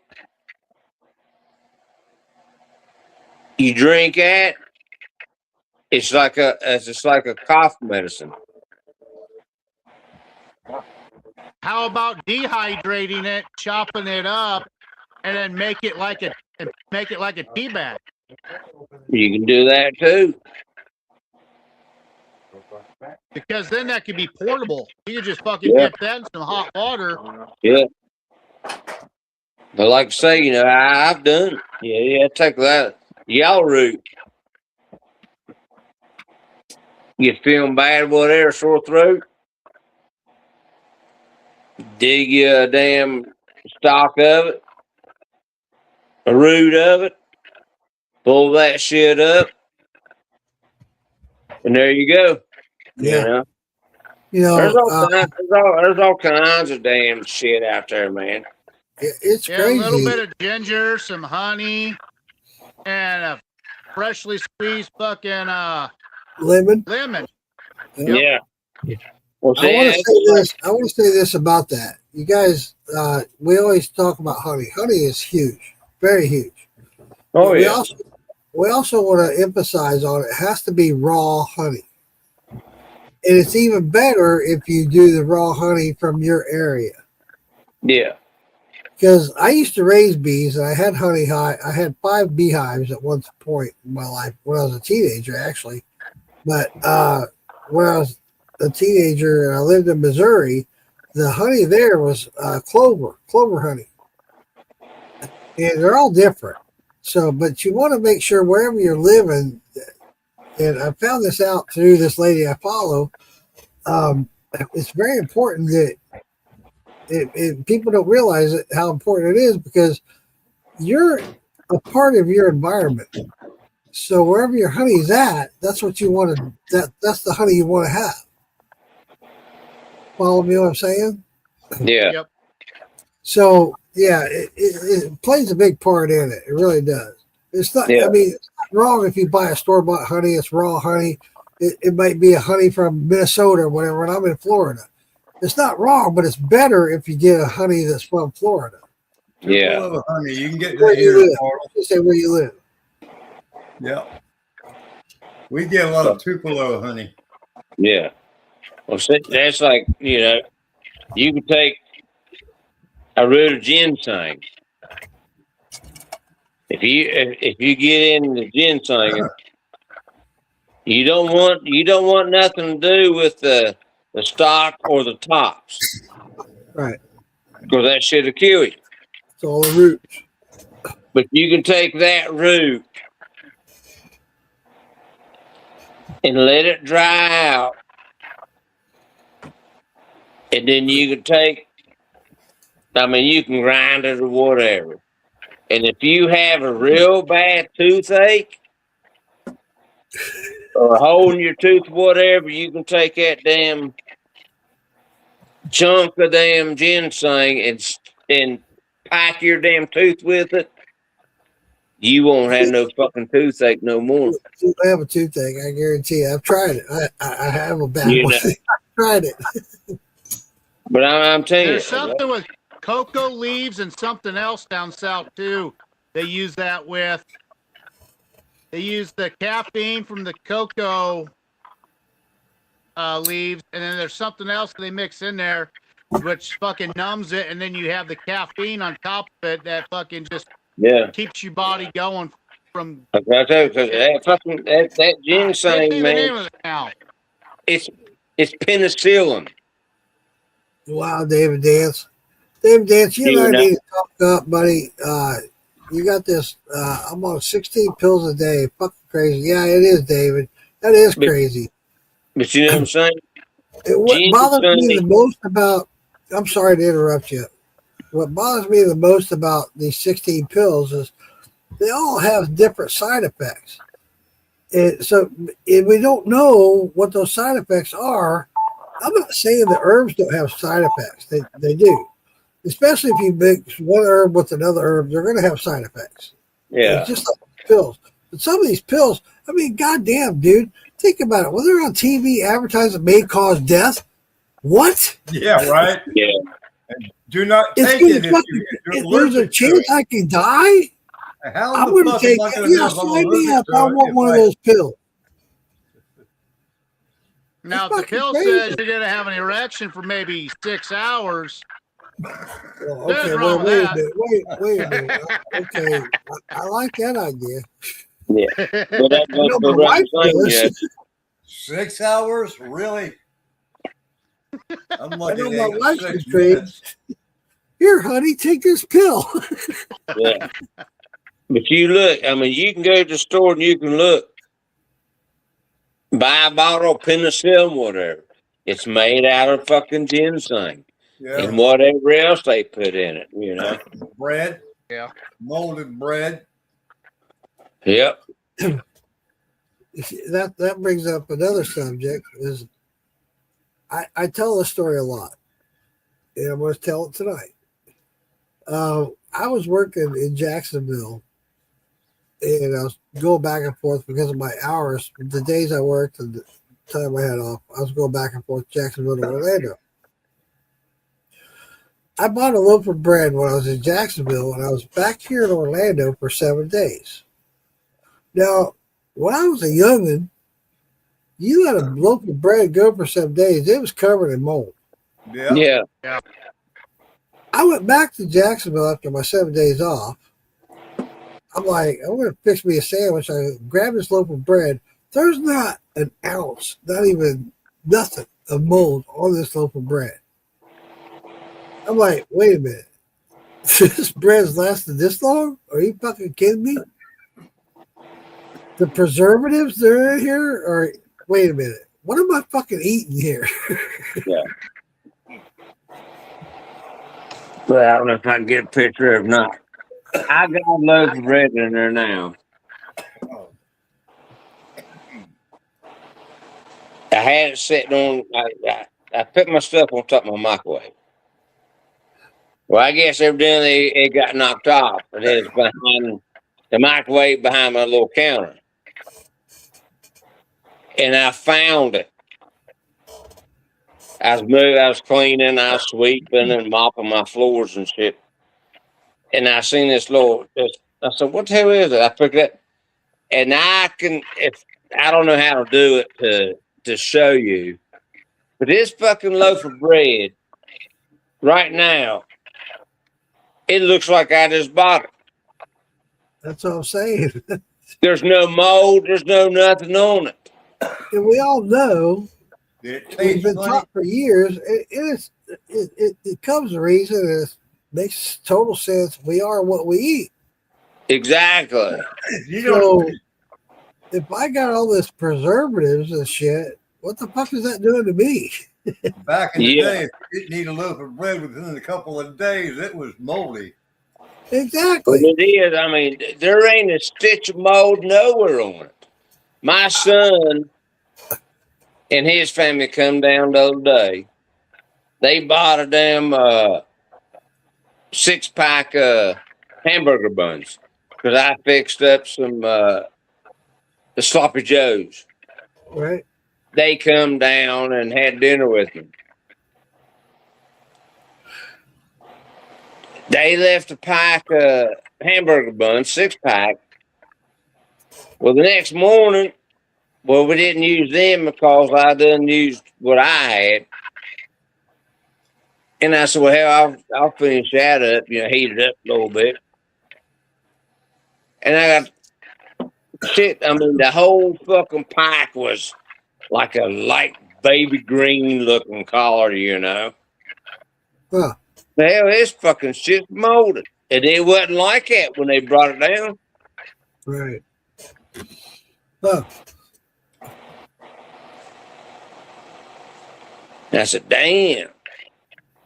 So I had to use my other buns that I had. Santa Claus says I usually take 199 proof my moonshine and orange juice and heavy honey, warm it all up and go to bed sweet and out. David Dan says I will get up. I get up and get cleaned up, then I fall asleep in 20 minutes. Santa Claus says, LOL, a good way to grow your own penicillin. Yeah, it is. But there's a difference between the mold and penicillin. There is. It's a process. Oh yeah.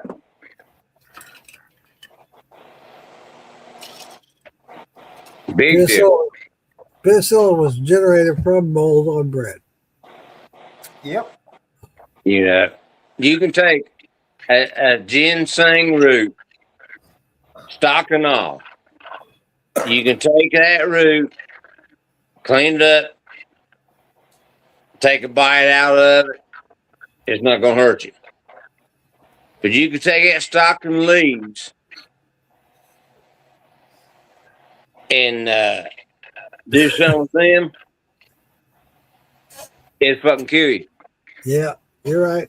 And that's the importance of it. That's part of why Lisa and I do this podcast is to show the differences and how to take and what to take and when to take. So, yeah, we both claim on that when we do the podcast. Look, we're not doctors whatsoever. Period. Yeah, I ain't either. But yeah, but like I say, I remember back in the day, I think this was in the 90s.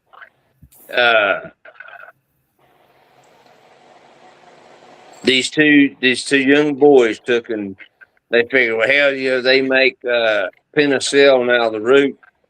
What's in the leaves, you know? But these two young boys back in the day, they took and dried them leaves out, and they rolled up and smoked it.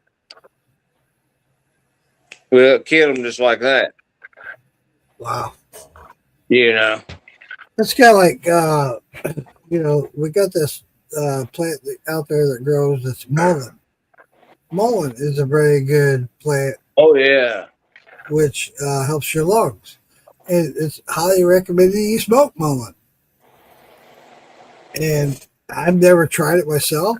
I have mullein in my apothecary cabinet, but I've never smoked it. I'm afraid to just because I don't know.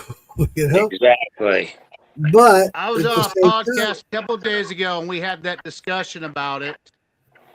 Oh, because Charlene was not feeling good. I take a mullein. She was getting stuff in her lungs, and I can't remember who it was. They told her to get some mullein and smoke it. I guarantee it was Lisa Day. No, it wasn't Lisa. It was a guy. Okay, all right. My bad. God, I'm trying to remember who the fuck that was. No, but from what I understand, it's true. You know, you smoke mullein, it's going to clear your lungs. It just sounds weird to me, and I apologize for being ignorant about it. But to smoke clear your lungs, you know what I'm saying? It just sounds weird. Yeah. But it also makes sense when you think about it. Okay, I smoke cigarettes. You guys see me, I'm on here, I'm chain smoking, right? What do I want to clear my lungs? Mullein. I use a mullein extract, a couple of drops a day, and I can tell the difference in my lungs. I mean, I'll be coughing all kinds of shit up. You know, trying to getting it cleared up. Well, that's cool. I'm glad you shared that, Roy. Yeah, I get it through Amazon. You can buy it on Amazon. Yeah, yeah. Lisa sent me some that she grew herself. And it works good for me. Tastes like licorice. Yeah. Cool. I just wish I remember who the fuck who was on there, because I was talking with Charlene about it, and she's like, yeah, it makes me, my fever and my lungs are all right. I don't have much of a fever, but I can feel it in my lungs, and I can't remember the guy's name whatsoever. But he's like, oh no, fucking smoke it. It'll actually go in your lungs. It'll help pull that shit out. Yeah. What was Yeah. that? Just like if you have a sore throat, also with the same stuff, you can put it in your mouth and you can chew on it like you would chew, and it'll actually go back in there and it'll help that throat. David Dan says it helps me. I got COPD. Hey. Yeah. So it's like you could take and dig up yellow root. There you go. That's another one. Yeah. You know, you get a sore throat, stick that yellow root in a pot, boil that shit, strain it, drink it. It takes care of a sore throat and a cough. I'm sorry. I just had a weird You know. perverted thing in my mind. Well, quit sucking it so deep, goddammit. Ding, ding, ding. Ding, ding, ding. I'll do a drink. Damn it. But no, that's just agent. No, I agree with you, buddy. I'm not. I'm a true believer in that yellow root because this damn shit for sore throat stuff you go buy at the fucking stores, Yeah. it ain't worth the fuck. You got you some true yellow root in your hand, throw it in a pot, put you some water in there and boil it, strain it, you know, make sure ain't no fucking dirt, whatever, and you drink that shit. That takes care of your damn sore throat, your cough, and every fucking thing.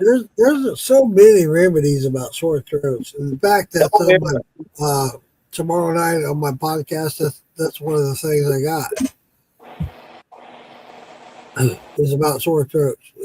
I did a video of doing a remedy for sore throats because it's that time of year. Yeah. But I always took when I started feeling like I was getting cold coming on, and you know how when you get that tickle in your throat, whatever. Yeah. I'll take because I got a little jar with dried yellow root in it. Yep. And I take and break it up in the pot, get it to come to boil.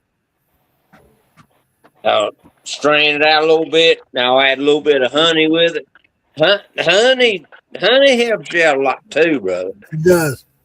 You know, I put a Honey's little bit got of so honey many in it. benefactors.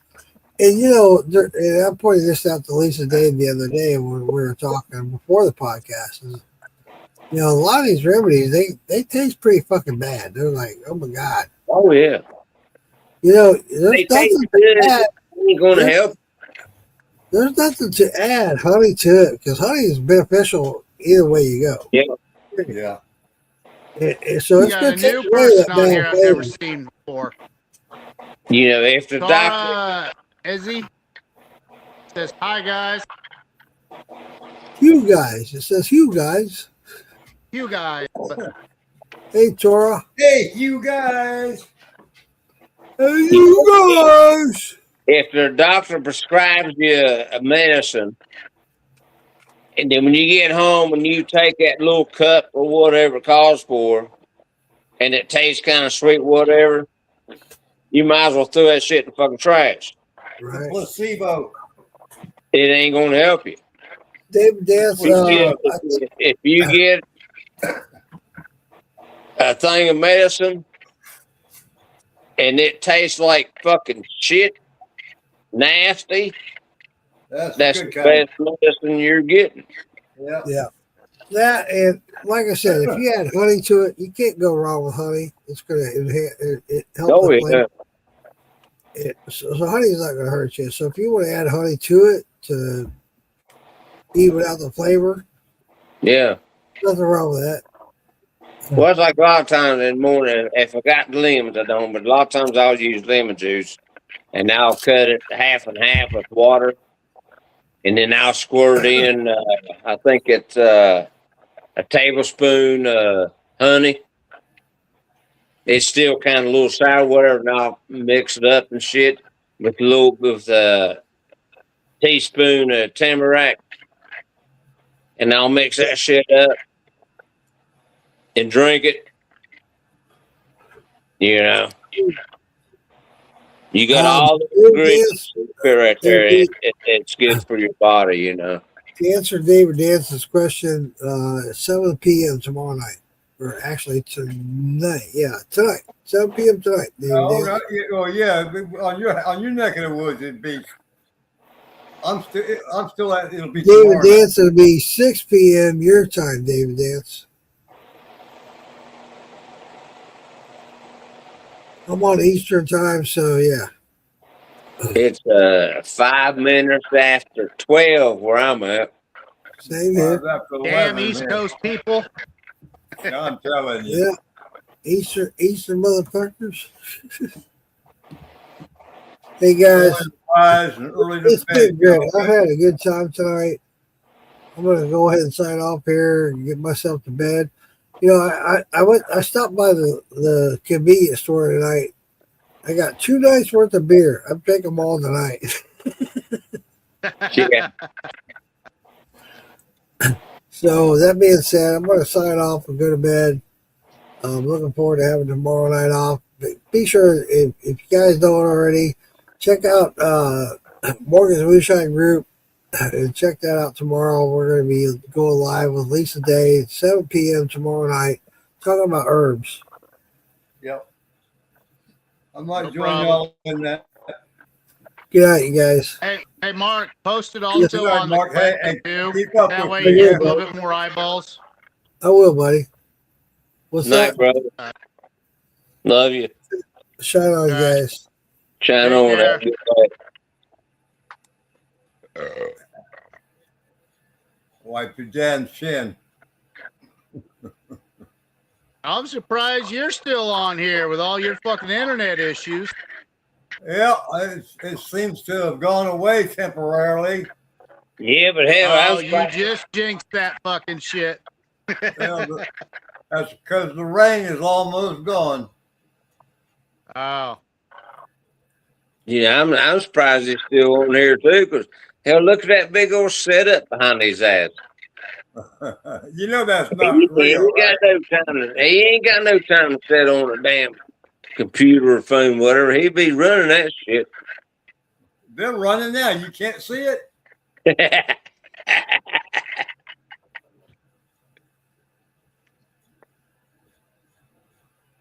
Hell yeah, you ought to hear that thumper over there, boy. It's just going thump, thump, thump, thump, thump, thump, thump. Yep. Yeah. Boy, I tell you, Gentleman, some live says sore throat, whipped egg yolk, honey, egg yolk. lemon juice, and moonshine. Drink it warm. Yep.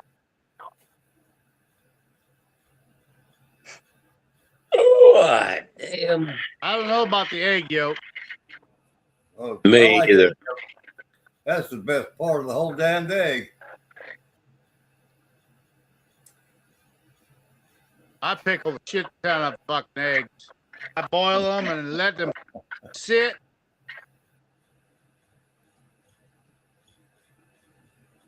My buddy John Boy, he's been fucking making cases and cases of them motherfuckers. Shit. They sell like hotcakes for him.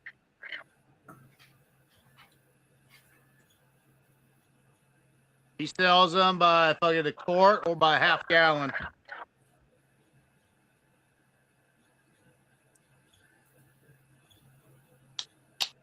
Phil, why don't you talk? I'm busy working on something else. Yeah, he's being Quit quiet playing with it. You're gonna go blind.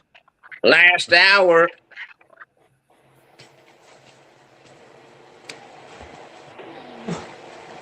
Nothing political though, Phil.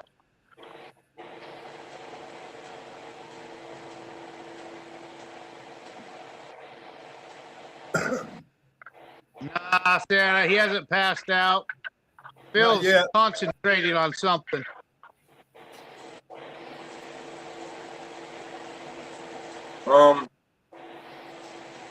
Yeah, my legal last will and testament papers. Well, you pick a fine time to do that.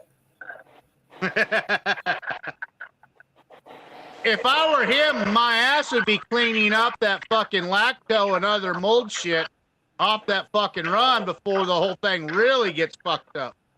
Yeah, I already strained that off earlier. So, yeah. Okay. Already did that. Did you throw it in the fucking fireplace and burn it to hell? No, I dumped it in a bucket to get rinsed out later.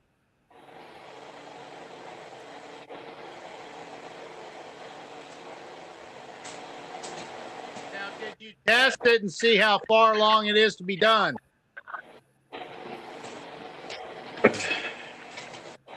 I'll do that tomorrow when I'm sober.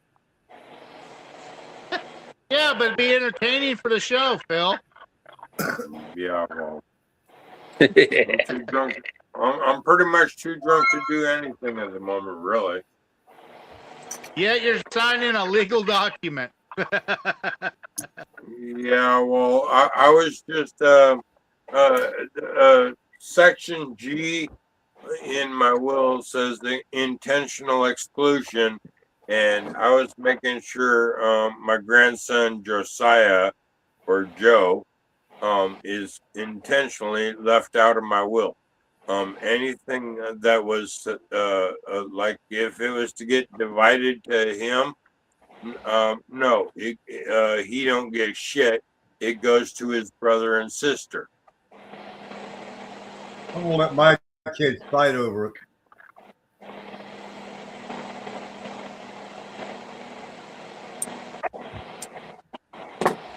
Tell us why Joe's not getting nothing. Well, you told me not to get political. Big.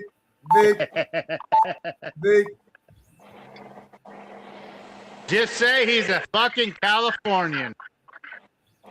He's from California. I'm gonna let my kids divide amongst themselves what's left of mine. They could fight over the boat. They could fight over the truck. They could fight over. No, I'm not gonna let them fight over the still. I'm gonna take that with me. What about that laser I might engraver? need it down there. Well, considering Brandon is here some of the week, every week, Brandon pretty much lives here. But his sister's up in Alaska. So, you know, if I was to drop tonight, Brandon would be in control until she gets here. Okay, All Phil. that liquor be gone, Phil. Phil, I want to ask you. Last year, when you was getting ready to go to Alaska because I guess her old man beat her ass or something, whatever, and you was going to get ready to go up. It wasn't her ex-husband. It was a boyfriend after that. No.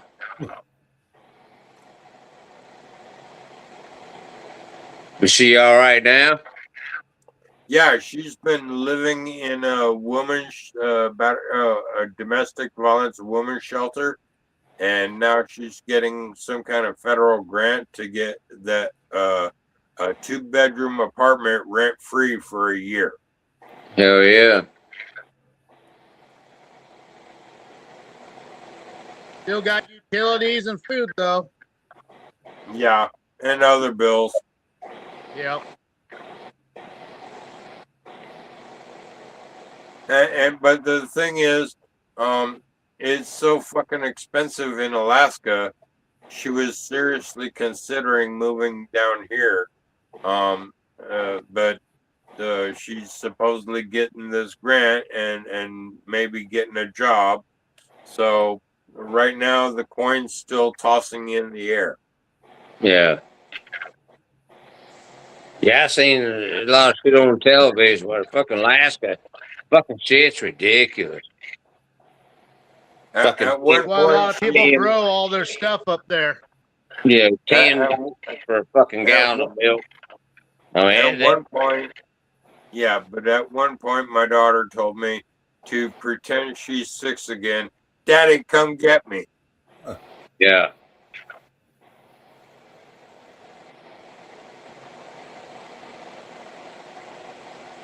You coming up with any more new ideas over there, Straight Jacket? I'm thinking about it. You know what? The biggest idea I've had already was coasters. Black slate coasters.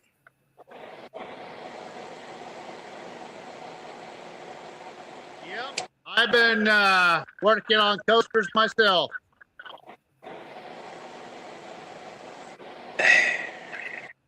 Mine are wooden coasters. Yeah. Cutting a bunch of little wood up. I think I got 100 coasters already cut up. I'm too lazy to do all that cutting up shit. Now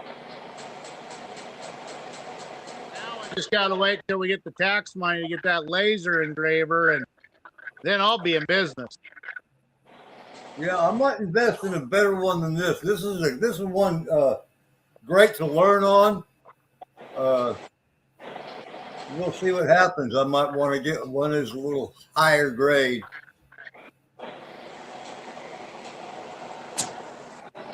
What brand did you get for laser engraver? Huh? What brand did you get? Longer, Longer. Okay. How much did that one cost you? Well, this one only run me just under $100. Okay. Yeah, I was looking at one. I think it was $220. Uh-huh. Yeah, I see a lot of them here on the marketplace. Yeah, 100, 150, $200, $250, whatever.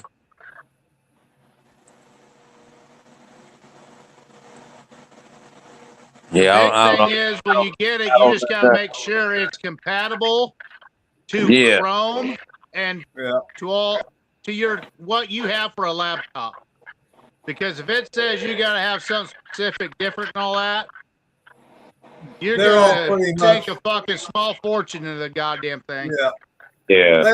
They all pretty much are compatible with all laptops. But I got this small Hewlett Packard to go with it because the Hewlett Packard carried the stuff that I needed with it. So yeah, just doing a little research, getting something like that. Yeah. Like ask the person that the salesperson or the website what laptops are compatible with it that would have the correct software. So you don't have to add extra shit to it. You can do that on Amazon. If you buy something like that on Amazon, just go up there to the upper left-hand corner and click on that. I forget what his name is, but it's AI type thing, and it brings up everything that's compatible with whatever you're buying. It don't matter what it is. Now, with what you have on there, what different stuff did you have to do to get it to work properly? Did you have to get a special app or something? No, you just you get a you get an app that you'll have to download from the website, and it'll pop up automatically. Just go straight to that website and download it, and it brings up like a I call it CAD because I used to be an old surveyor, and before it went in, they went into this CAD stuff, and pretty much that's about what it is, a CAD software that runs the printer, and you just put in, the size and everything you want it to be, the speed you want it to work at, and whatever you're working on, and it pretty much does it all by itself. So. Yeah. And you got to have a computer to do that shit, right? Yeah. They say that you can do it on your phone, but I mean, I don't know if you can or not because the USB hookup. You don't. Most phones don't have a USB hookup. Yeah, So, if you have a tablet, you would be able to do that. yeah, if you got a tablet, yeah. Yeah. Yeah, I got the phone. Yeah. I ain't got no damn computer shit. Yeah. Shit, I got 1, 2, 3. I got 4 computers and 2 smart TVs. And most of all the laptops around here run off of the Wi-Fi. That's why you have so many issues. And That's why you have somewhat so of an many issues issue. sometimes. Yeah, if they're all running at the same time, without a doubt.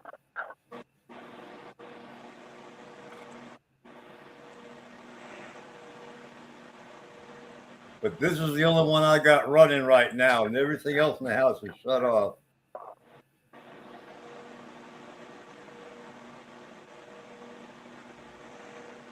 You don't have fucking a bunch of teenagers running around your house. There's fucking PlayStations, fucking laptops, tablet, all sorts of shit here that's always running. I have no teenagers in my house. Shit, I have nothing in my house but me. You know. Right? I'm the Lone Ranger. I have one son. Well, that's why I'm also cooking all the time too. Teenagers fucking have an appetite. I have one son that lives with me, and he's not here all the time. When he is, he's in his room sleeping or whatever. I don't give a fuck what he does. But he keeps my yard clean. He keeps everything clean. Does all the dishes and everything. He's my still hand out back. Nothing wrong with that. No. Nothing wrong with that. I've got 3 still hands. I need him to help me with all that damn heavy lifting. I'll lift. Tomorrow they're gonna get a little education because they're gonna use the hand grinder. Yeah. We do manual labor here for them. He does all the stirring and stuff like that, and all the heavy lifting when it comes to trading everything from the still to the fermenter, and I lift 12 ounces at a time. So we make a pretty good team. Oh yeah. No, that's not true. I've seen you carry 16 ounces before. Yeah. Yeah, done that. So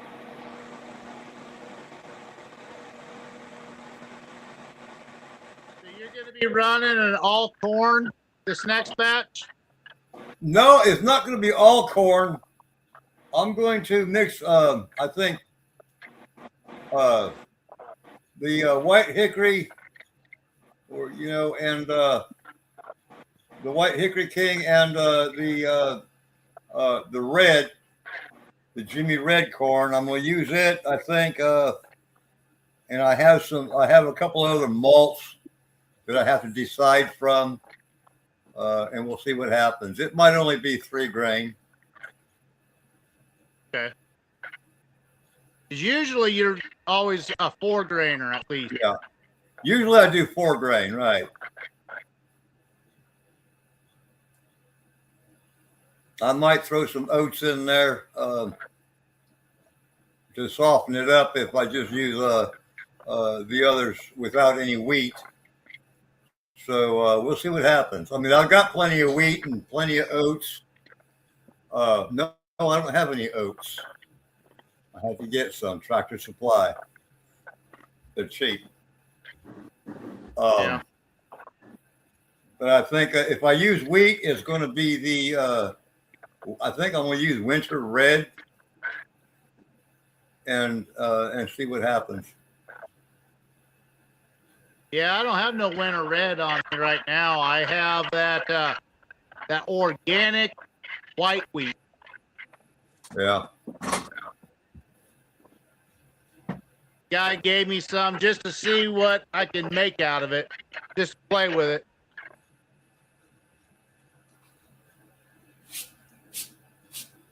And I think instead of using rye in these last batches, I think I'm going to use some of that organic white wheat. Yeah. Just to see what profile flavor I'm going to get, especially with this being a third generation tower mat. Damn, I forgot about rye. I might throw some rye in there. Mm-hmm. Yeah, I need to get some different rye. The only rye I got left is the Danko rye, and I am going to use half of that. I'm going to malt it, and then the other half I'm going to use standard. But I'm going to do a double rye and banana. Yeah. I believe that's what rye I got. I believe I got it malted.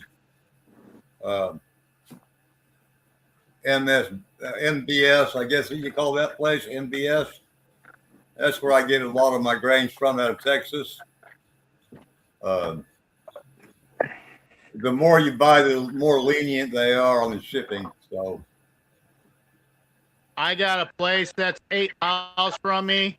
They get any grain in the world. yeah, that'd be nice to have around me. Well, especially here in Nebraska, we have more of the farmers around here that are starting to grow different stuff because we have breweries and distilleries that are now popping up left and right, and they want something that's local. And they're like, well, fuck, if I do this, I can turn around and I can sell it for fucking 3 times what I can for the other stuff. Right. Yeah, we got a lot of breweries around here that are popping up, and wineries.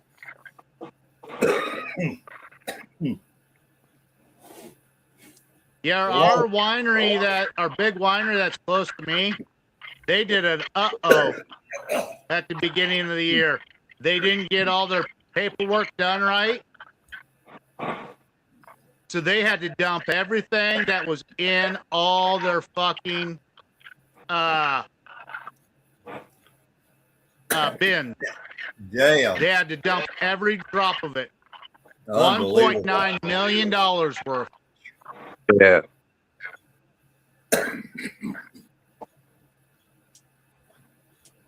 So, being legit and legal, every little document's got to be fucking signed, right? That's right. And notarized. Yep. Theirs is notarized, but they forgot to fill one section out.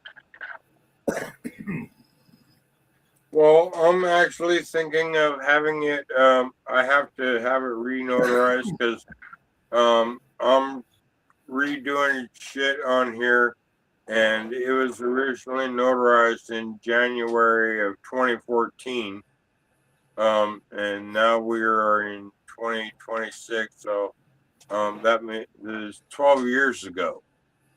Well, if you make any changes to that one bit, everything has to be notarized anyway, Phil. Yeah. Or it won't count. Yeah, got to be re-notarized. Yeah, well, I have to redo this one page then. And there went my internet again. Told you, you jinxed it.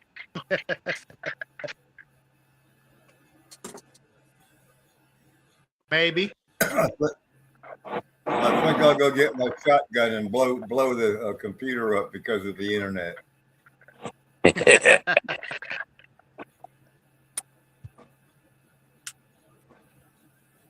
So, Phil, I heard you went on a date the other night. Well, she said I invited her over. She said she would, but she didn't show up. So. Now, which woman was this? Jennifer. However, last night I got surprised by a squirrel, and me and Squirrel was talking about how Maria moved to Ocean Shores about a month ago, and then about 5 to 10 minutes after Squirrel left, Maria suddenly showed up. Let me guess, she didn't pay you the money that she owes you. Neither one of them. How did I know that was going to happen? And I bet you your bootlegger hasn't shown up either again. Correct. Going on 3 weeks.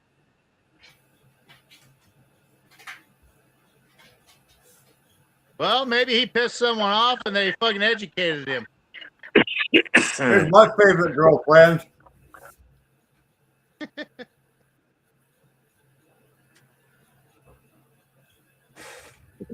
Ha ha ha ha. Ah. Hey, that gal is just over 50 years old. Well, she used to be a nurse. She used to be a firefighter, EMT. She does yoga. She's always on the fucking go. There's nothing wrong with that. Hell no. And she'll come visit me anytime I say so.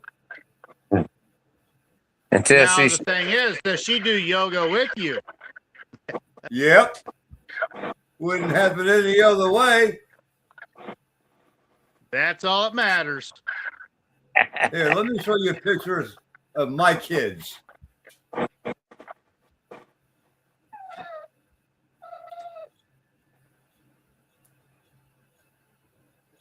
Come on, you stupid fucking phone work.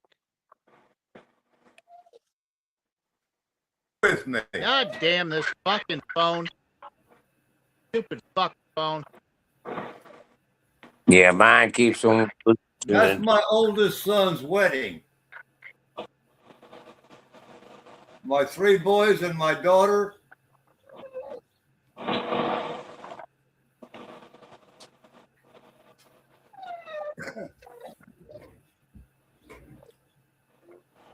Of course, the ugly one to the far with the red and the blue and white tie, that's me. I figured so. Yeah. Back in the day.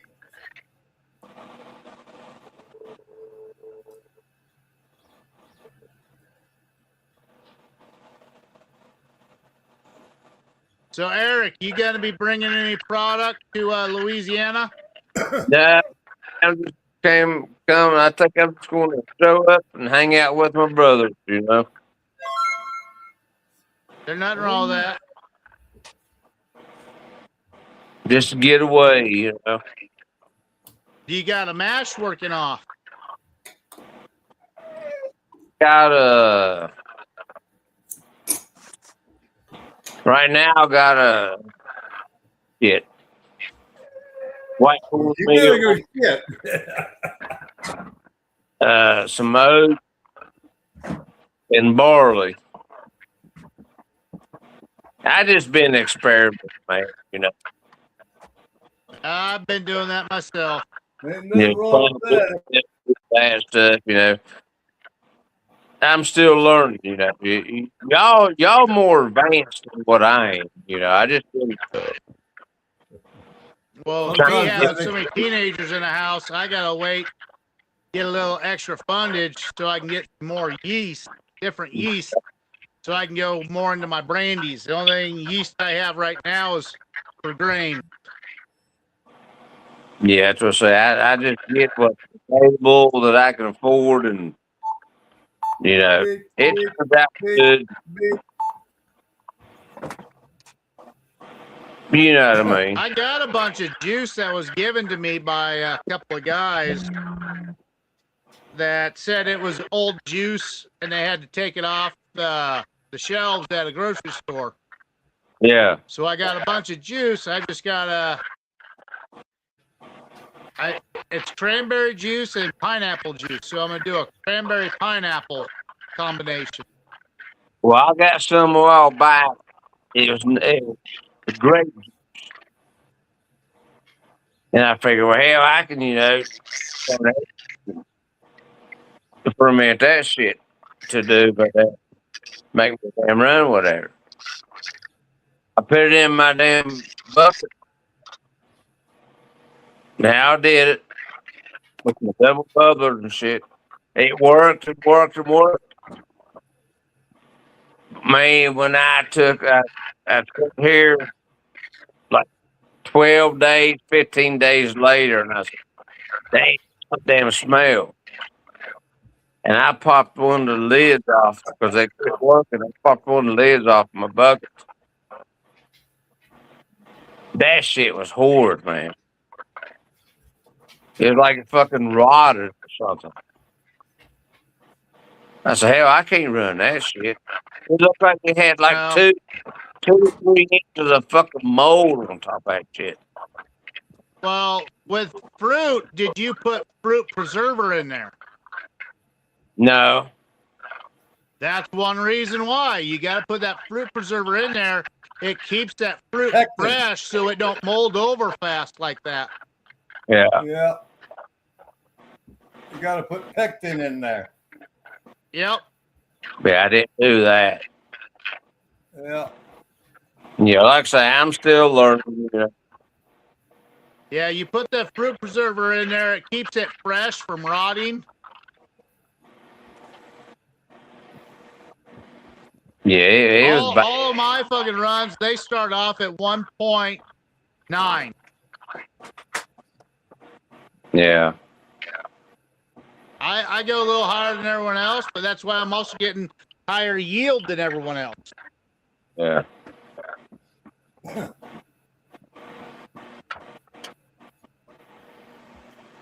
Along with that juice, I always put fruit in it with it too. I got plenty of cranberries.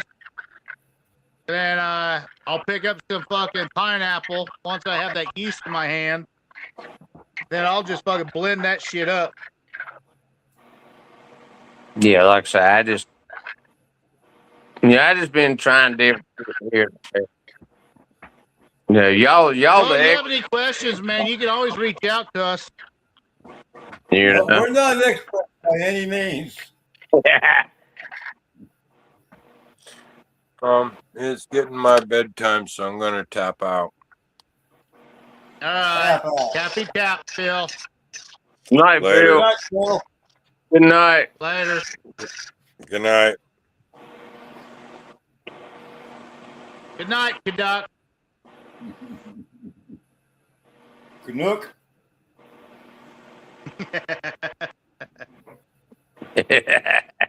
I'll help you, Phil. I'll kick you off. Nah, that's what I say. You know, I've been trying this, trying that. You know. Well, if you got any questions, man, with bourbon and stuff, Straight Jacket's really damn good with that. You Yeah. got James Aubrey. You got Frayed. Whiskeys, there's all sorts of different guys you can ask about that. I'm pretty good with the whiskeys. My big thing's brandies. I love my fucking brandies and my hillbilly brandies. Yeah. It's because I got that connection where I can get all that fucking fruit juice for free. All Yeah. they want is one bottle of fucking wine out of it. Have you ever done anything with sweet potatoes? I'll be afraid No, to but try I've it. got 3 recipes from some guys that are big sweet potato guys. Yeah. I seen a thing. I was on YouTube there the other day. You know, watching damn moonshine stuff. Then I seen this guy the sweet potatoes, but I forgot his name and shit. I think I said, hell, that'd be pretty fucking cool, you know. But I forgot who it was. Then I stopped it, but I don't know how to get back to it. Was it on Moonshiners? No, it's on YouTube. On YouTube, just type in sweet potato moonshine. Yeah. It'll give you a whole list and you can go right through it. I think that's a hell. That shit you can make anything out of fucking moonshine, you know? Yeah, Hillbilly did his own piss once. Yeah, I seen that. I seen that damn video. Nah, I ain't doing this shit. I was watching a movie earlier today about a couple of young kids back in the, I guess, early 50s. They were making moonshine out in the woods, and one boy was telling the other one how he does it. And he says he goes around and picks up all the roots and stuff that he can find and puts it in there. Horse shit for your yeast. And he says, I even piss in it. Nobody knows the fucking dead roots. Damn.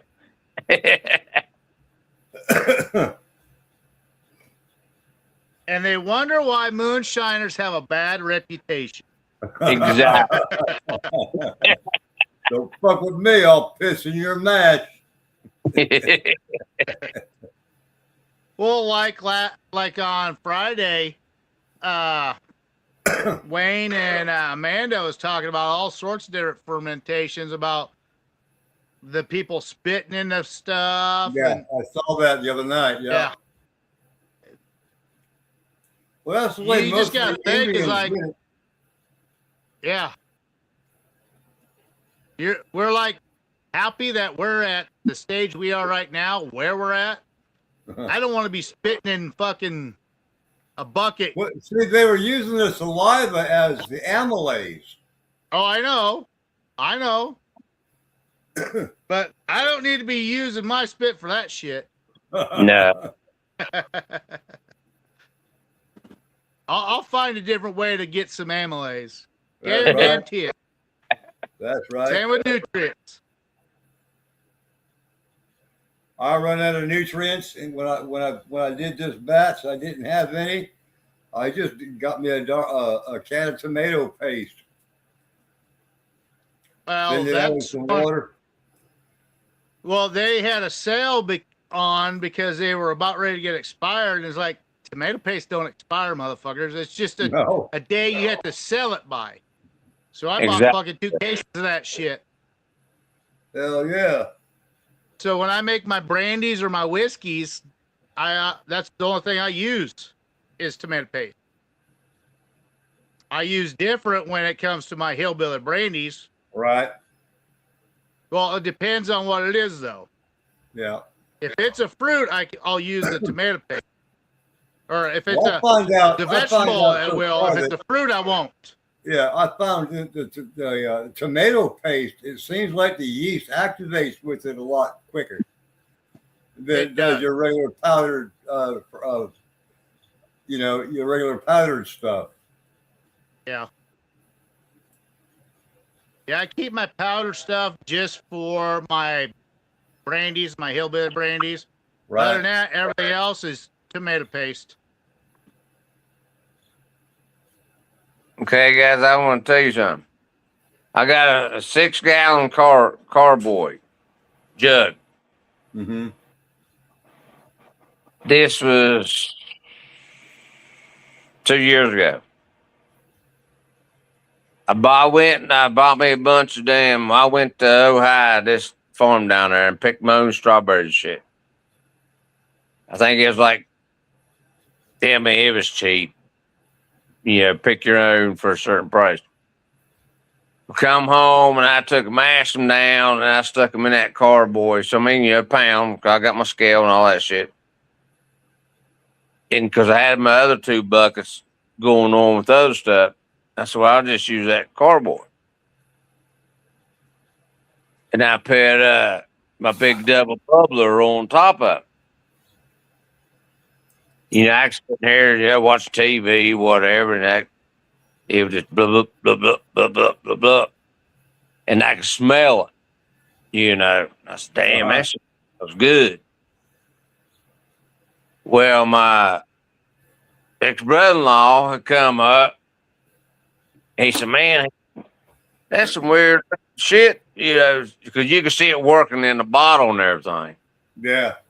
That shit, it just fascinates me, watching that shit. Well, he grabbed the bottle and he started shaking it. And I jumped up. I said, "Don't touch my shit. Leave that shit be." I said, "You fucking my shit up, you know." I'll get it. We'll get it working quick, or get it. I said, "No." And I told him. I grabbed hold of him. I said, "You need to fucking leave. You don't touch my fucking shit." Right. The shaking it ain't going to make it work quicker, no how. No, hell no. But when it come down to when it's fucking done, and I strained it this 2-3 different damn times and shit.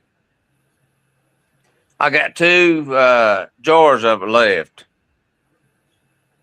And I don't know what happened to it, but you can't taste no fucking strawberry flavor, no nothing. And this was nothing but fucking strawberry. It tastes like a citrus, an orangish grapefruit fucking drink. What yeast did you use? I used the daddy. You should have used EC 1118. That works out better for stuff like that, I think. Well, I did. Now, if you use anything apple or pineapple, you can get away with what is it? At 48 D47? D47? No, Angel yeast? No, it's not angel yeast. It's turbo 48. Yeah. It seems like that turbo 48 works with the apple and pineapple perfectly, but you use it with anything else that gives it fucking off flavor. Because of the citrusy acids, huh? But like I say, that, and I took and I kept straining it, let it sit a few days, strain it again. I think I got 2 bottles left. And it I think tastes. you strained it too much. That's why. I don't know. It tastes just like damn orange and a grapefruit drink is what it tastes like. No alcohol. No, see, if anything you're gonna do, you would rack it a few times and then take the fucking wine off of that and then put the rest of it in a still and then run it. Because that's what I do. I rack my stuff twice, then I keep it as a wine, and then whatever's left over, I run it. I'll show you. I'll get you a copy. Yeah, so that's what I should have done. I should have took what I got and threw it in my damn pot and run that shit, you know. I mean, it's a good flavor. I mean, it's just like damn drinking like a lemonade citrusy pop or whatever you get out of the store, you know. You didn't get anything strawberry out of it, huh? No strawberry at all. I wonder why. It might have He to be. strained it out too much. That's why. You can stress out the fruit, and it'll change it. I don't fuck with fruits. He does something to do with when my ex-brother-in-law come back. He kept on. He grabbed a jug and shake it and this and that shit. I thought that had something to do with it. No, that wouldn't have anything to do with it. But no.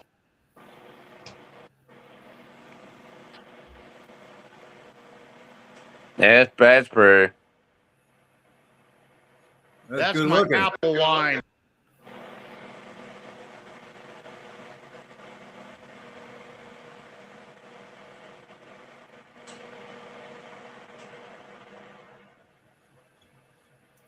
Yeah, looks like it's weird.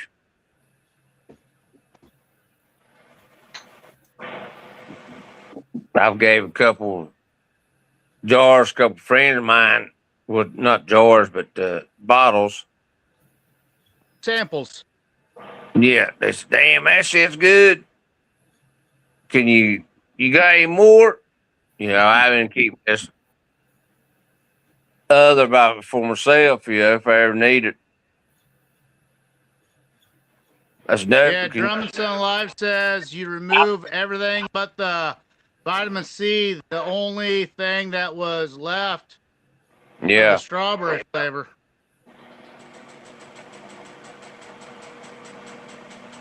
But it was, man. It was weird. I said, damn. All I taste is fucking orange and grapefruit.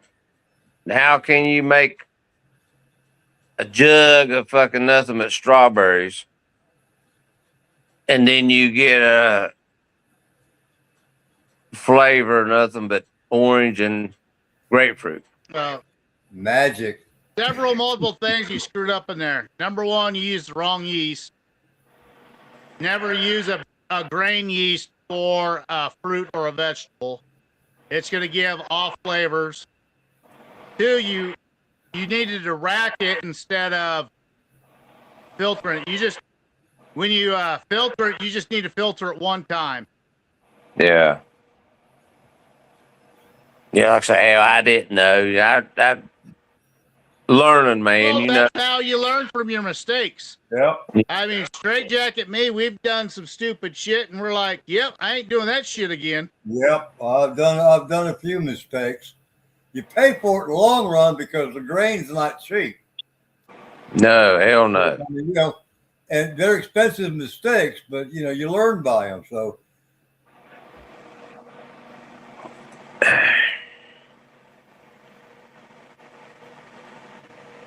I mean, that's why I like hillbilly brandies and brandies. Hillbilly brandies, you don't have. It's not that expensive, but a full brandy that is going to be more pricey than a regular grain.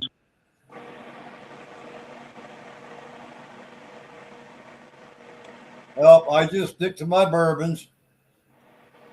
Yep.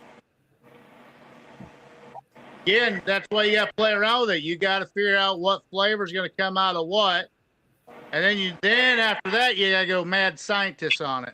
Yep.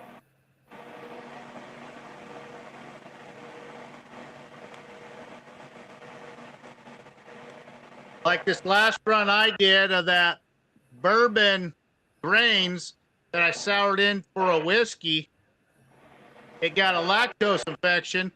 And my dumb ass forgot to remember you got to run it right away after it's had a lactose infection or it's going to eat that alcohol up. Yep. Well, I waited way too long. And the first run I did, I didn't hardly get much out of it. So then I got thinking, it's like, you know what? How about, it's so cold outside, how about I fucking jack that shit so I have a fucking higher concentrate alcohol? So I did that. And then I added everything all together. And I ended up 7 gallons in that pot. I ended up, what was that? 1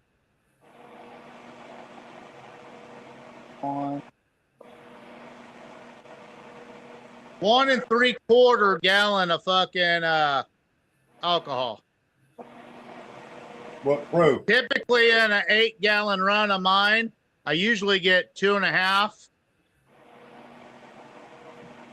But because that lacto ate some of that alcohol in there, that's all I got out of it. Yeah. Because typically when I get my stuff, I start off about 150. This last one was 120, but it stayed real close to 120, small increments instead of larger increments.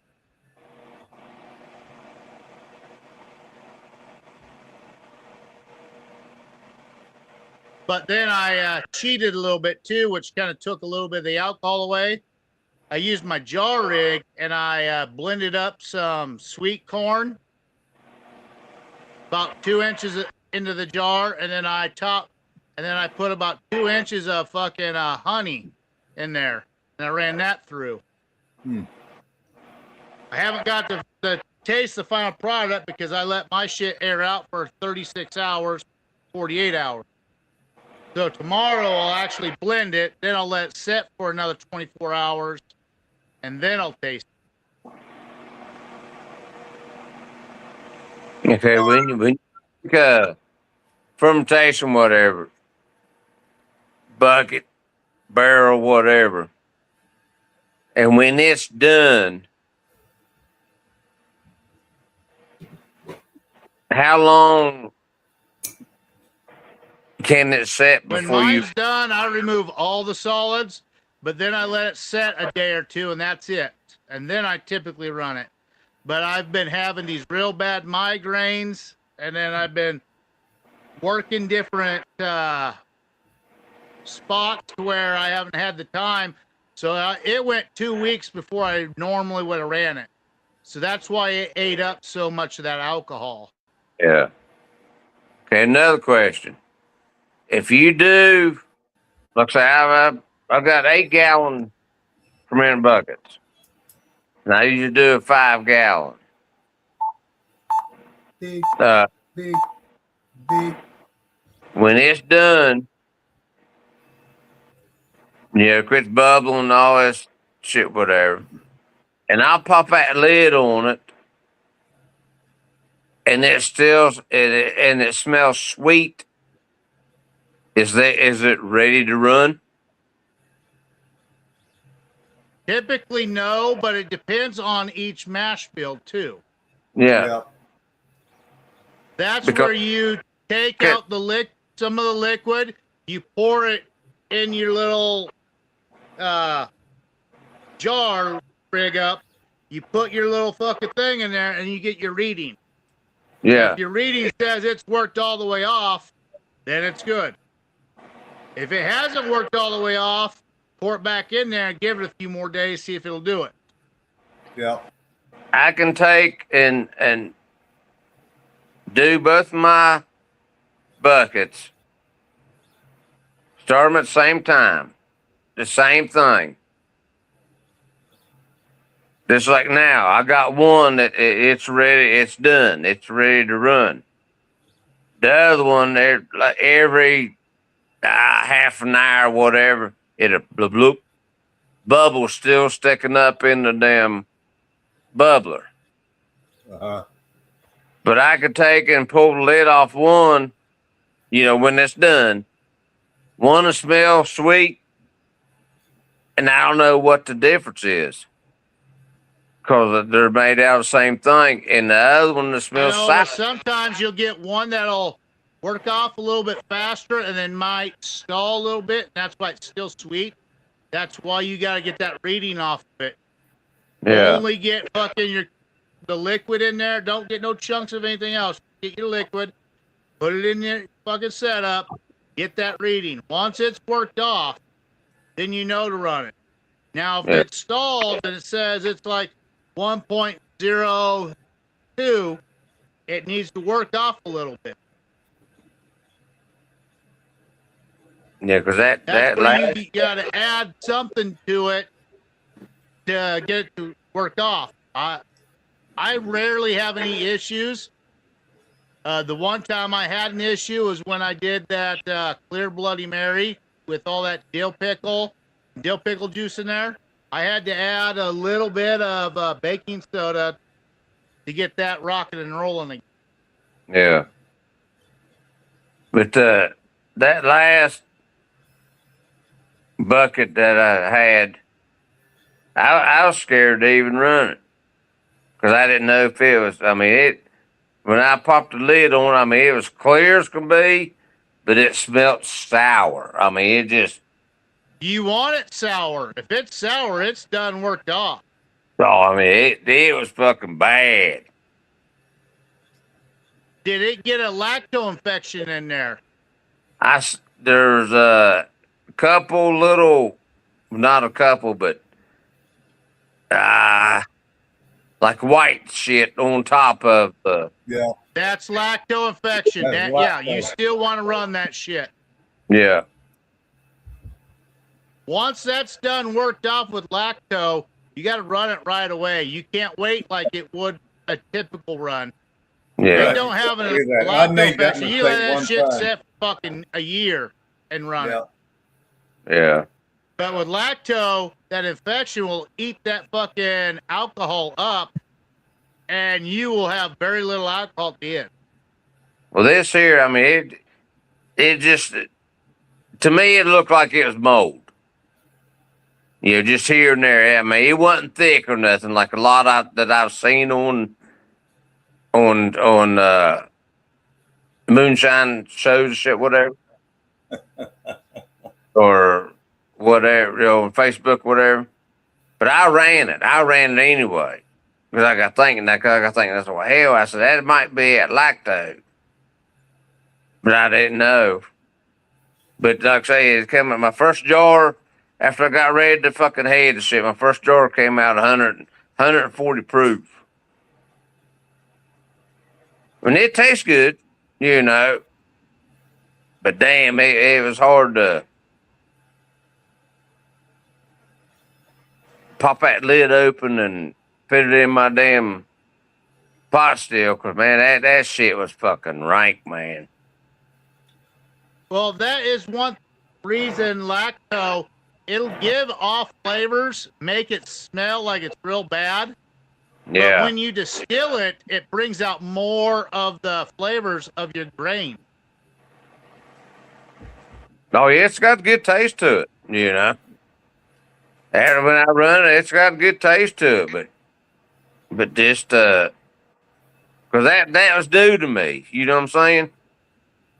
Yeah, I'm not a fan of the lactose. I always thought like, oh, I get lactose, that's a great thing. But sometimes if I'm busy or if I'm not feeling good, I can't run it right away. Well, every day after you have a lacto, it's eating that alcohol content out of it. Yeah. So you're gonna lose fucking alcohol. Yeah. And I see you'll still have great flavor, but like the first run I did, what was it? Friday. It came off fucking 85. Yeah. And then that's what was like, fuck it, it's cold enough outside. I'm gonna throw all those other buckets out there. I'm gonna fucking jack that shit. I'm gonna freeze it, take all that fucking ice, all the frozen fucking shit at the bottom, all that's coming out. Then I filtered it one more time. Then I ran it. Then it came out to, what was it, 125. Hell yeah. Which normally it'd be 150. It when I was sampling it when it was coming out, it tasted great. Yeah, my runs usually start out at 160. Yeah. But when it comes out, it comes out 150 for my 8-gallon setup. I'll put 7 gallons in there, and typically I'll get 2.5 gallons out of it.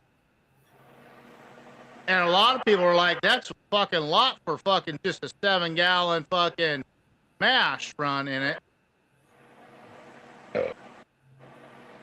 But again, I take all my stuff way down lower. I blend it with my sweet waters, and when I get to that taste that I want, I shut it off. But then all whatever stored left over gets poured into different jars. Like all my brandies will be in a brandies jar. My grains will be in grain jars. So I can actually do a stripping run and have a neutral product later down the road.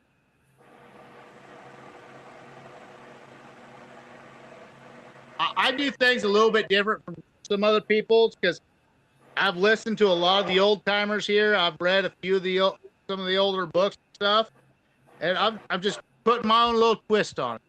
And that's all that's what everyone does. You just got to put your own twist on there. You got to learn what you like and understand what you're doing. Yeah. Okay, another question. I got a friend of mine. Well, he ain't done it for a while because he said, hell, I can't run none because since they passed a law here in West Virginia you can make moonshine to certain gallons. He's not running anymore. So he just shut his shit down. But he told me if you run your still without a thumper, still the worm. You run whatever you put in that still. Do you have to run it again? No. You don't have to. You can if you want to. Yeah. The only time you rerun it, if it comes out not tasting good. Because when you rerun it again, then you'll strip more of those flavors again. See, I've heard different. You'll have a higher alcohol content. If you don't use higher alcohol content, but you'll strip more of that flavors too. Yeah. See, I've heard different. That just like he told me, he said, "Hell, I don't." He goes, "I don't run a thumper." He said, "I just run my steel to the worm." I don't have a thumper. You know, I got that football set up where I could throw, say, like, if I do my sweet corn, I'll put sweet corn off the stalk, cut it off the stalk halfway through, then I'll go all the way to the cob and cut all that off. I'll put that above the thumper on that football rig, which would be considered a thumper. Yeah. But I'm only going fucking this far from my fucking setup to where the fucking they're at. The shorter the path you have, the more flavor you're gonna retain. If the farther you're fucking setting that up, like with thumpers and all that shit, you're stripping flavors every inch you go. Yeah. That's why a lot of people give the Vevers a bunch of fucking bullshit. They fucking suck, this and that. Like Uncle Moonshine was saying, it's like they got a good setup. It's stainless steel. You just gotta know how to run your rig, and you gotta know what you're fucking doing. You gotta know what your rig is doing. I'll take some of my mash. I got a 5-gallon thumper, and I'll take about a gallon of mash and put it inside that thumper when I go to run. That way, when it comes over and into the thumper, it stirs around inside there, and it carries that flavor back through. Yeah, that's how it is. I have a couple old timers here. They won't put nothing like that in their thumper. They'll actually take the original mash, the grains, and put in their thumper. Yeah. They have a basket inside there to where it hangs up, and they can put 1.5 gallons of grains in a basket. Then it runs that steam all the way through all the way back out. Their liquor is fucking fabulous. Well, see, that's kind of what I do, but I don't have no basket. When I fill my pot up, and I got extra in the pot, I got a 3-gallon thumper, copper thumper. I'll fill it up maybe halfway of that, maybe a little less, with what I have, what I'm getting ready to run. Mm-hmm. And that's how I run my shit, And it comes up good. Well, these two brothers, they actually built their thumper with the basket inside there. They designed the whole thing. These two are both engineers. Yeah. So they knew if you have your fucking grains floating in the air, you have steam come through there, you're going to get more flavor, more transfer all the way through that.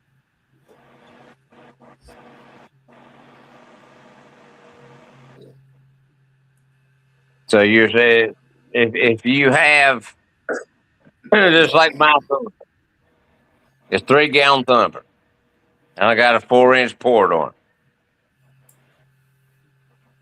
I don't know how a bag would hold up, but say a straining bag that you use for your grains. Yeah. Could I put something in that bag, or whatever my grains were in that bag? Well, I don't know how. The only way you're going to know that is to try it. Yeah. Yeah. See if it brings out more flavor. Yeah. Every rig is going to be different. Your own setup can be different. Your grain bill is going to be separate. Is going to be different. The only way you're going to know that is by experimenting, trying different things. No, like I say, I've been trying all kinds of shit, you know. That's what I say, you know, y'all more experienced than I am. But like I say, what I've been doing, what I've been making, it's everybody's happy with it, you know. Just I've not got into the more grain stuff, you know what I mean? I'm not no expert on the grains. I'm learning the grains. But the hillbilly brandies and the brandies, the mead, wine, beer, that's my main. Yeah. I'm just extending it out more. And then once I know the grains a little bit more, then I can experiment by adding a little bit more grains to my hillbilly brandies. Like with my hillbilly brandies, I always fucking add oats to it because it just helps smooth it out no matter what. Yeah. Oats always smooths anything out. That's the thing about it. I got a shitload of fucking oats. I get almost my daughter-in-law. For a week with kids, my grandbabies, what you don't need those. Hell, I'll take them. Yeah. But I don't know what to do with those. I mean, I don't like just plain oats for fucking eating in the morning. No, you're going to want to add something different for that.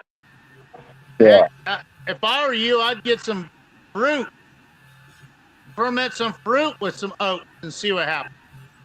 Yeah. Right now, the cheapest thing you can get for fruit would be fucking bunch of apples. Blend them fuck up with some apple juice. Add some fucking goddamn oats to it. Add some sugar. Get that SG set where you want it at. Yeah. That's what I was going to say, too. This meat stuff that I go to 2-3 times a month.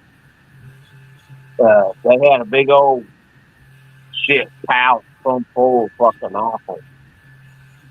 You know, some of them, they had big old brown spots. They about ready to rot. Well, already a lot of them rot. Dang it.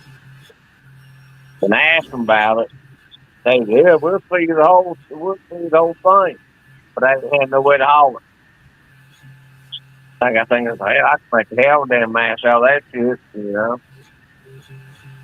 With apples, I don't like using bad apples. Everyone else says they like it. That's fine for them. I like using fresh apples. Then I just fucking pour some apple juice and cut the apples up. The only thing I do different is I take the fucking seeds out of the middle.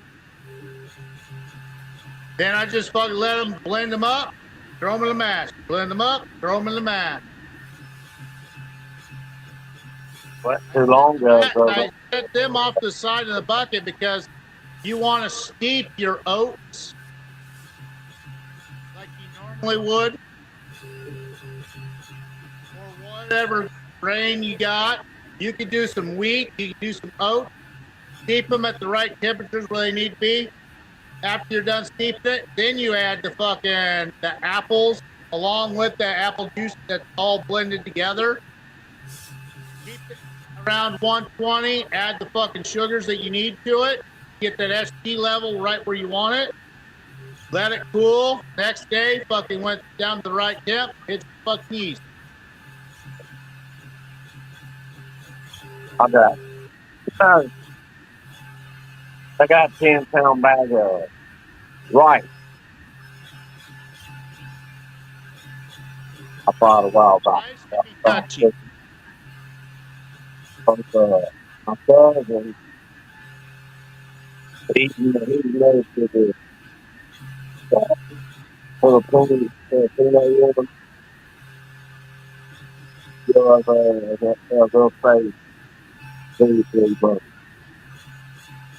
and her mom, I'll have to look it up. Or if I can't find it, I'll get him to send it to me. And I'll send it to you. And you can see. You gotta see what a still this woman's got. It's just weird how it's set up. And but he said he told me, he said, Eric, he said I could take just a shot of what she makes, and he's fucked up, you know. I said, hell, give me that recipe. Let me know what she does. Well, that and it always depends on the proof that she's doing too. Yeah. Me, I'll go for flavor over proof any day of the week. Yeah. Not very many people are going to drink high proof. Everyone, oh yeah, you ain't no moonshine if you don't drink high proof. No, you're a fucking idiot and you're going to fucking die soon. Exactly. That's like I know people that if it ain't 150 proof or better, I don't want it. Well, how can you drink that shit? You know. Yeah. I ain't drinking no damn straight out of fucking jar of pure 150 proof, 100% proof. Not 150. Straight Jackie, you got a weird noise coming out of that.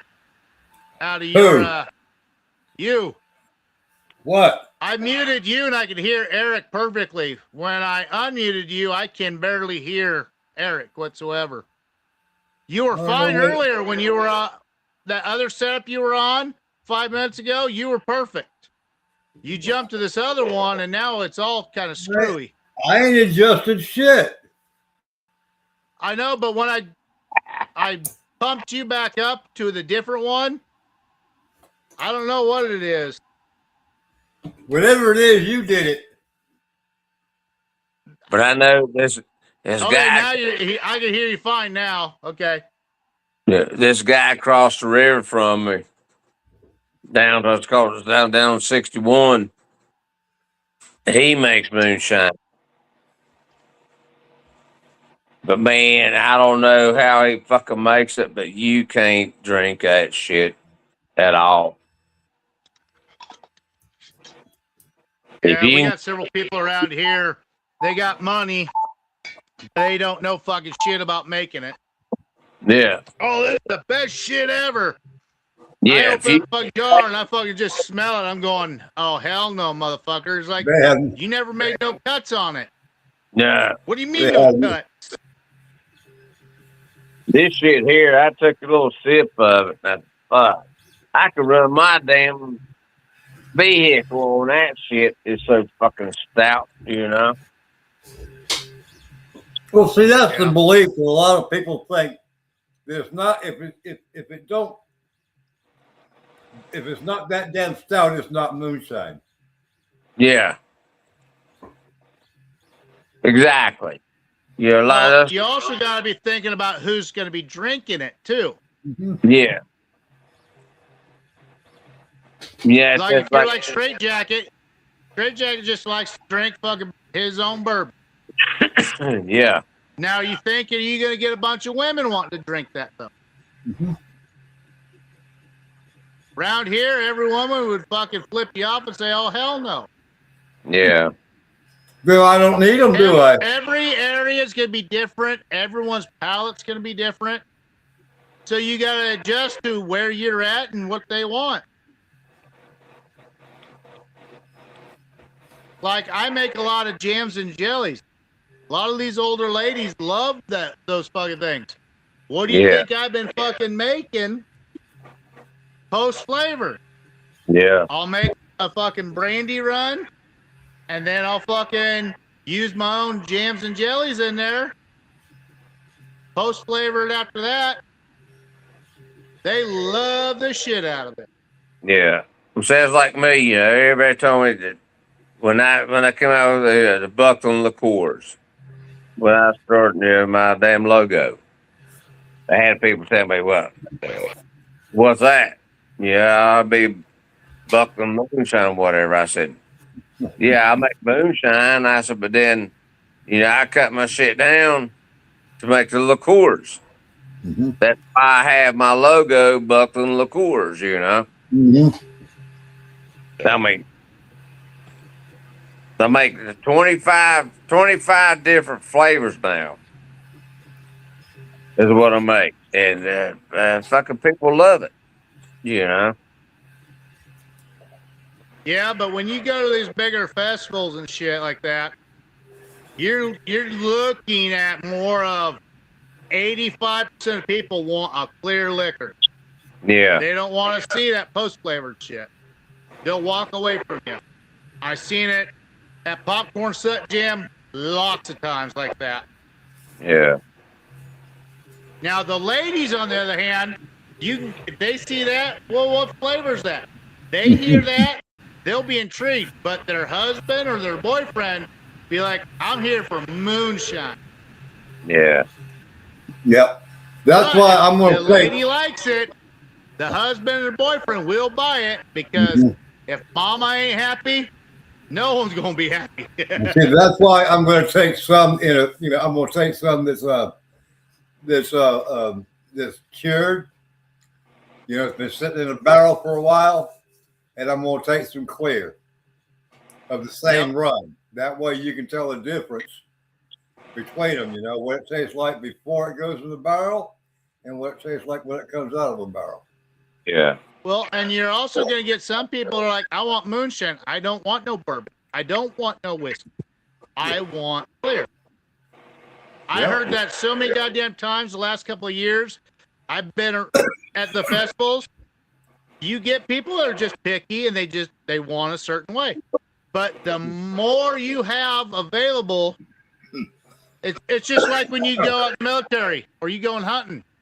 You take one fucking bullet, you're fucked. Me? I got 3 or 4 fucking clips. Yeah. Yeah, it's like if it's a windy motherfucker and that motherfucker's out there, he ain't fucking getting no closer to me. God damn it. I'll get the AR out. All right, I'm gonna put some holes in this motherfucker. Yeah, it's like when I make a liqueur, I cut my shit down. A true liqueur is supposed to be 40 proof, but I'll do mine around 50, 60 to get that extra kick to get everybody to come back. You know what I mean? Yeah. But if I cut mine down, like I say, I have 40. And the highest I've seen around here at the liquor store is 35 proof. The same that I can make, what they make, whoever makes it. And they say, man, I don't know what your shit can't be that proof. Your proof fire, I said, no, it's plain fucking proof. I started to tell what the fuck what's in that fucking shit, That ain't my shit better than what you get fucking liquor store. I said, well, I told him, I said, well, bam, that shit made fucking fresh, 2-3 days old. It's hard to tell how long that shit's been on the fucking shelf. You know what I'm saying? Like this stuff right here, this was last night's run. This is what I put into jars, my jar rig. This is fucking ground up fucking Nebraska corn, sweet corn, and then honey in it. I filtered it out. This is that's what all the product left of it. There's no know what proof this is because I don't have those 3 different machines to fucking cap it, recalculate it with all the sugar and everything else in there. It is very fucking unique. You got a neat up on it? But when you taste it,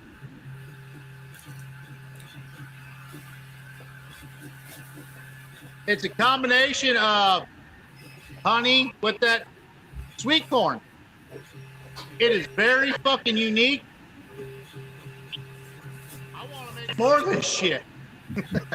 So you know that means I'm gonna have to fucking get a fucking big fucking pan out.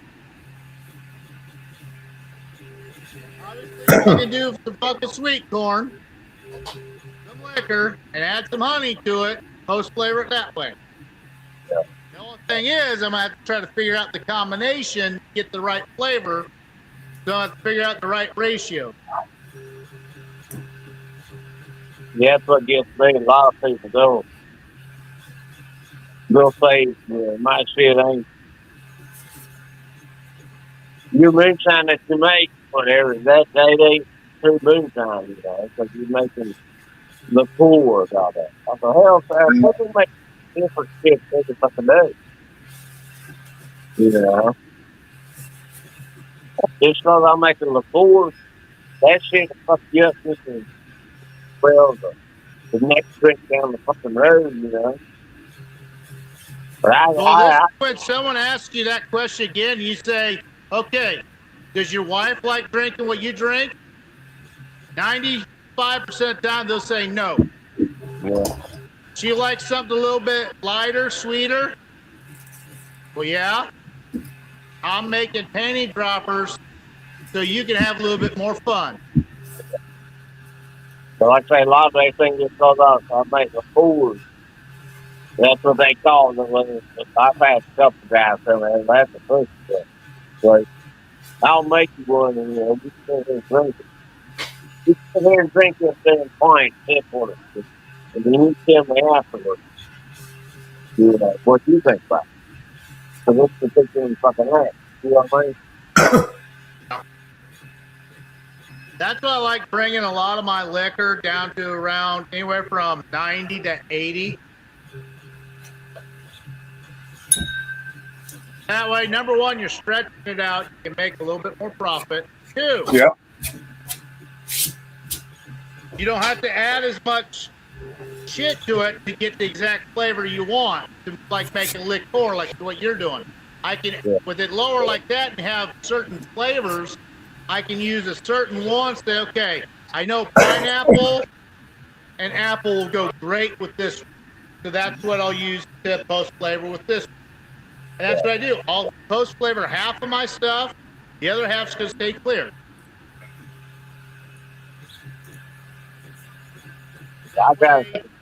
The wifey likes something at a certain range. The husband will like the same thing. Just clear. I tell you that, man. People think they'll burger, you know what I mean? Yeah. But then they tell the thing, like when you get these others, you know, well, you're also going to have the people that are going to be your truant. The ones that want the clear, high moonshine, which is very small percentage. Yeah. Then you're going to want someone that's going to like the medium range. Something from 130 to 110. Yeah. Now, in that range, you're going to have multiple different things. They might want a brandy. They might want a whiskey. They might want to have a bourbon like Great Jack at that range. That's where you're probably going to have about 17% of your people right in that group. But your biggest group is going to be from 100 to that 70 mark. Where you can actually add certain things like dehydrated fruit to it to get an accent more of that flavor of something that you want. Or you have a whiskey and you want just a little bit of that, say it, well, like Apple Rye does. He likes his fucking whiskey, but he also likes to have that apple with it. And his gets is around the 80 mark. But then you're going to have that lower grade people, more of the ladies or these new younger folk that like what you're doing, the liquor. anywhere from 20 to 50. It's all going to vary on how old someone is, how they grew up, what they like. That's why you go to these moonshine festivals and you figure shit out in different regions. Like at Louisiana, one thing might work better than the other. You go to popcorn, it might be completely different. You go to Maggie Valley, that could be another different monster. You go to Farmer the Bottle, that could be different too. I'll tell you more. When I make them the full report, let's do 42. The more I make it, it's 2 kilos, 66. You know, fucking picture, but Well, like at Popcorn Sudgen this last year when I went there, I got a little bit more understanding of who likes what. So now when I go there this coming year, I'm going to have a little bit more wider variety. I'm still going to have what fucking rocked the world there, but I'm also going to do a little bit of post flavoring what they like there too. Because the ladies were like saying, well, it tastes great. It's a little too much alcohol for me. It's like, okay, so if I can post flavor it, get it to half the fucking alcohol content, which I'm actually using half the alcohol, then I'm making twice the profit.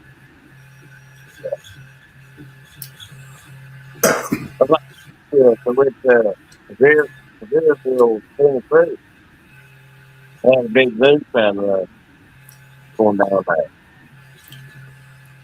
Plus the other there. So I went to this brewery down there. Yeah, they were giving up samples to those places. And had his own free people. And to kick all that, yeah, just looking like a little shot glass for that.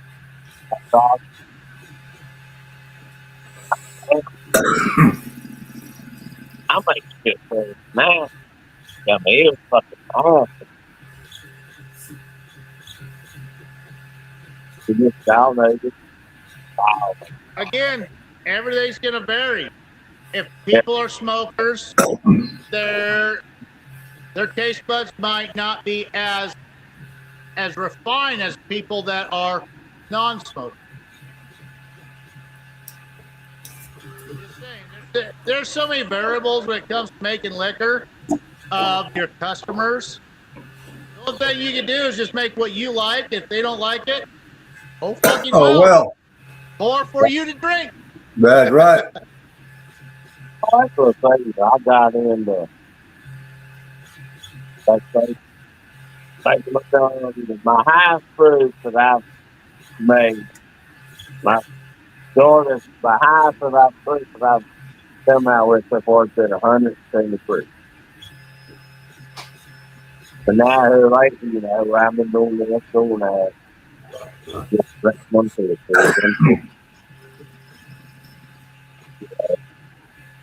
You know, a lot of people think too, I mean, and I might be wrong, temperature's got a lot to do with it too, don't it? The what? Temperature. Yep. Outside, you know, the temperature got a lot to do with it. I've seen a big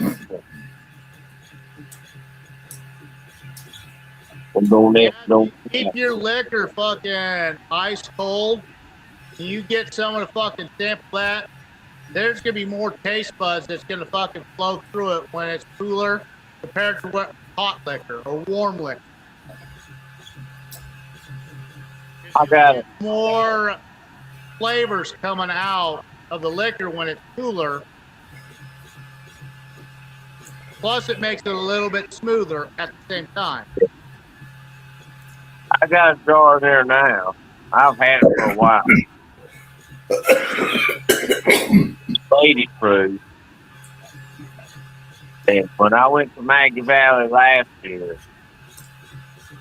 I've seen some videos and stuff, and I was running my still and everything. I mean, you can just smell, man. It just smell to it, just taste to it. Like saying you feel taste. How I learned. And I took a trading jar down in Maggie Valley.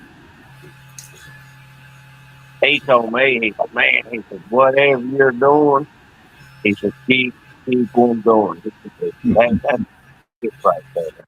Stay pretty. Now I got one jar left. And but I can't remember what the fuck I did, what I used to make that.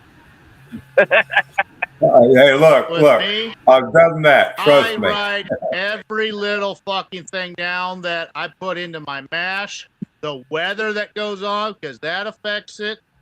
If I'm going to post flavor something or put something in a jar, I write every little detail down. See, that's my problem right there. When I first started doing this shit, I should have took notes, wrote everything down, but I got a bad habit of not writing it down. My habit is for not writing it down is that could be incriminating evidence. yeah. So I just throw my shit together and bull this, bull that, and I pretty much keep mine up here. Whatever's left up there, anyway. I keep it up there. You know, yeah, but yours is a bourbon. 20,000 of this, 10,000 of that, 5 of this. Bourbon's a lot easier to retain and remember. He's making liquors the afterwards of what he's already done. So he's having to do twice the fucking memory issues. Yeah. See, I can avoid stuff like that. Yeah, I'm telling you. Both y'all gonna be down in Louisiana, ain't you? Yep, gonna be there. All right. I didn't know if I was gonna be able to make it or not, but I ain't got nothing to hold me down, so I'm gonna go. Mark Morgan now is wanting to be there. He's seeing the full view. Like last year when it was his first show, you got to think, anytime you do something the first time, is it going to be a fucking home run? No, but you're going to learn from it and how to make it fucking better the next time. Yeah.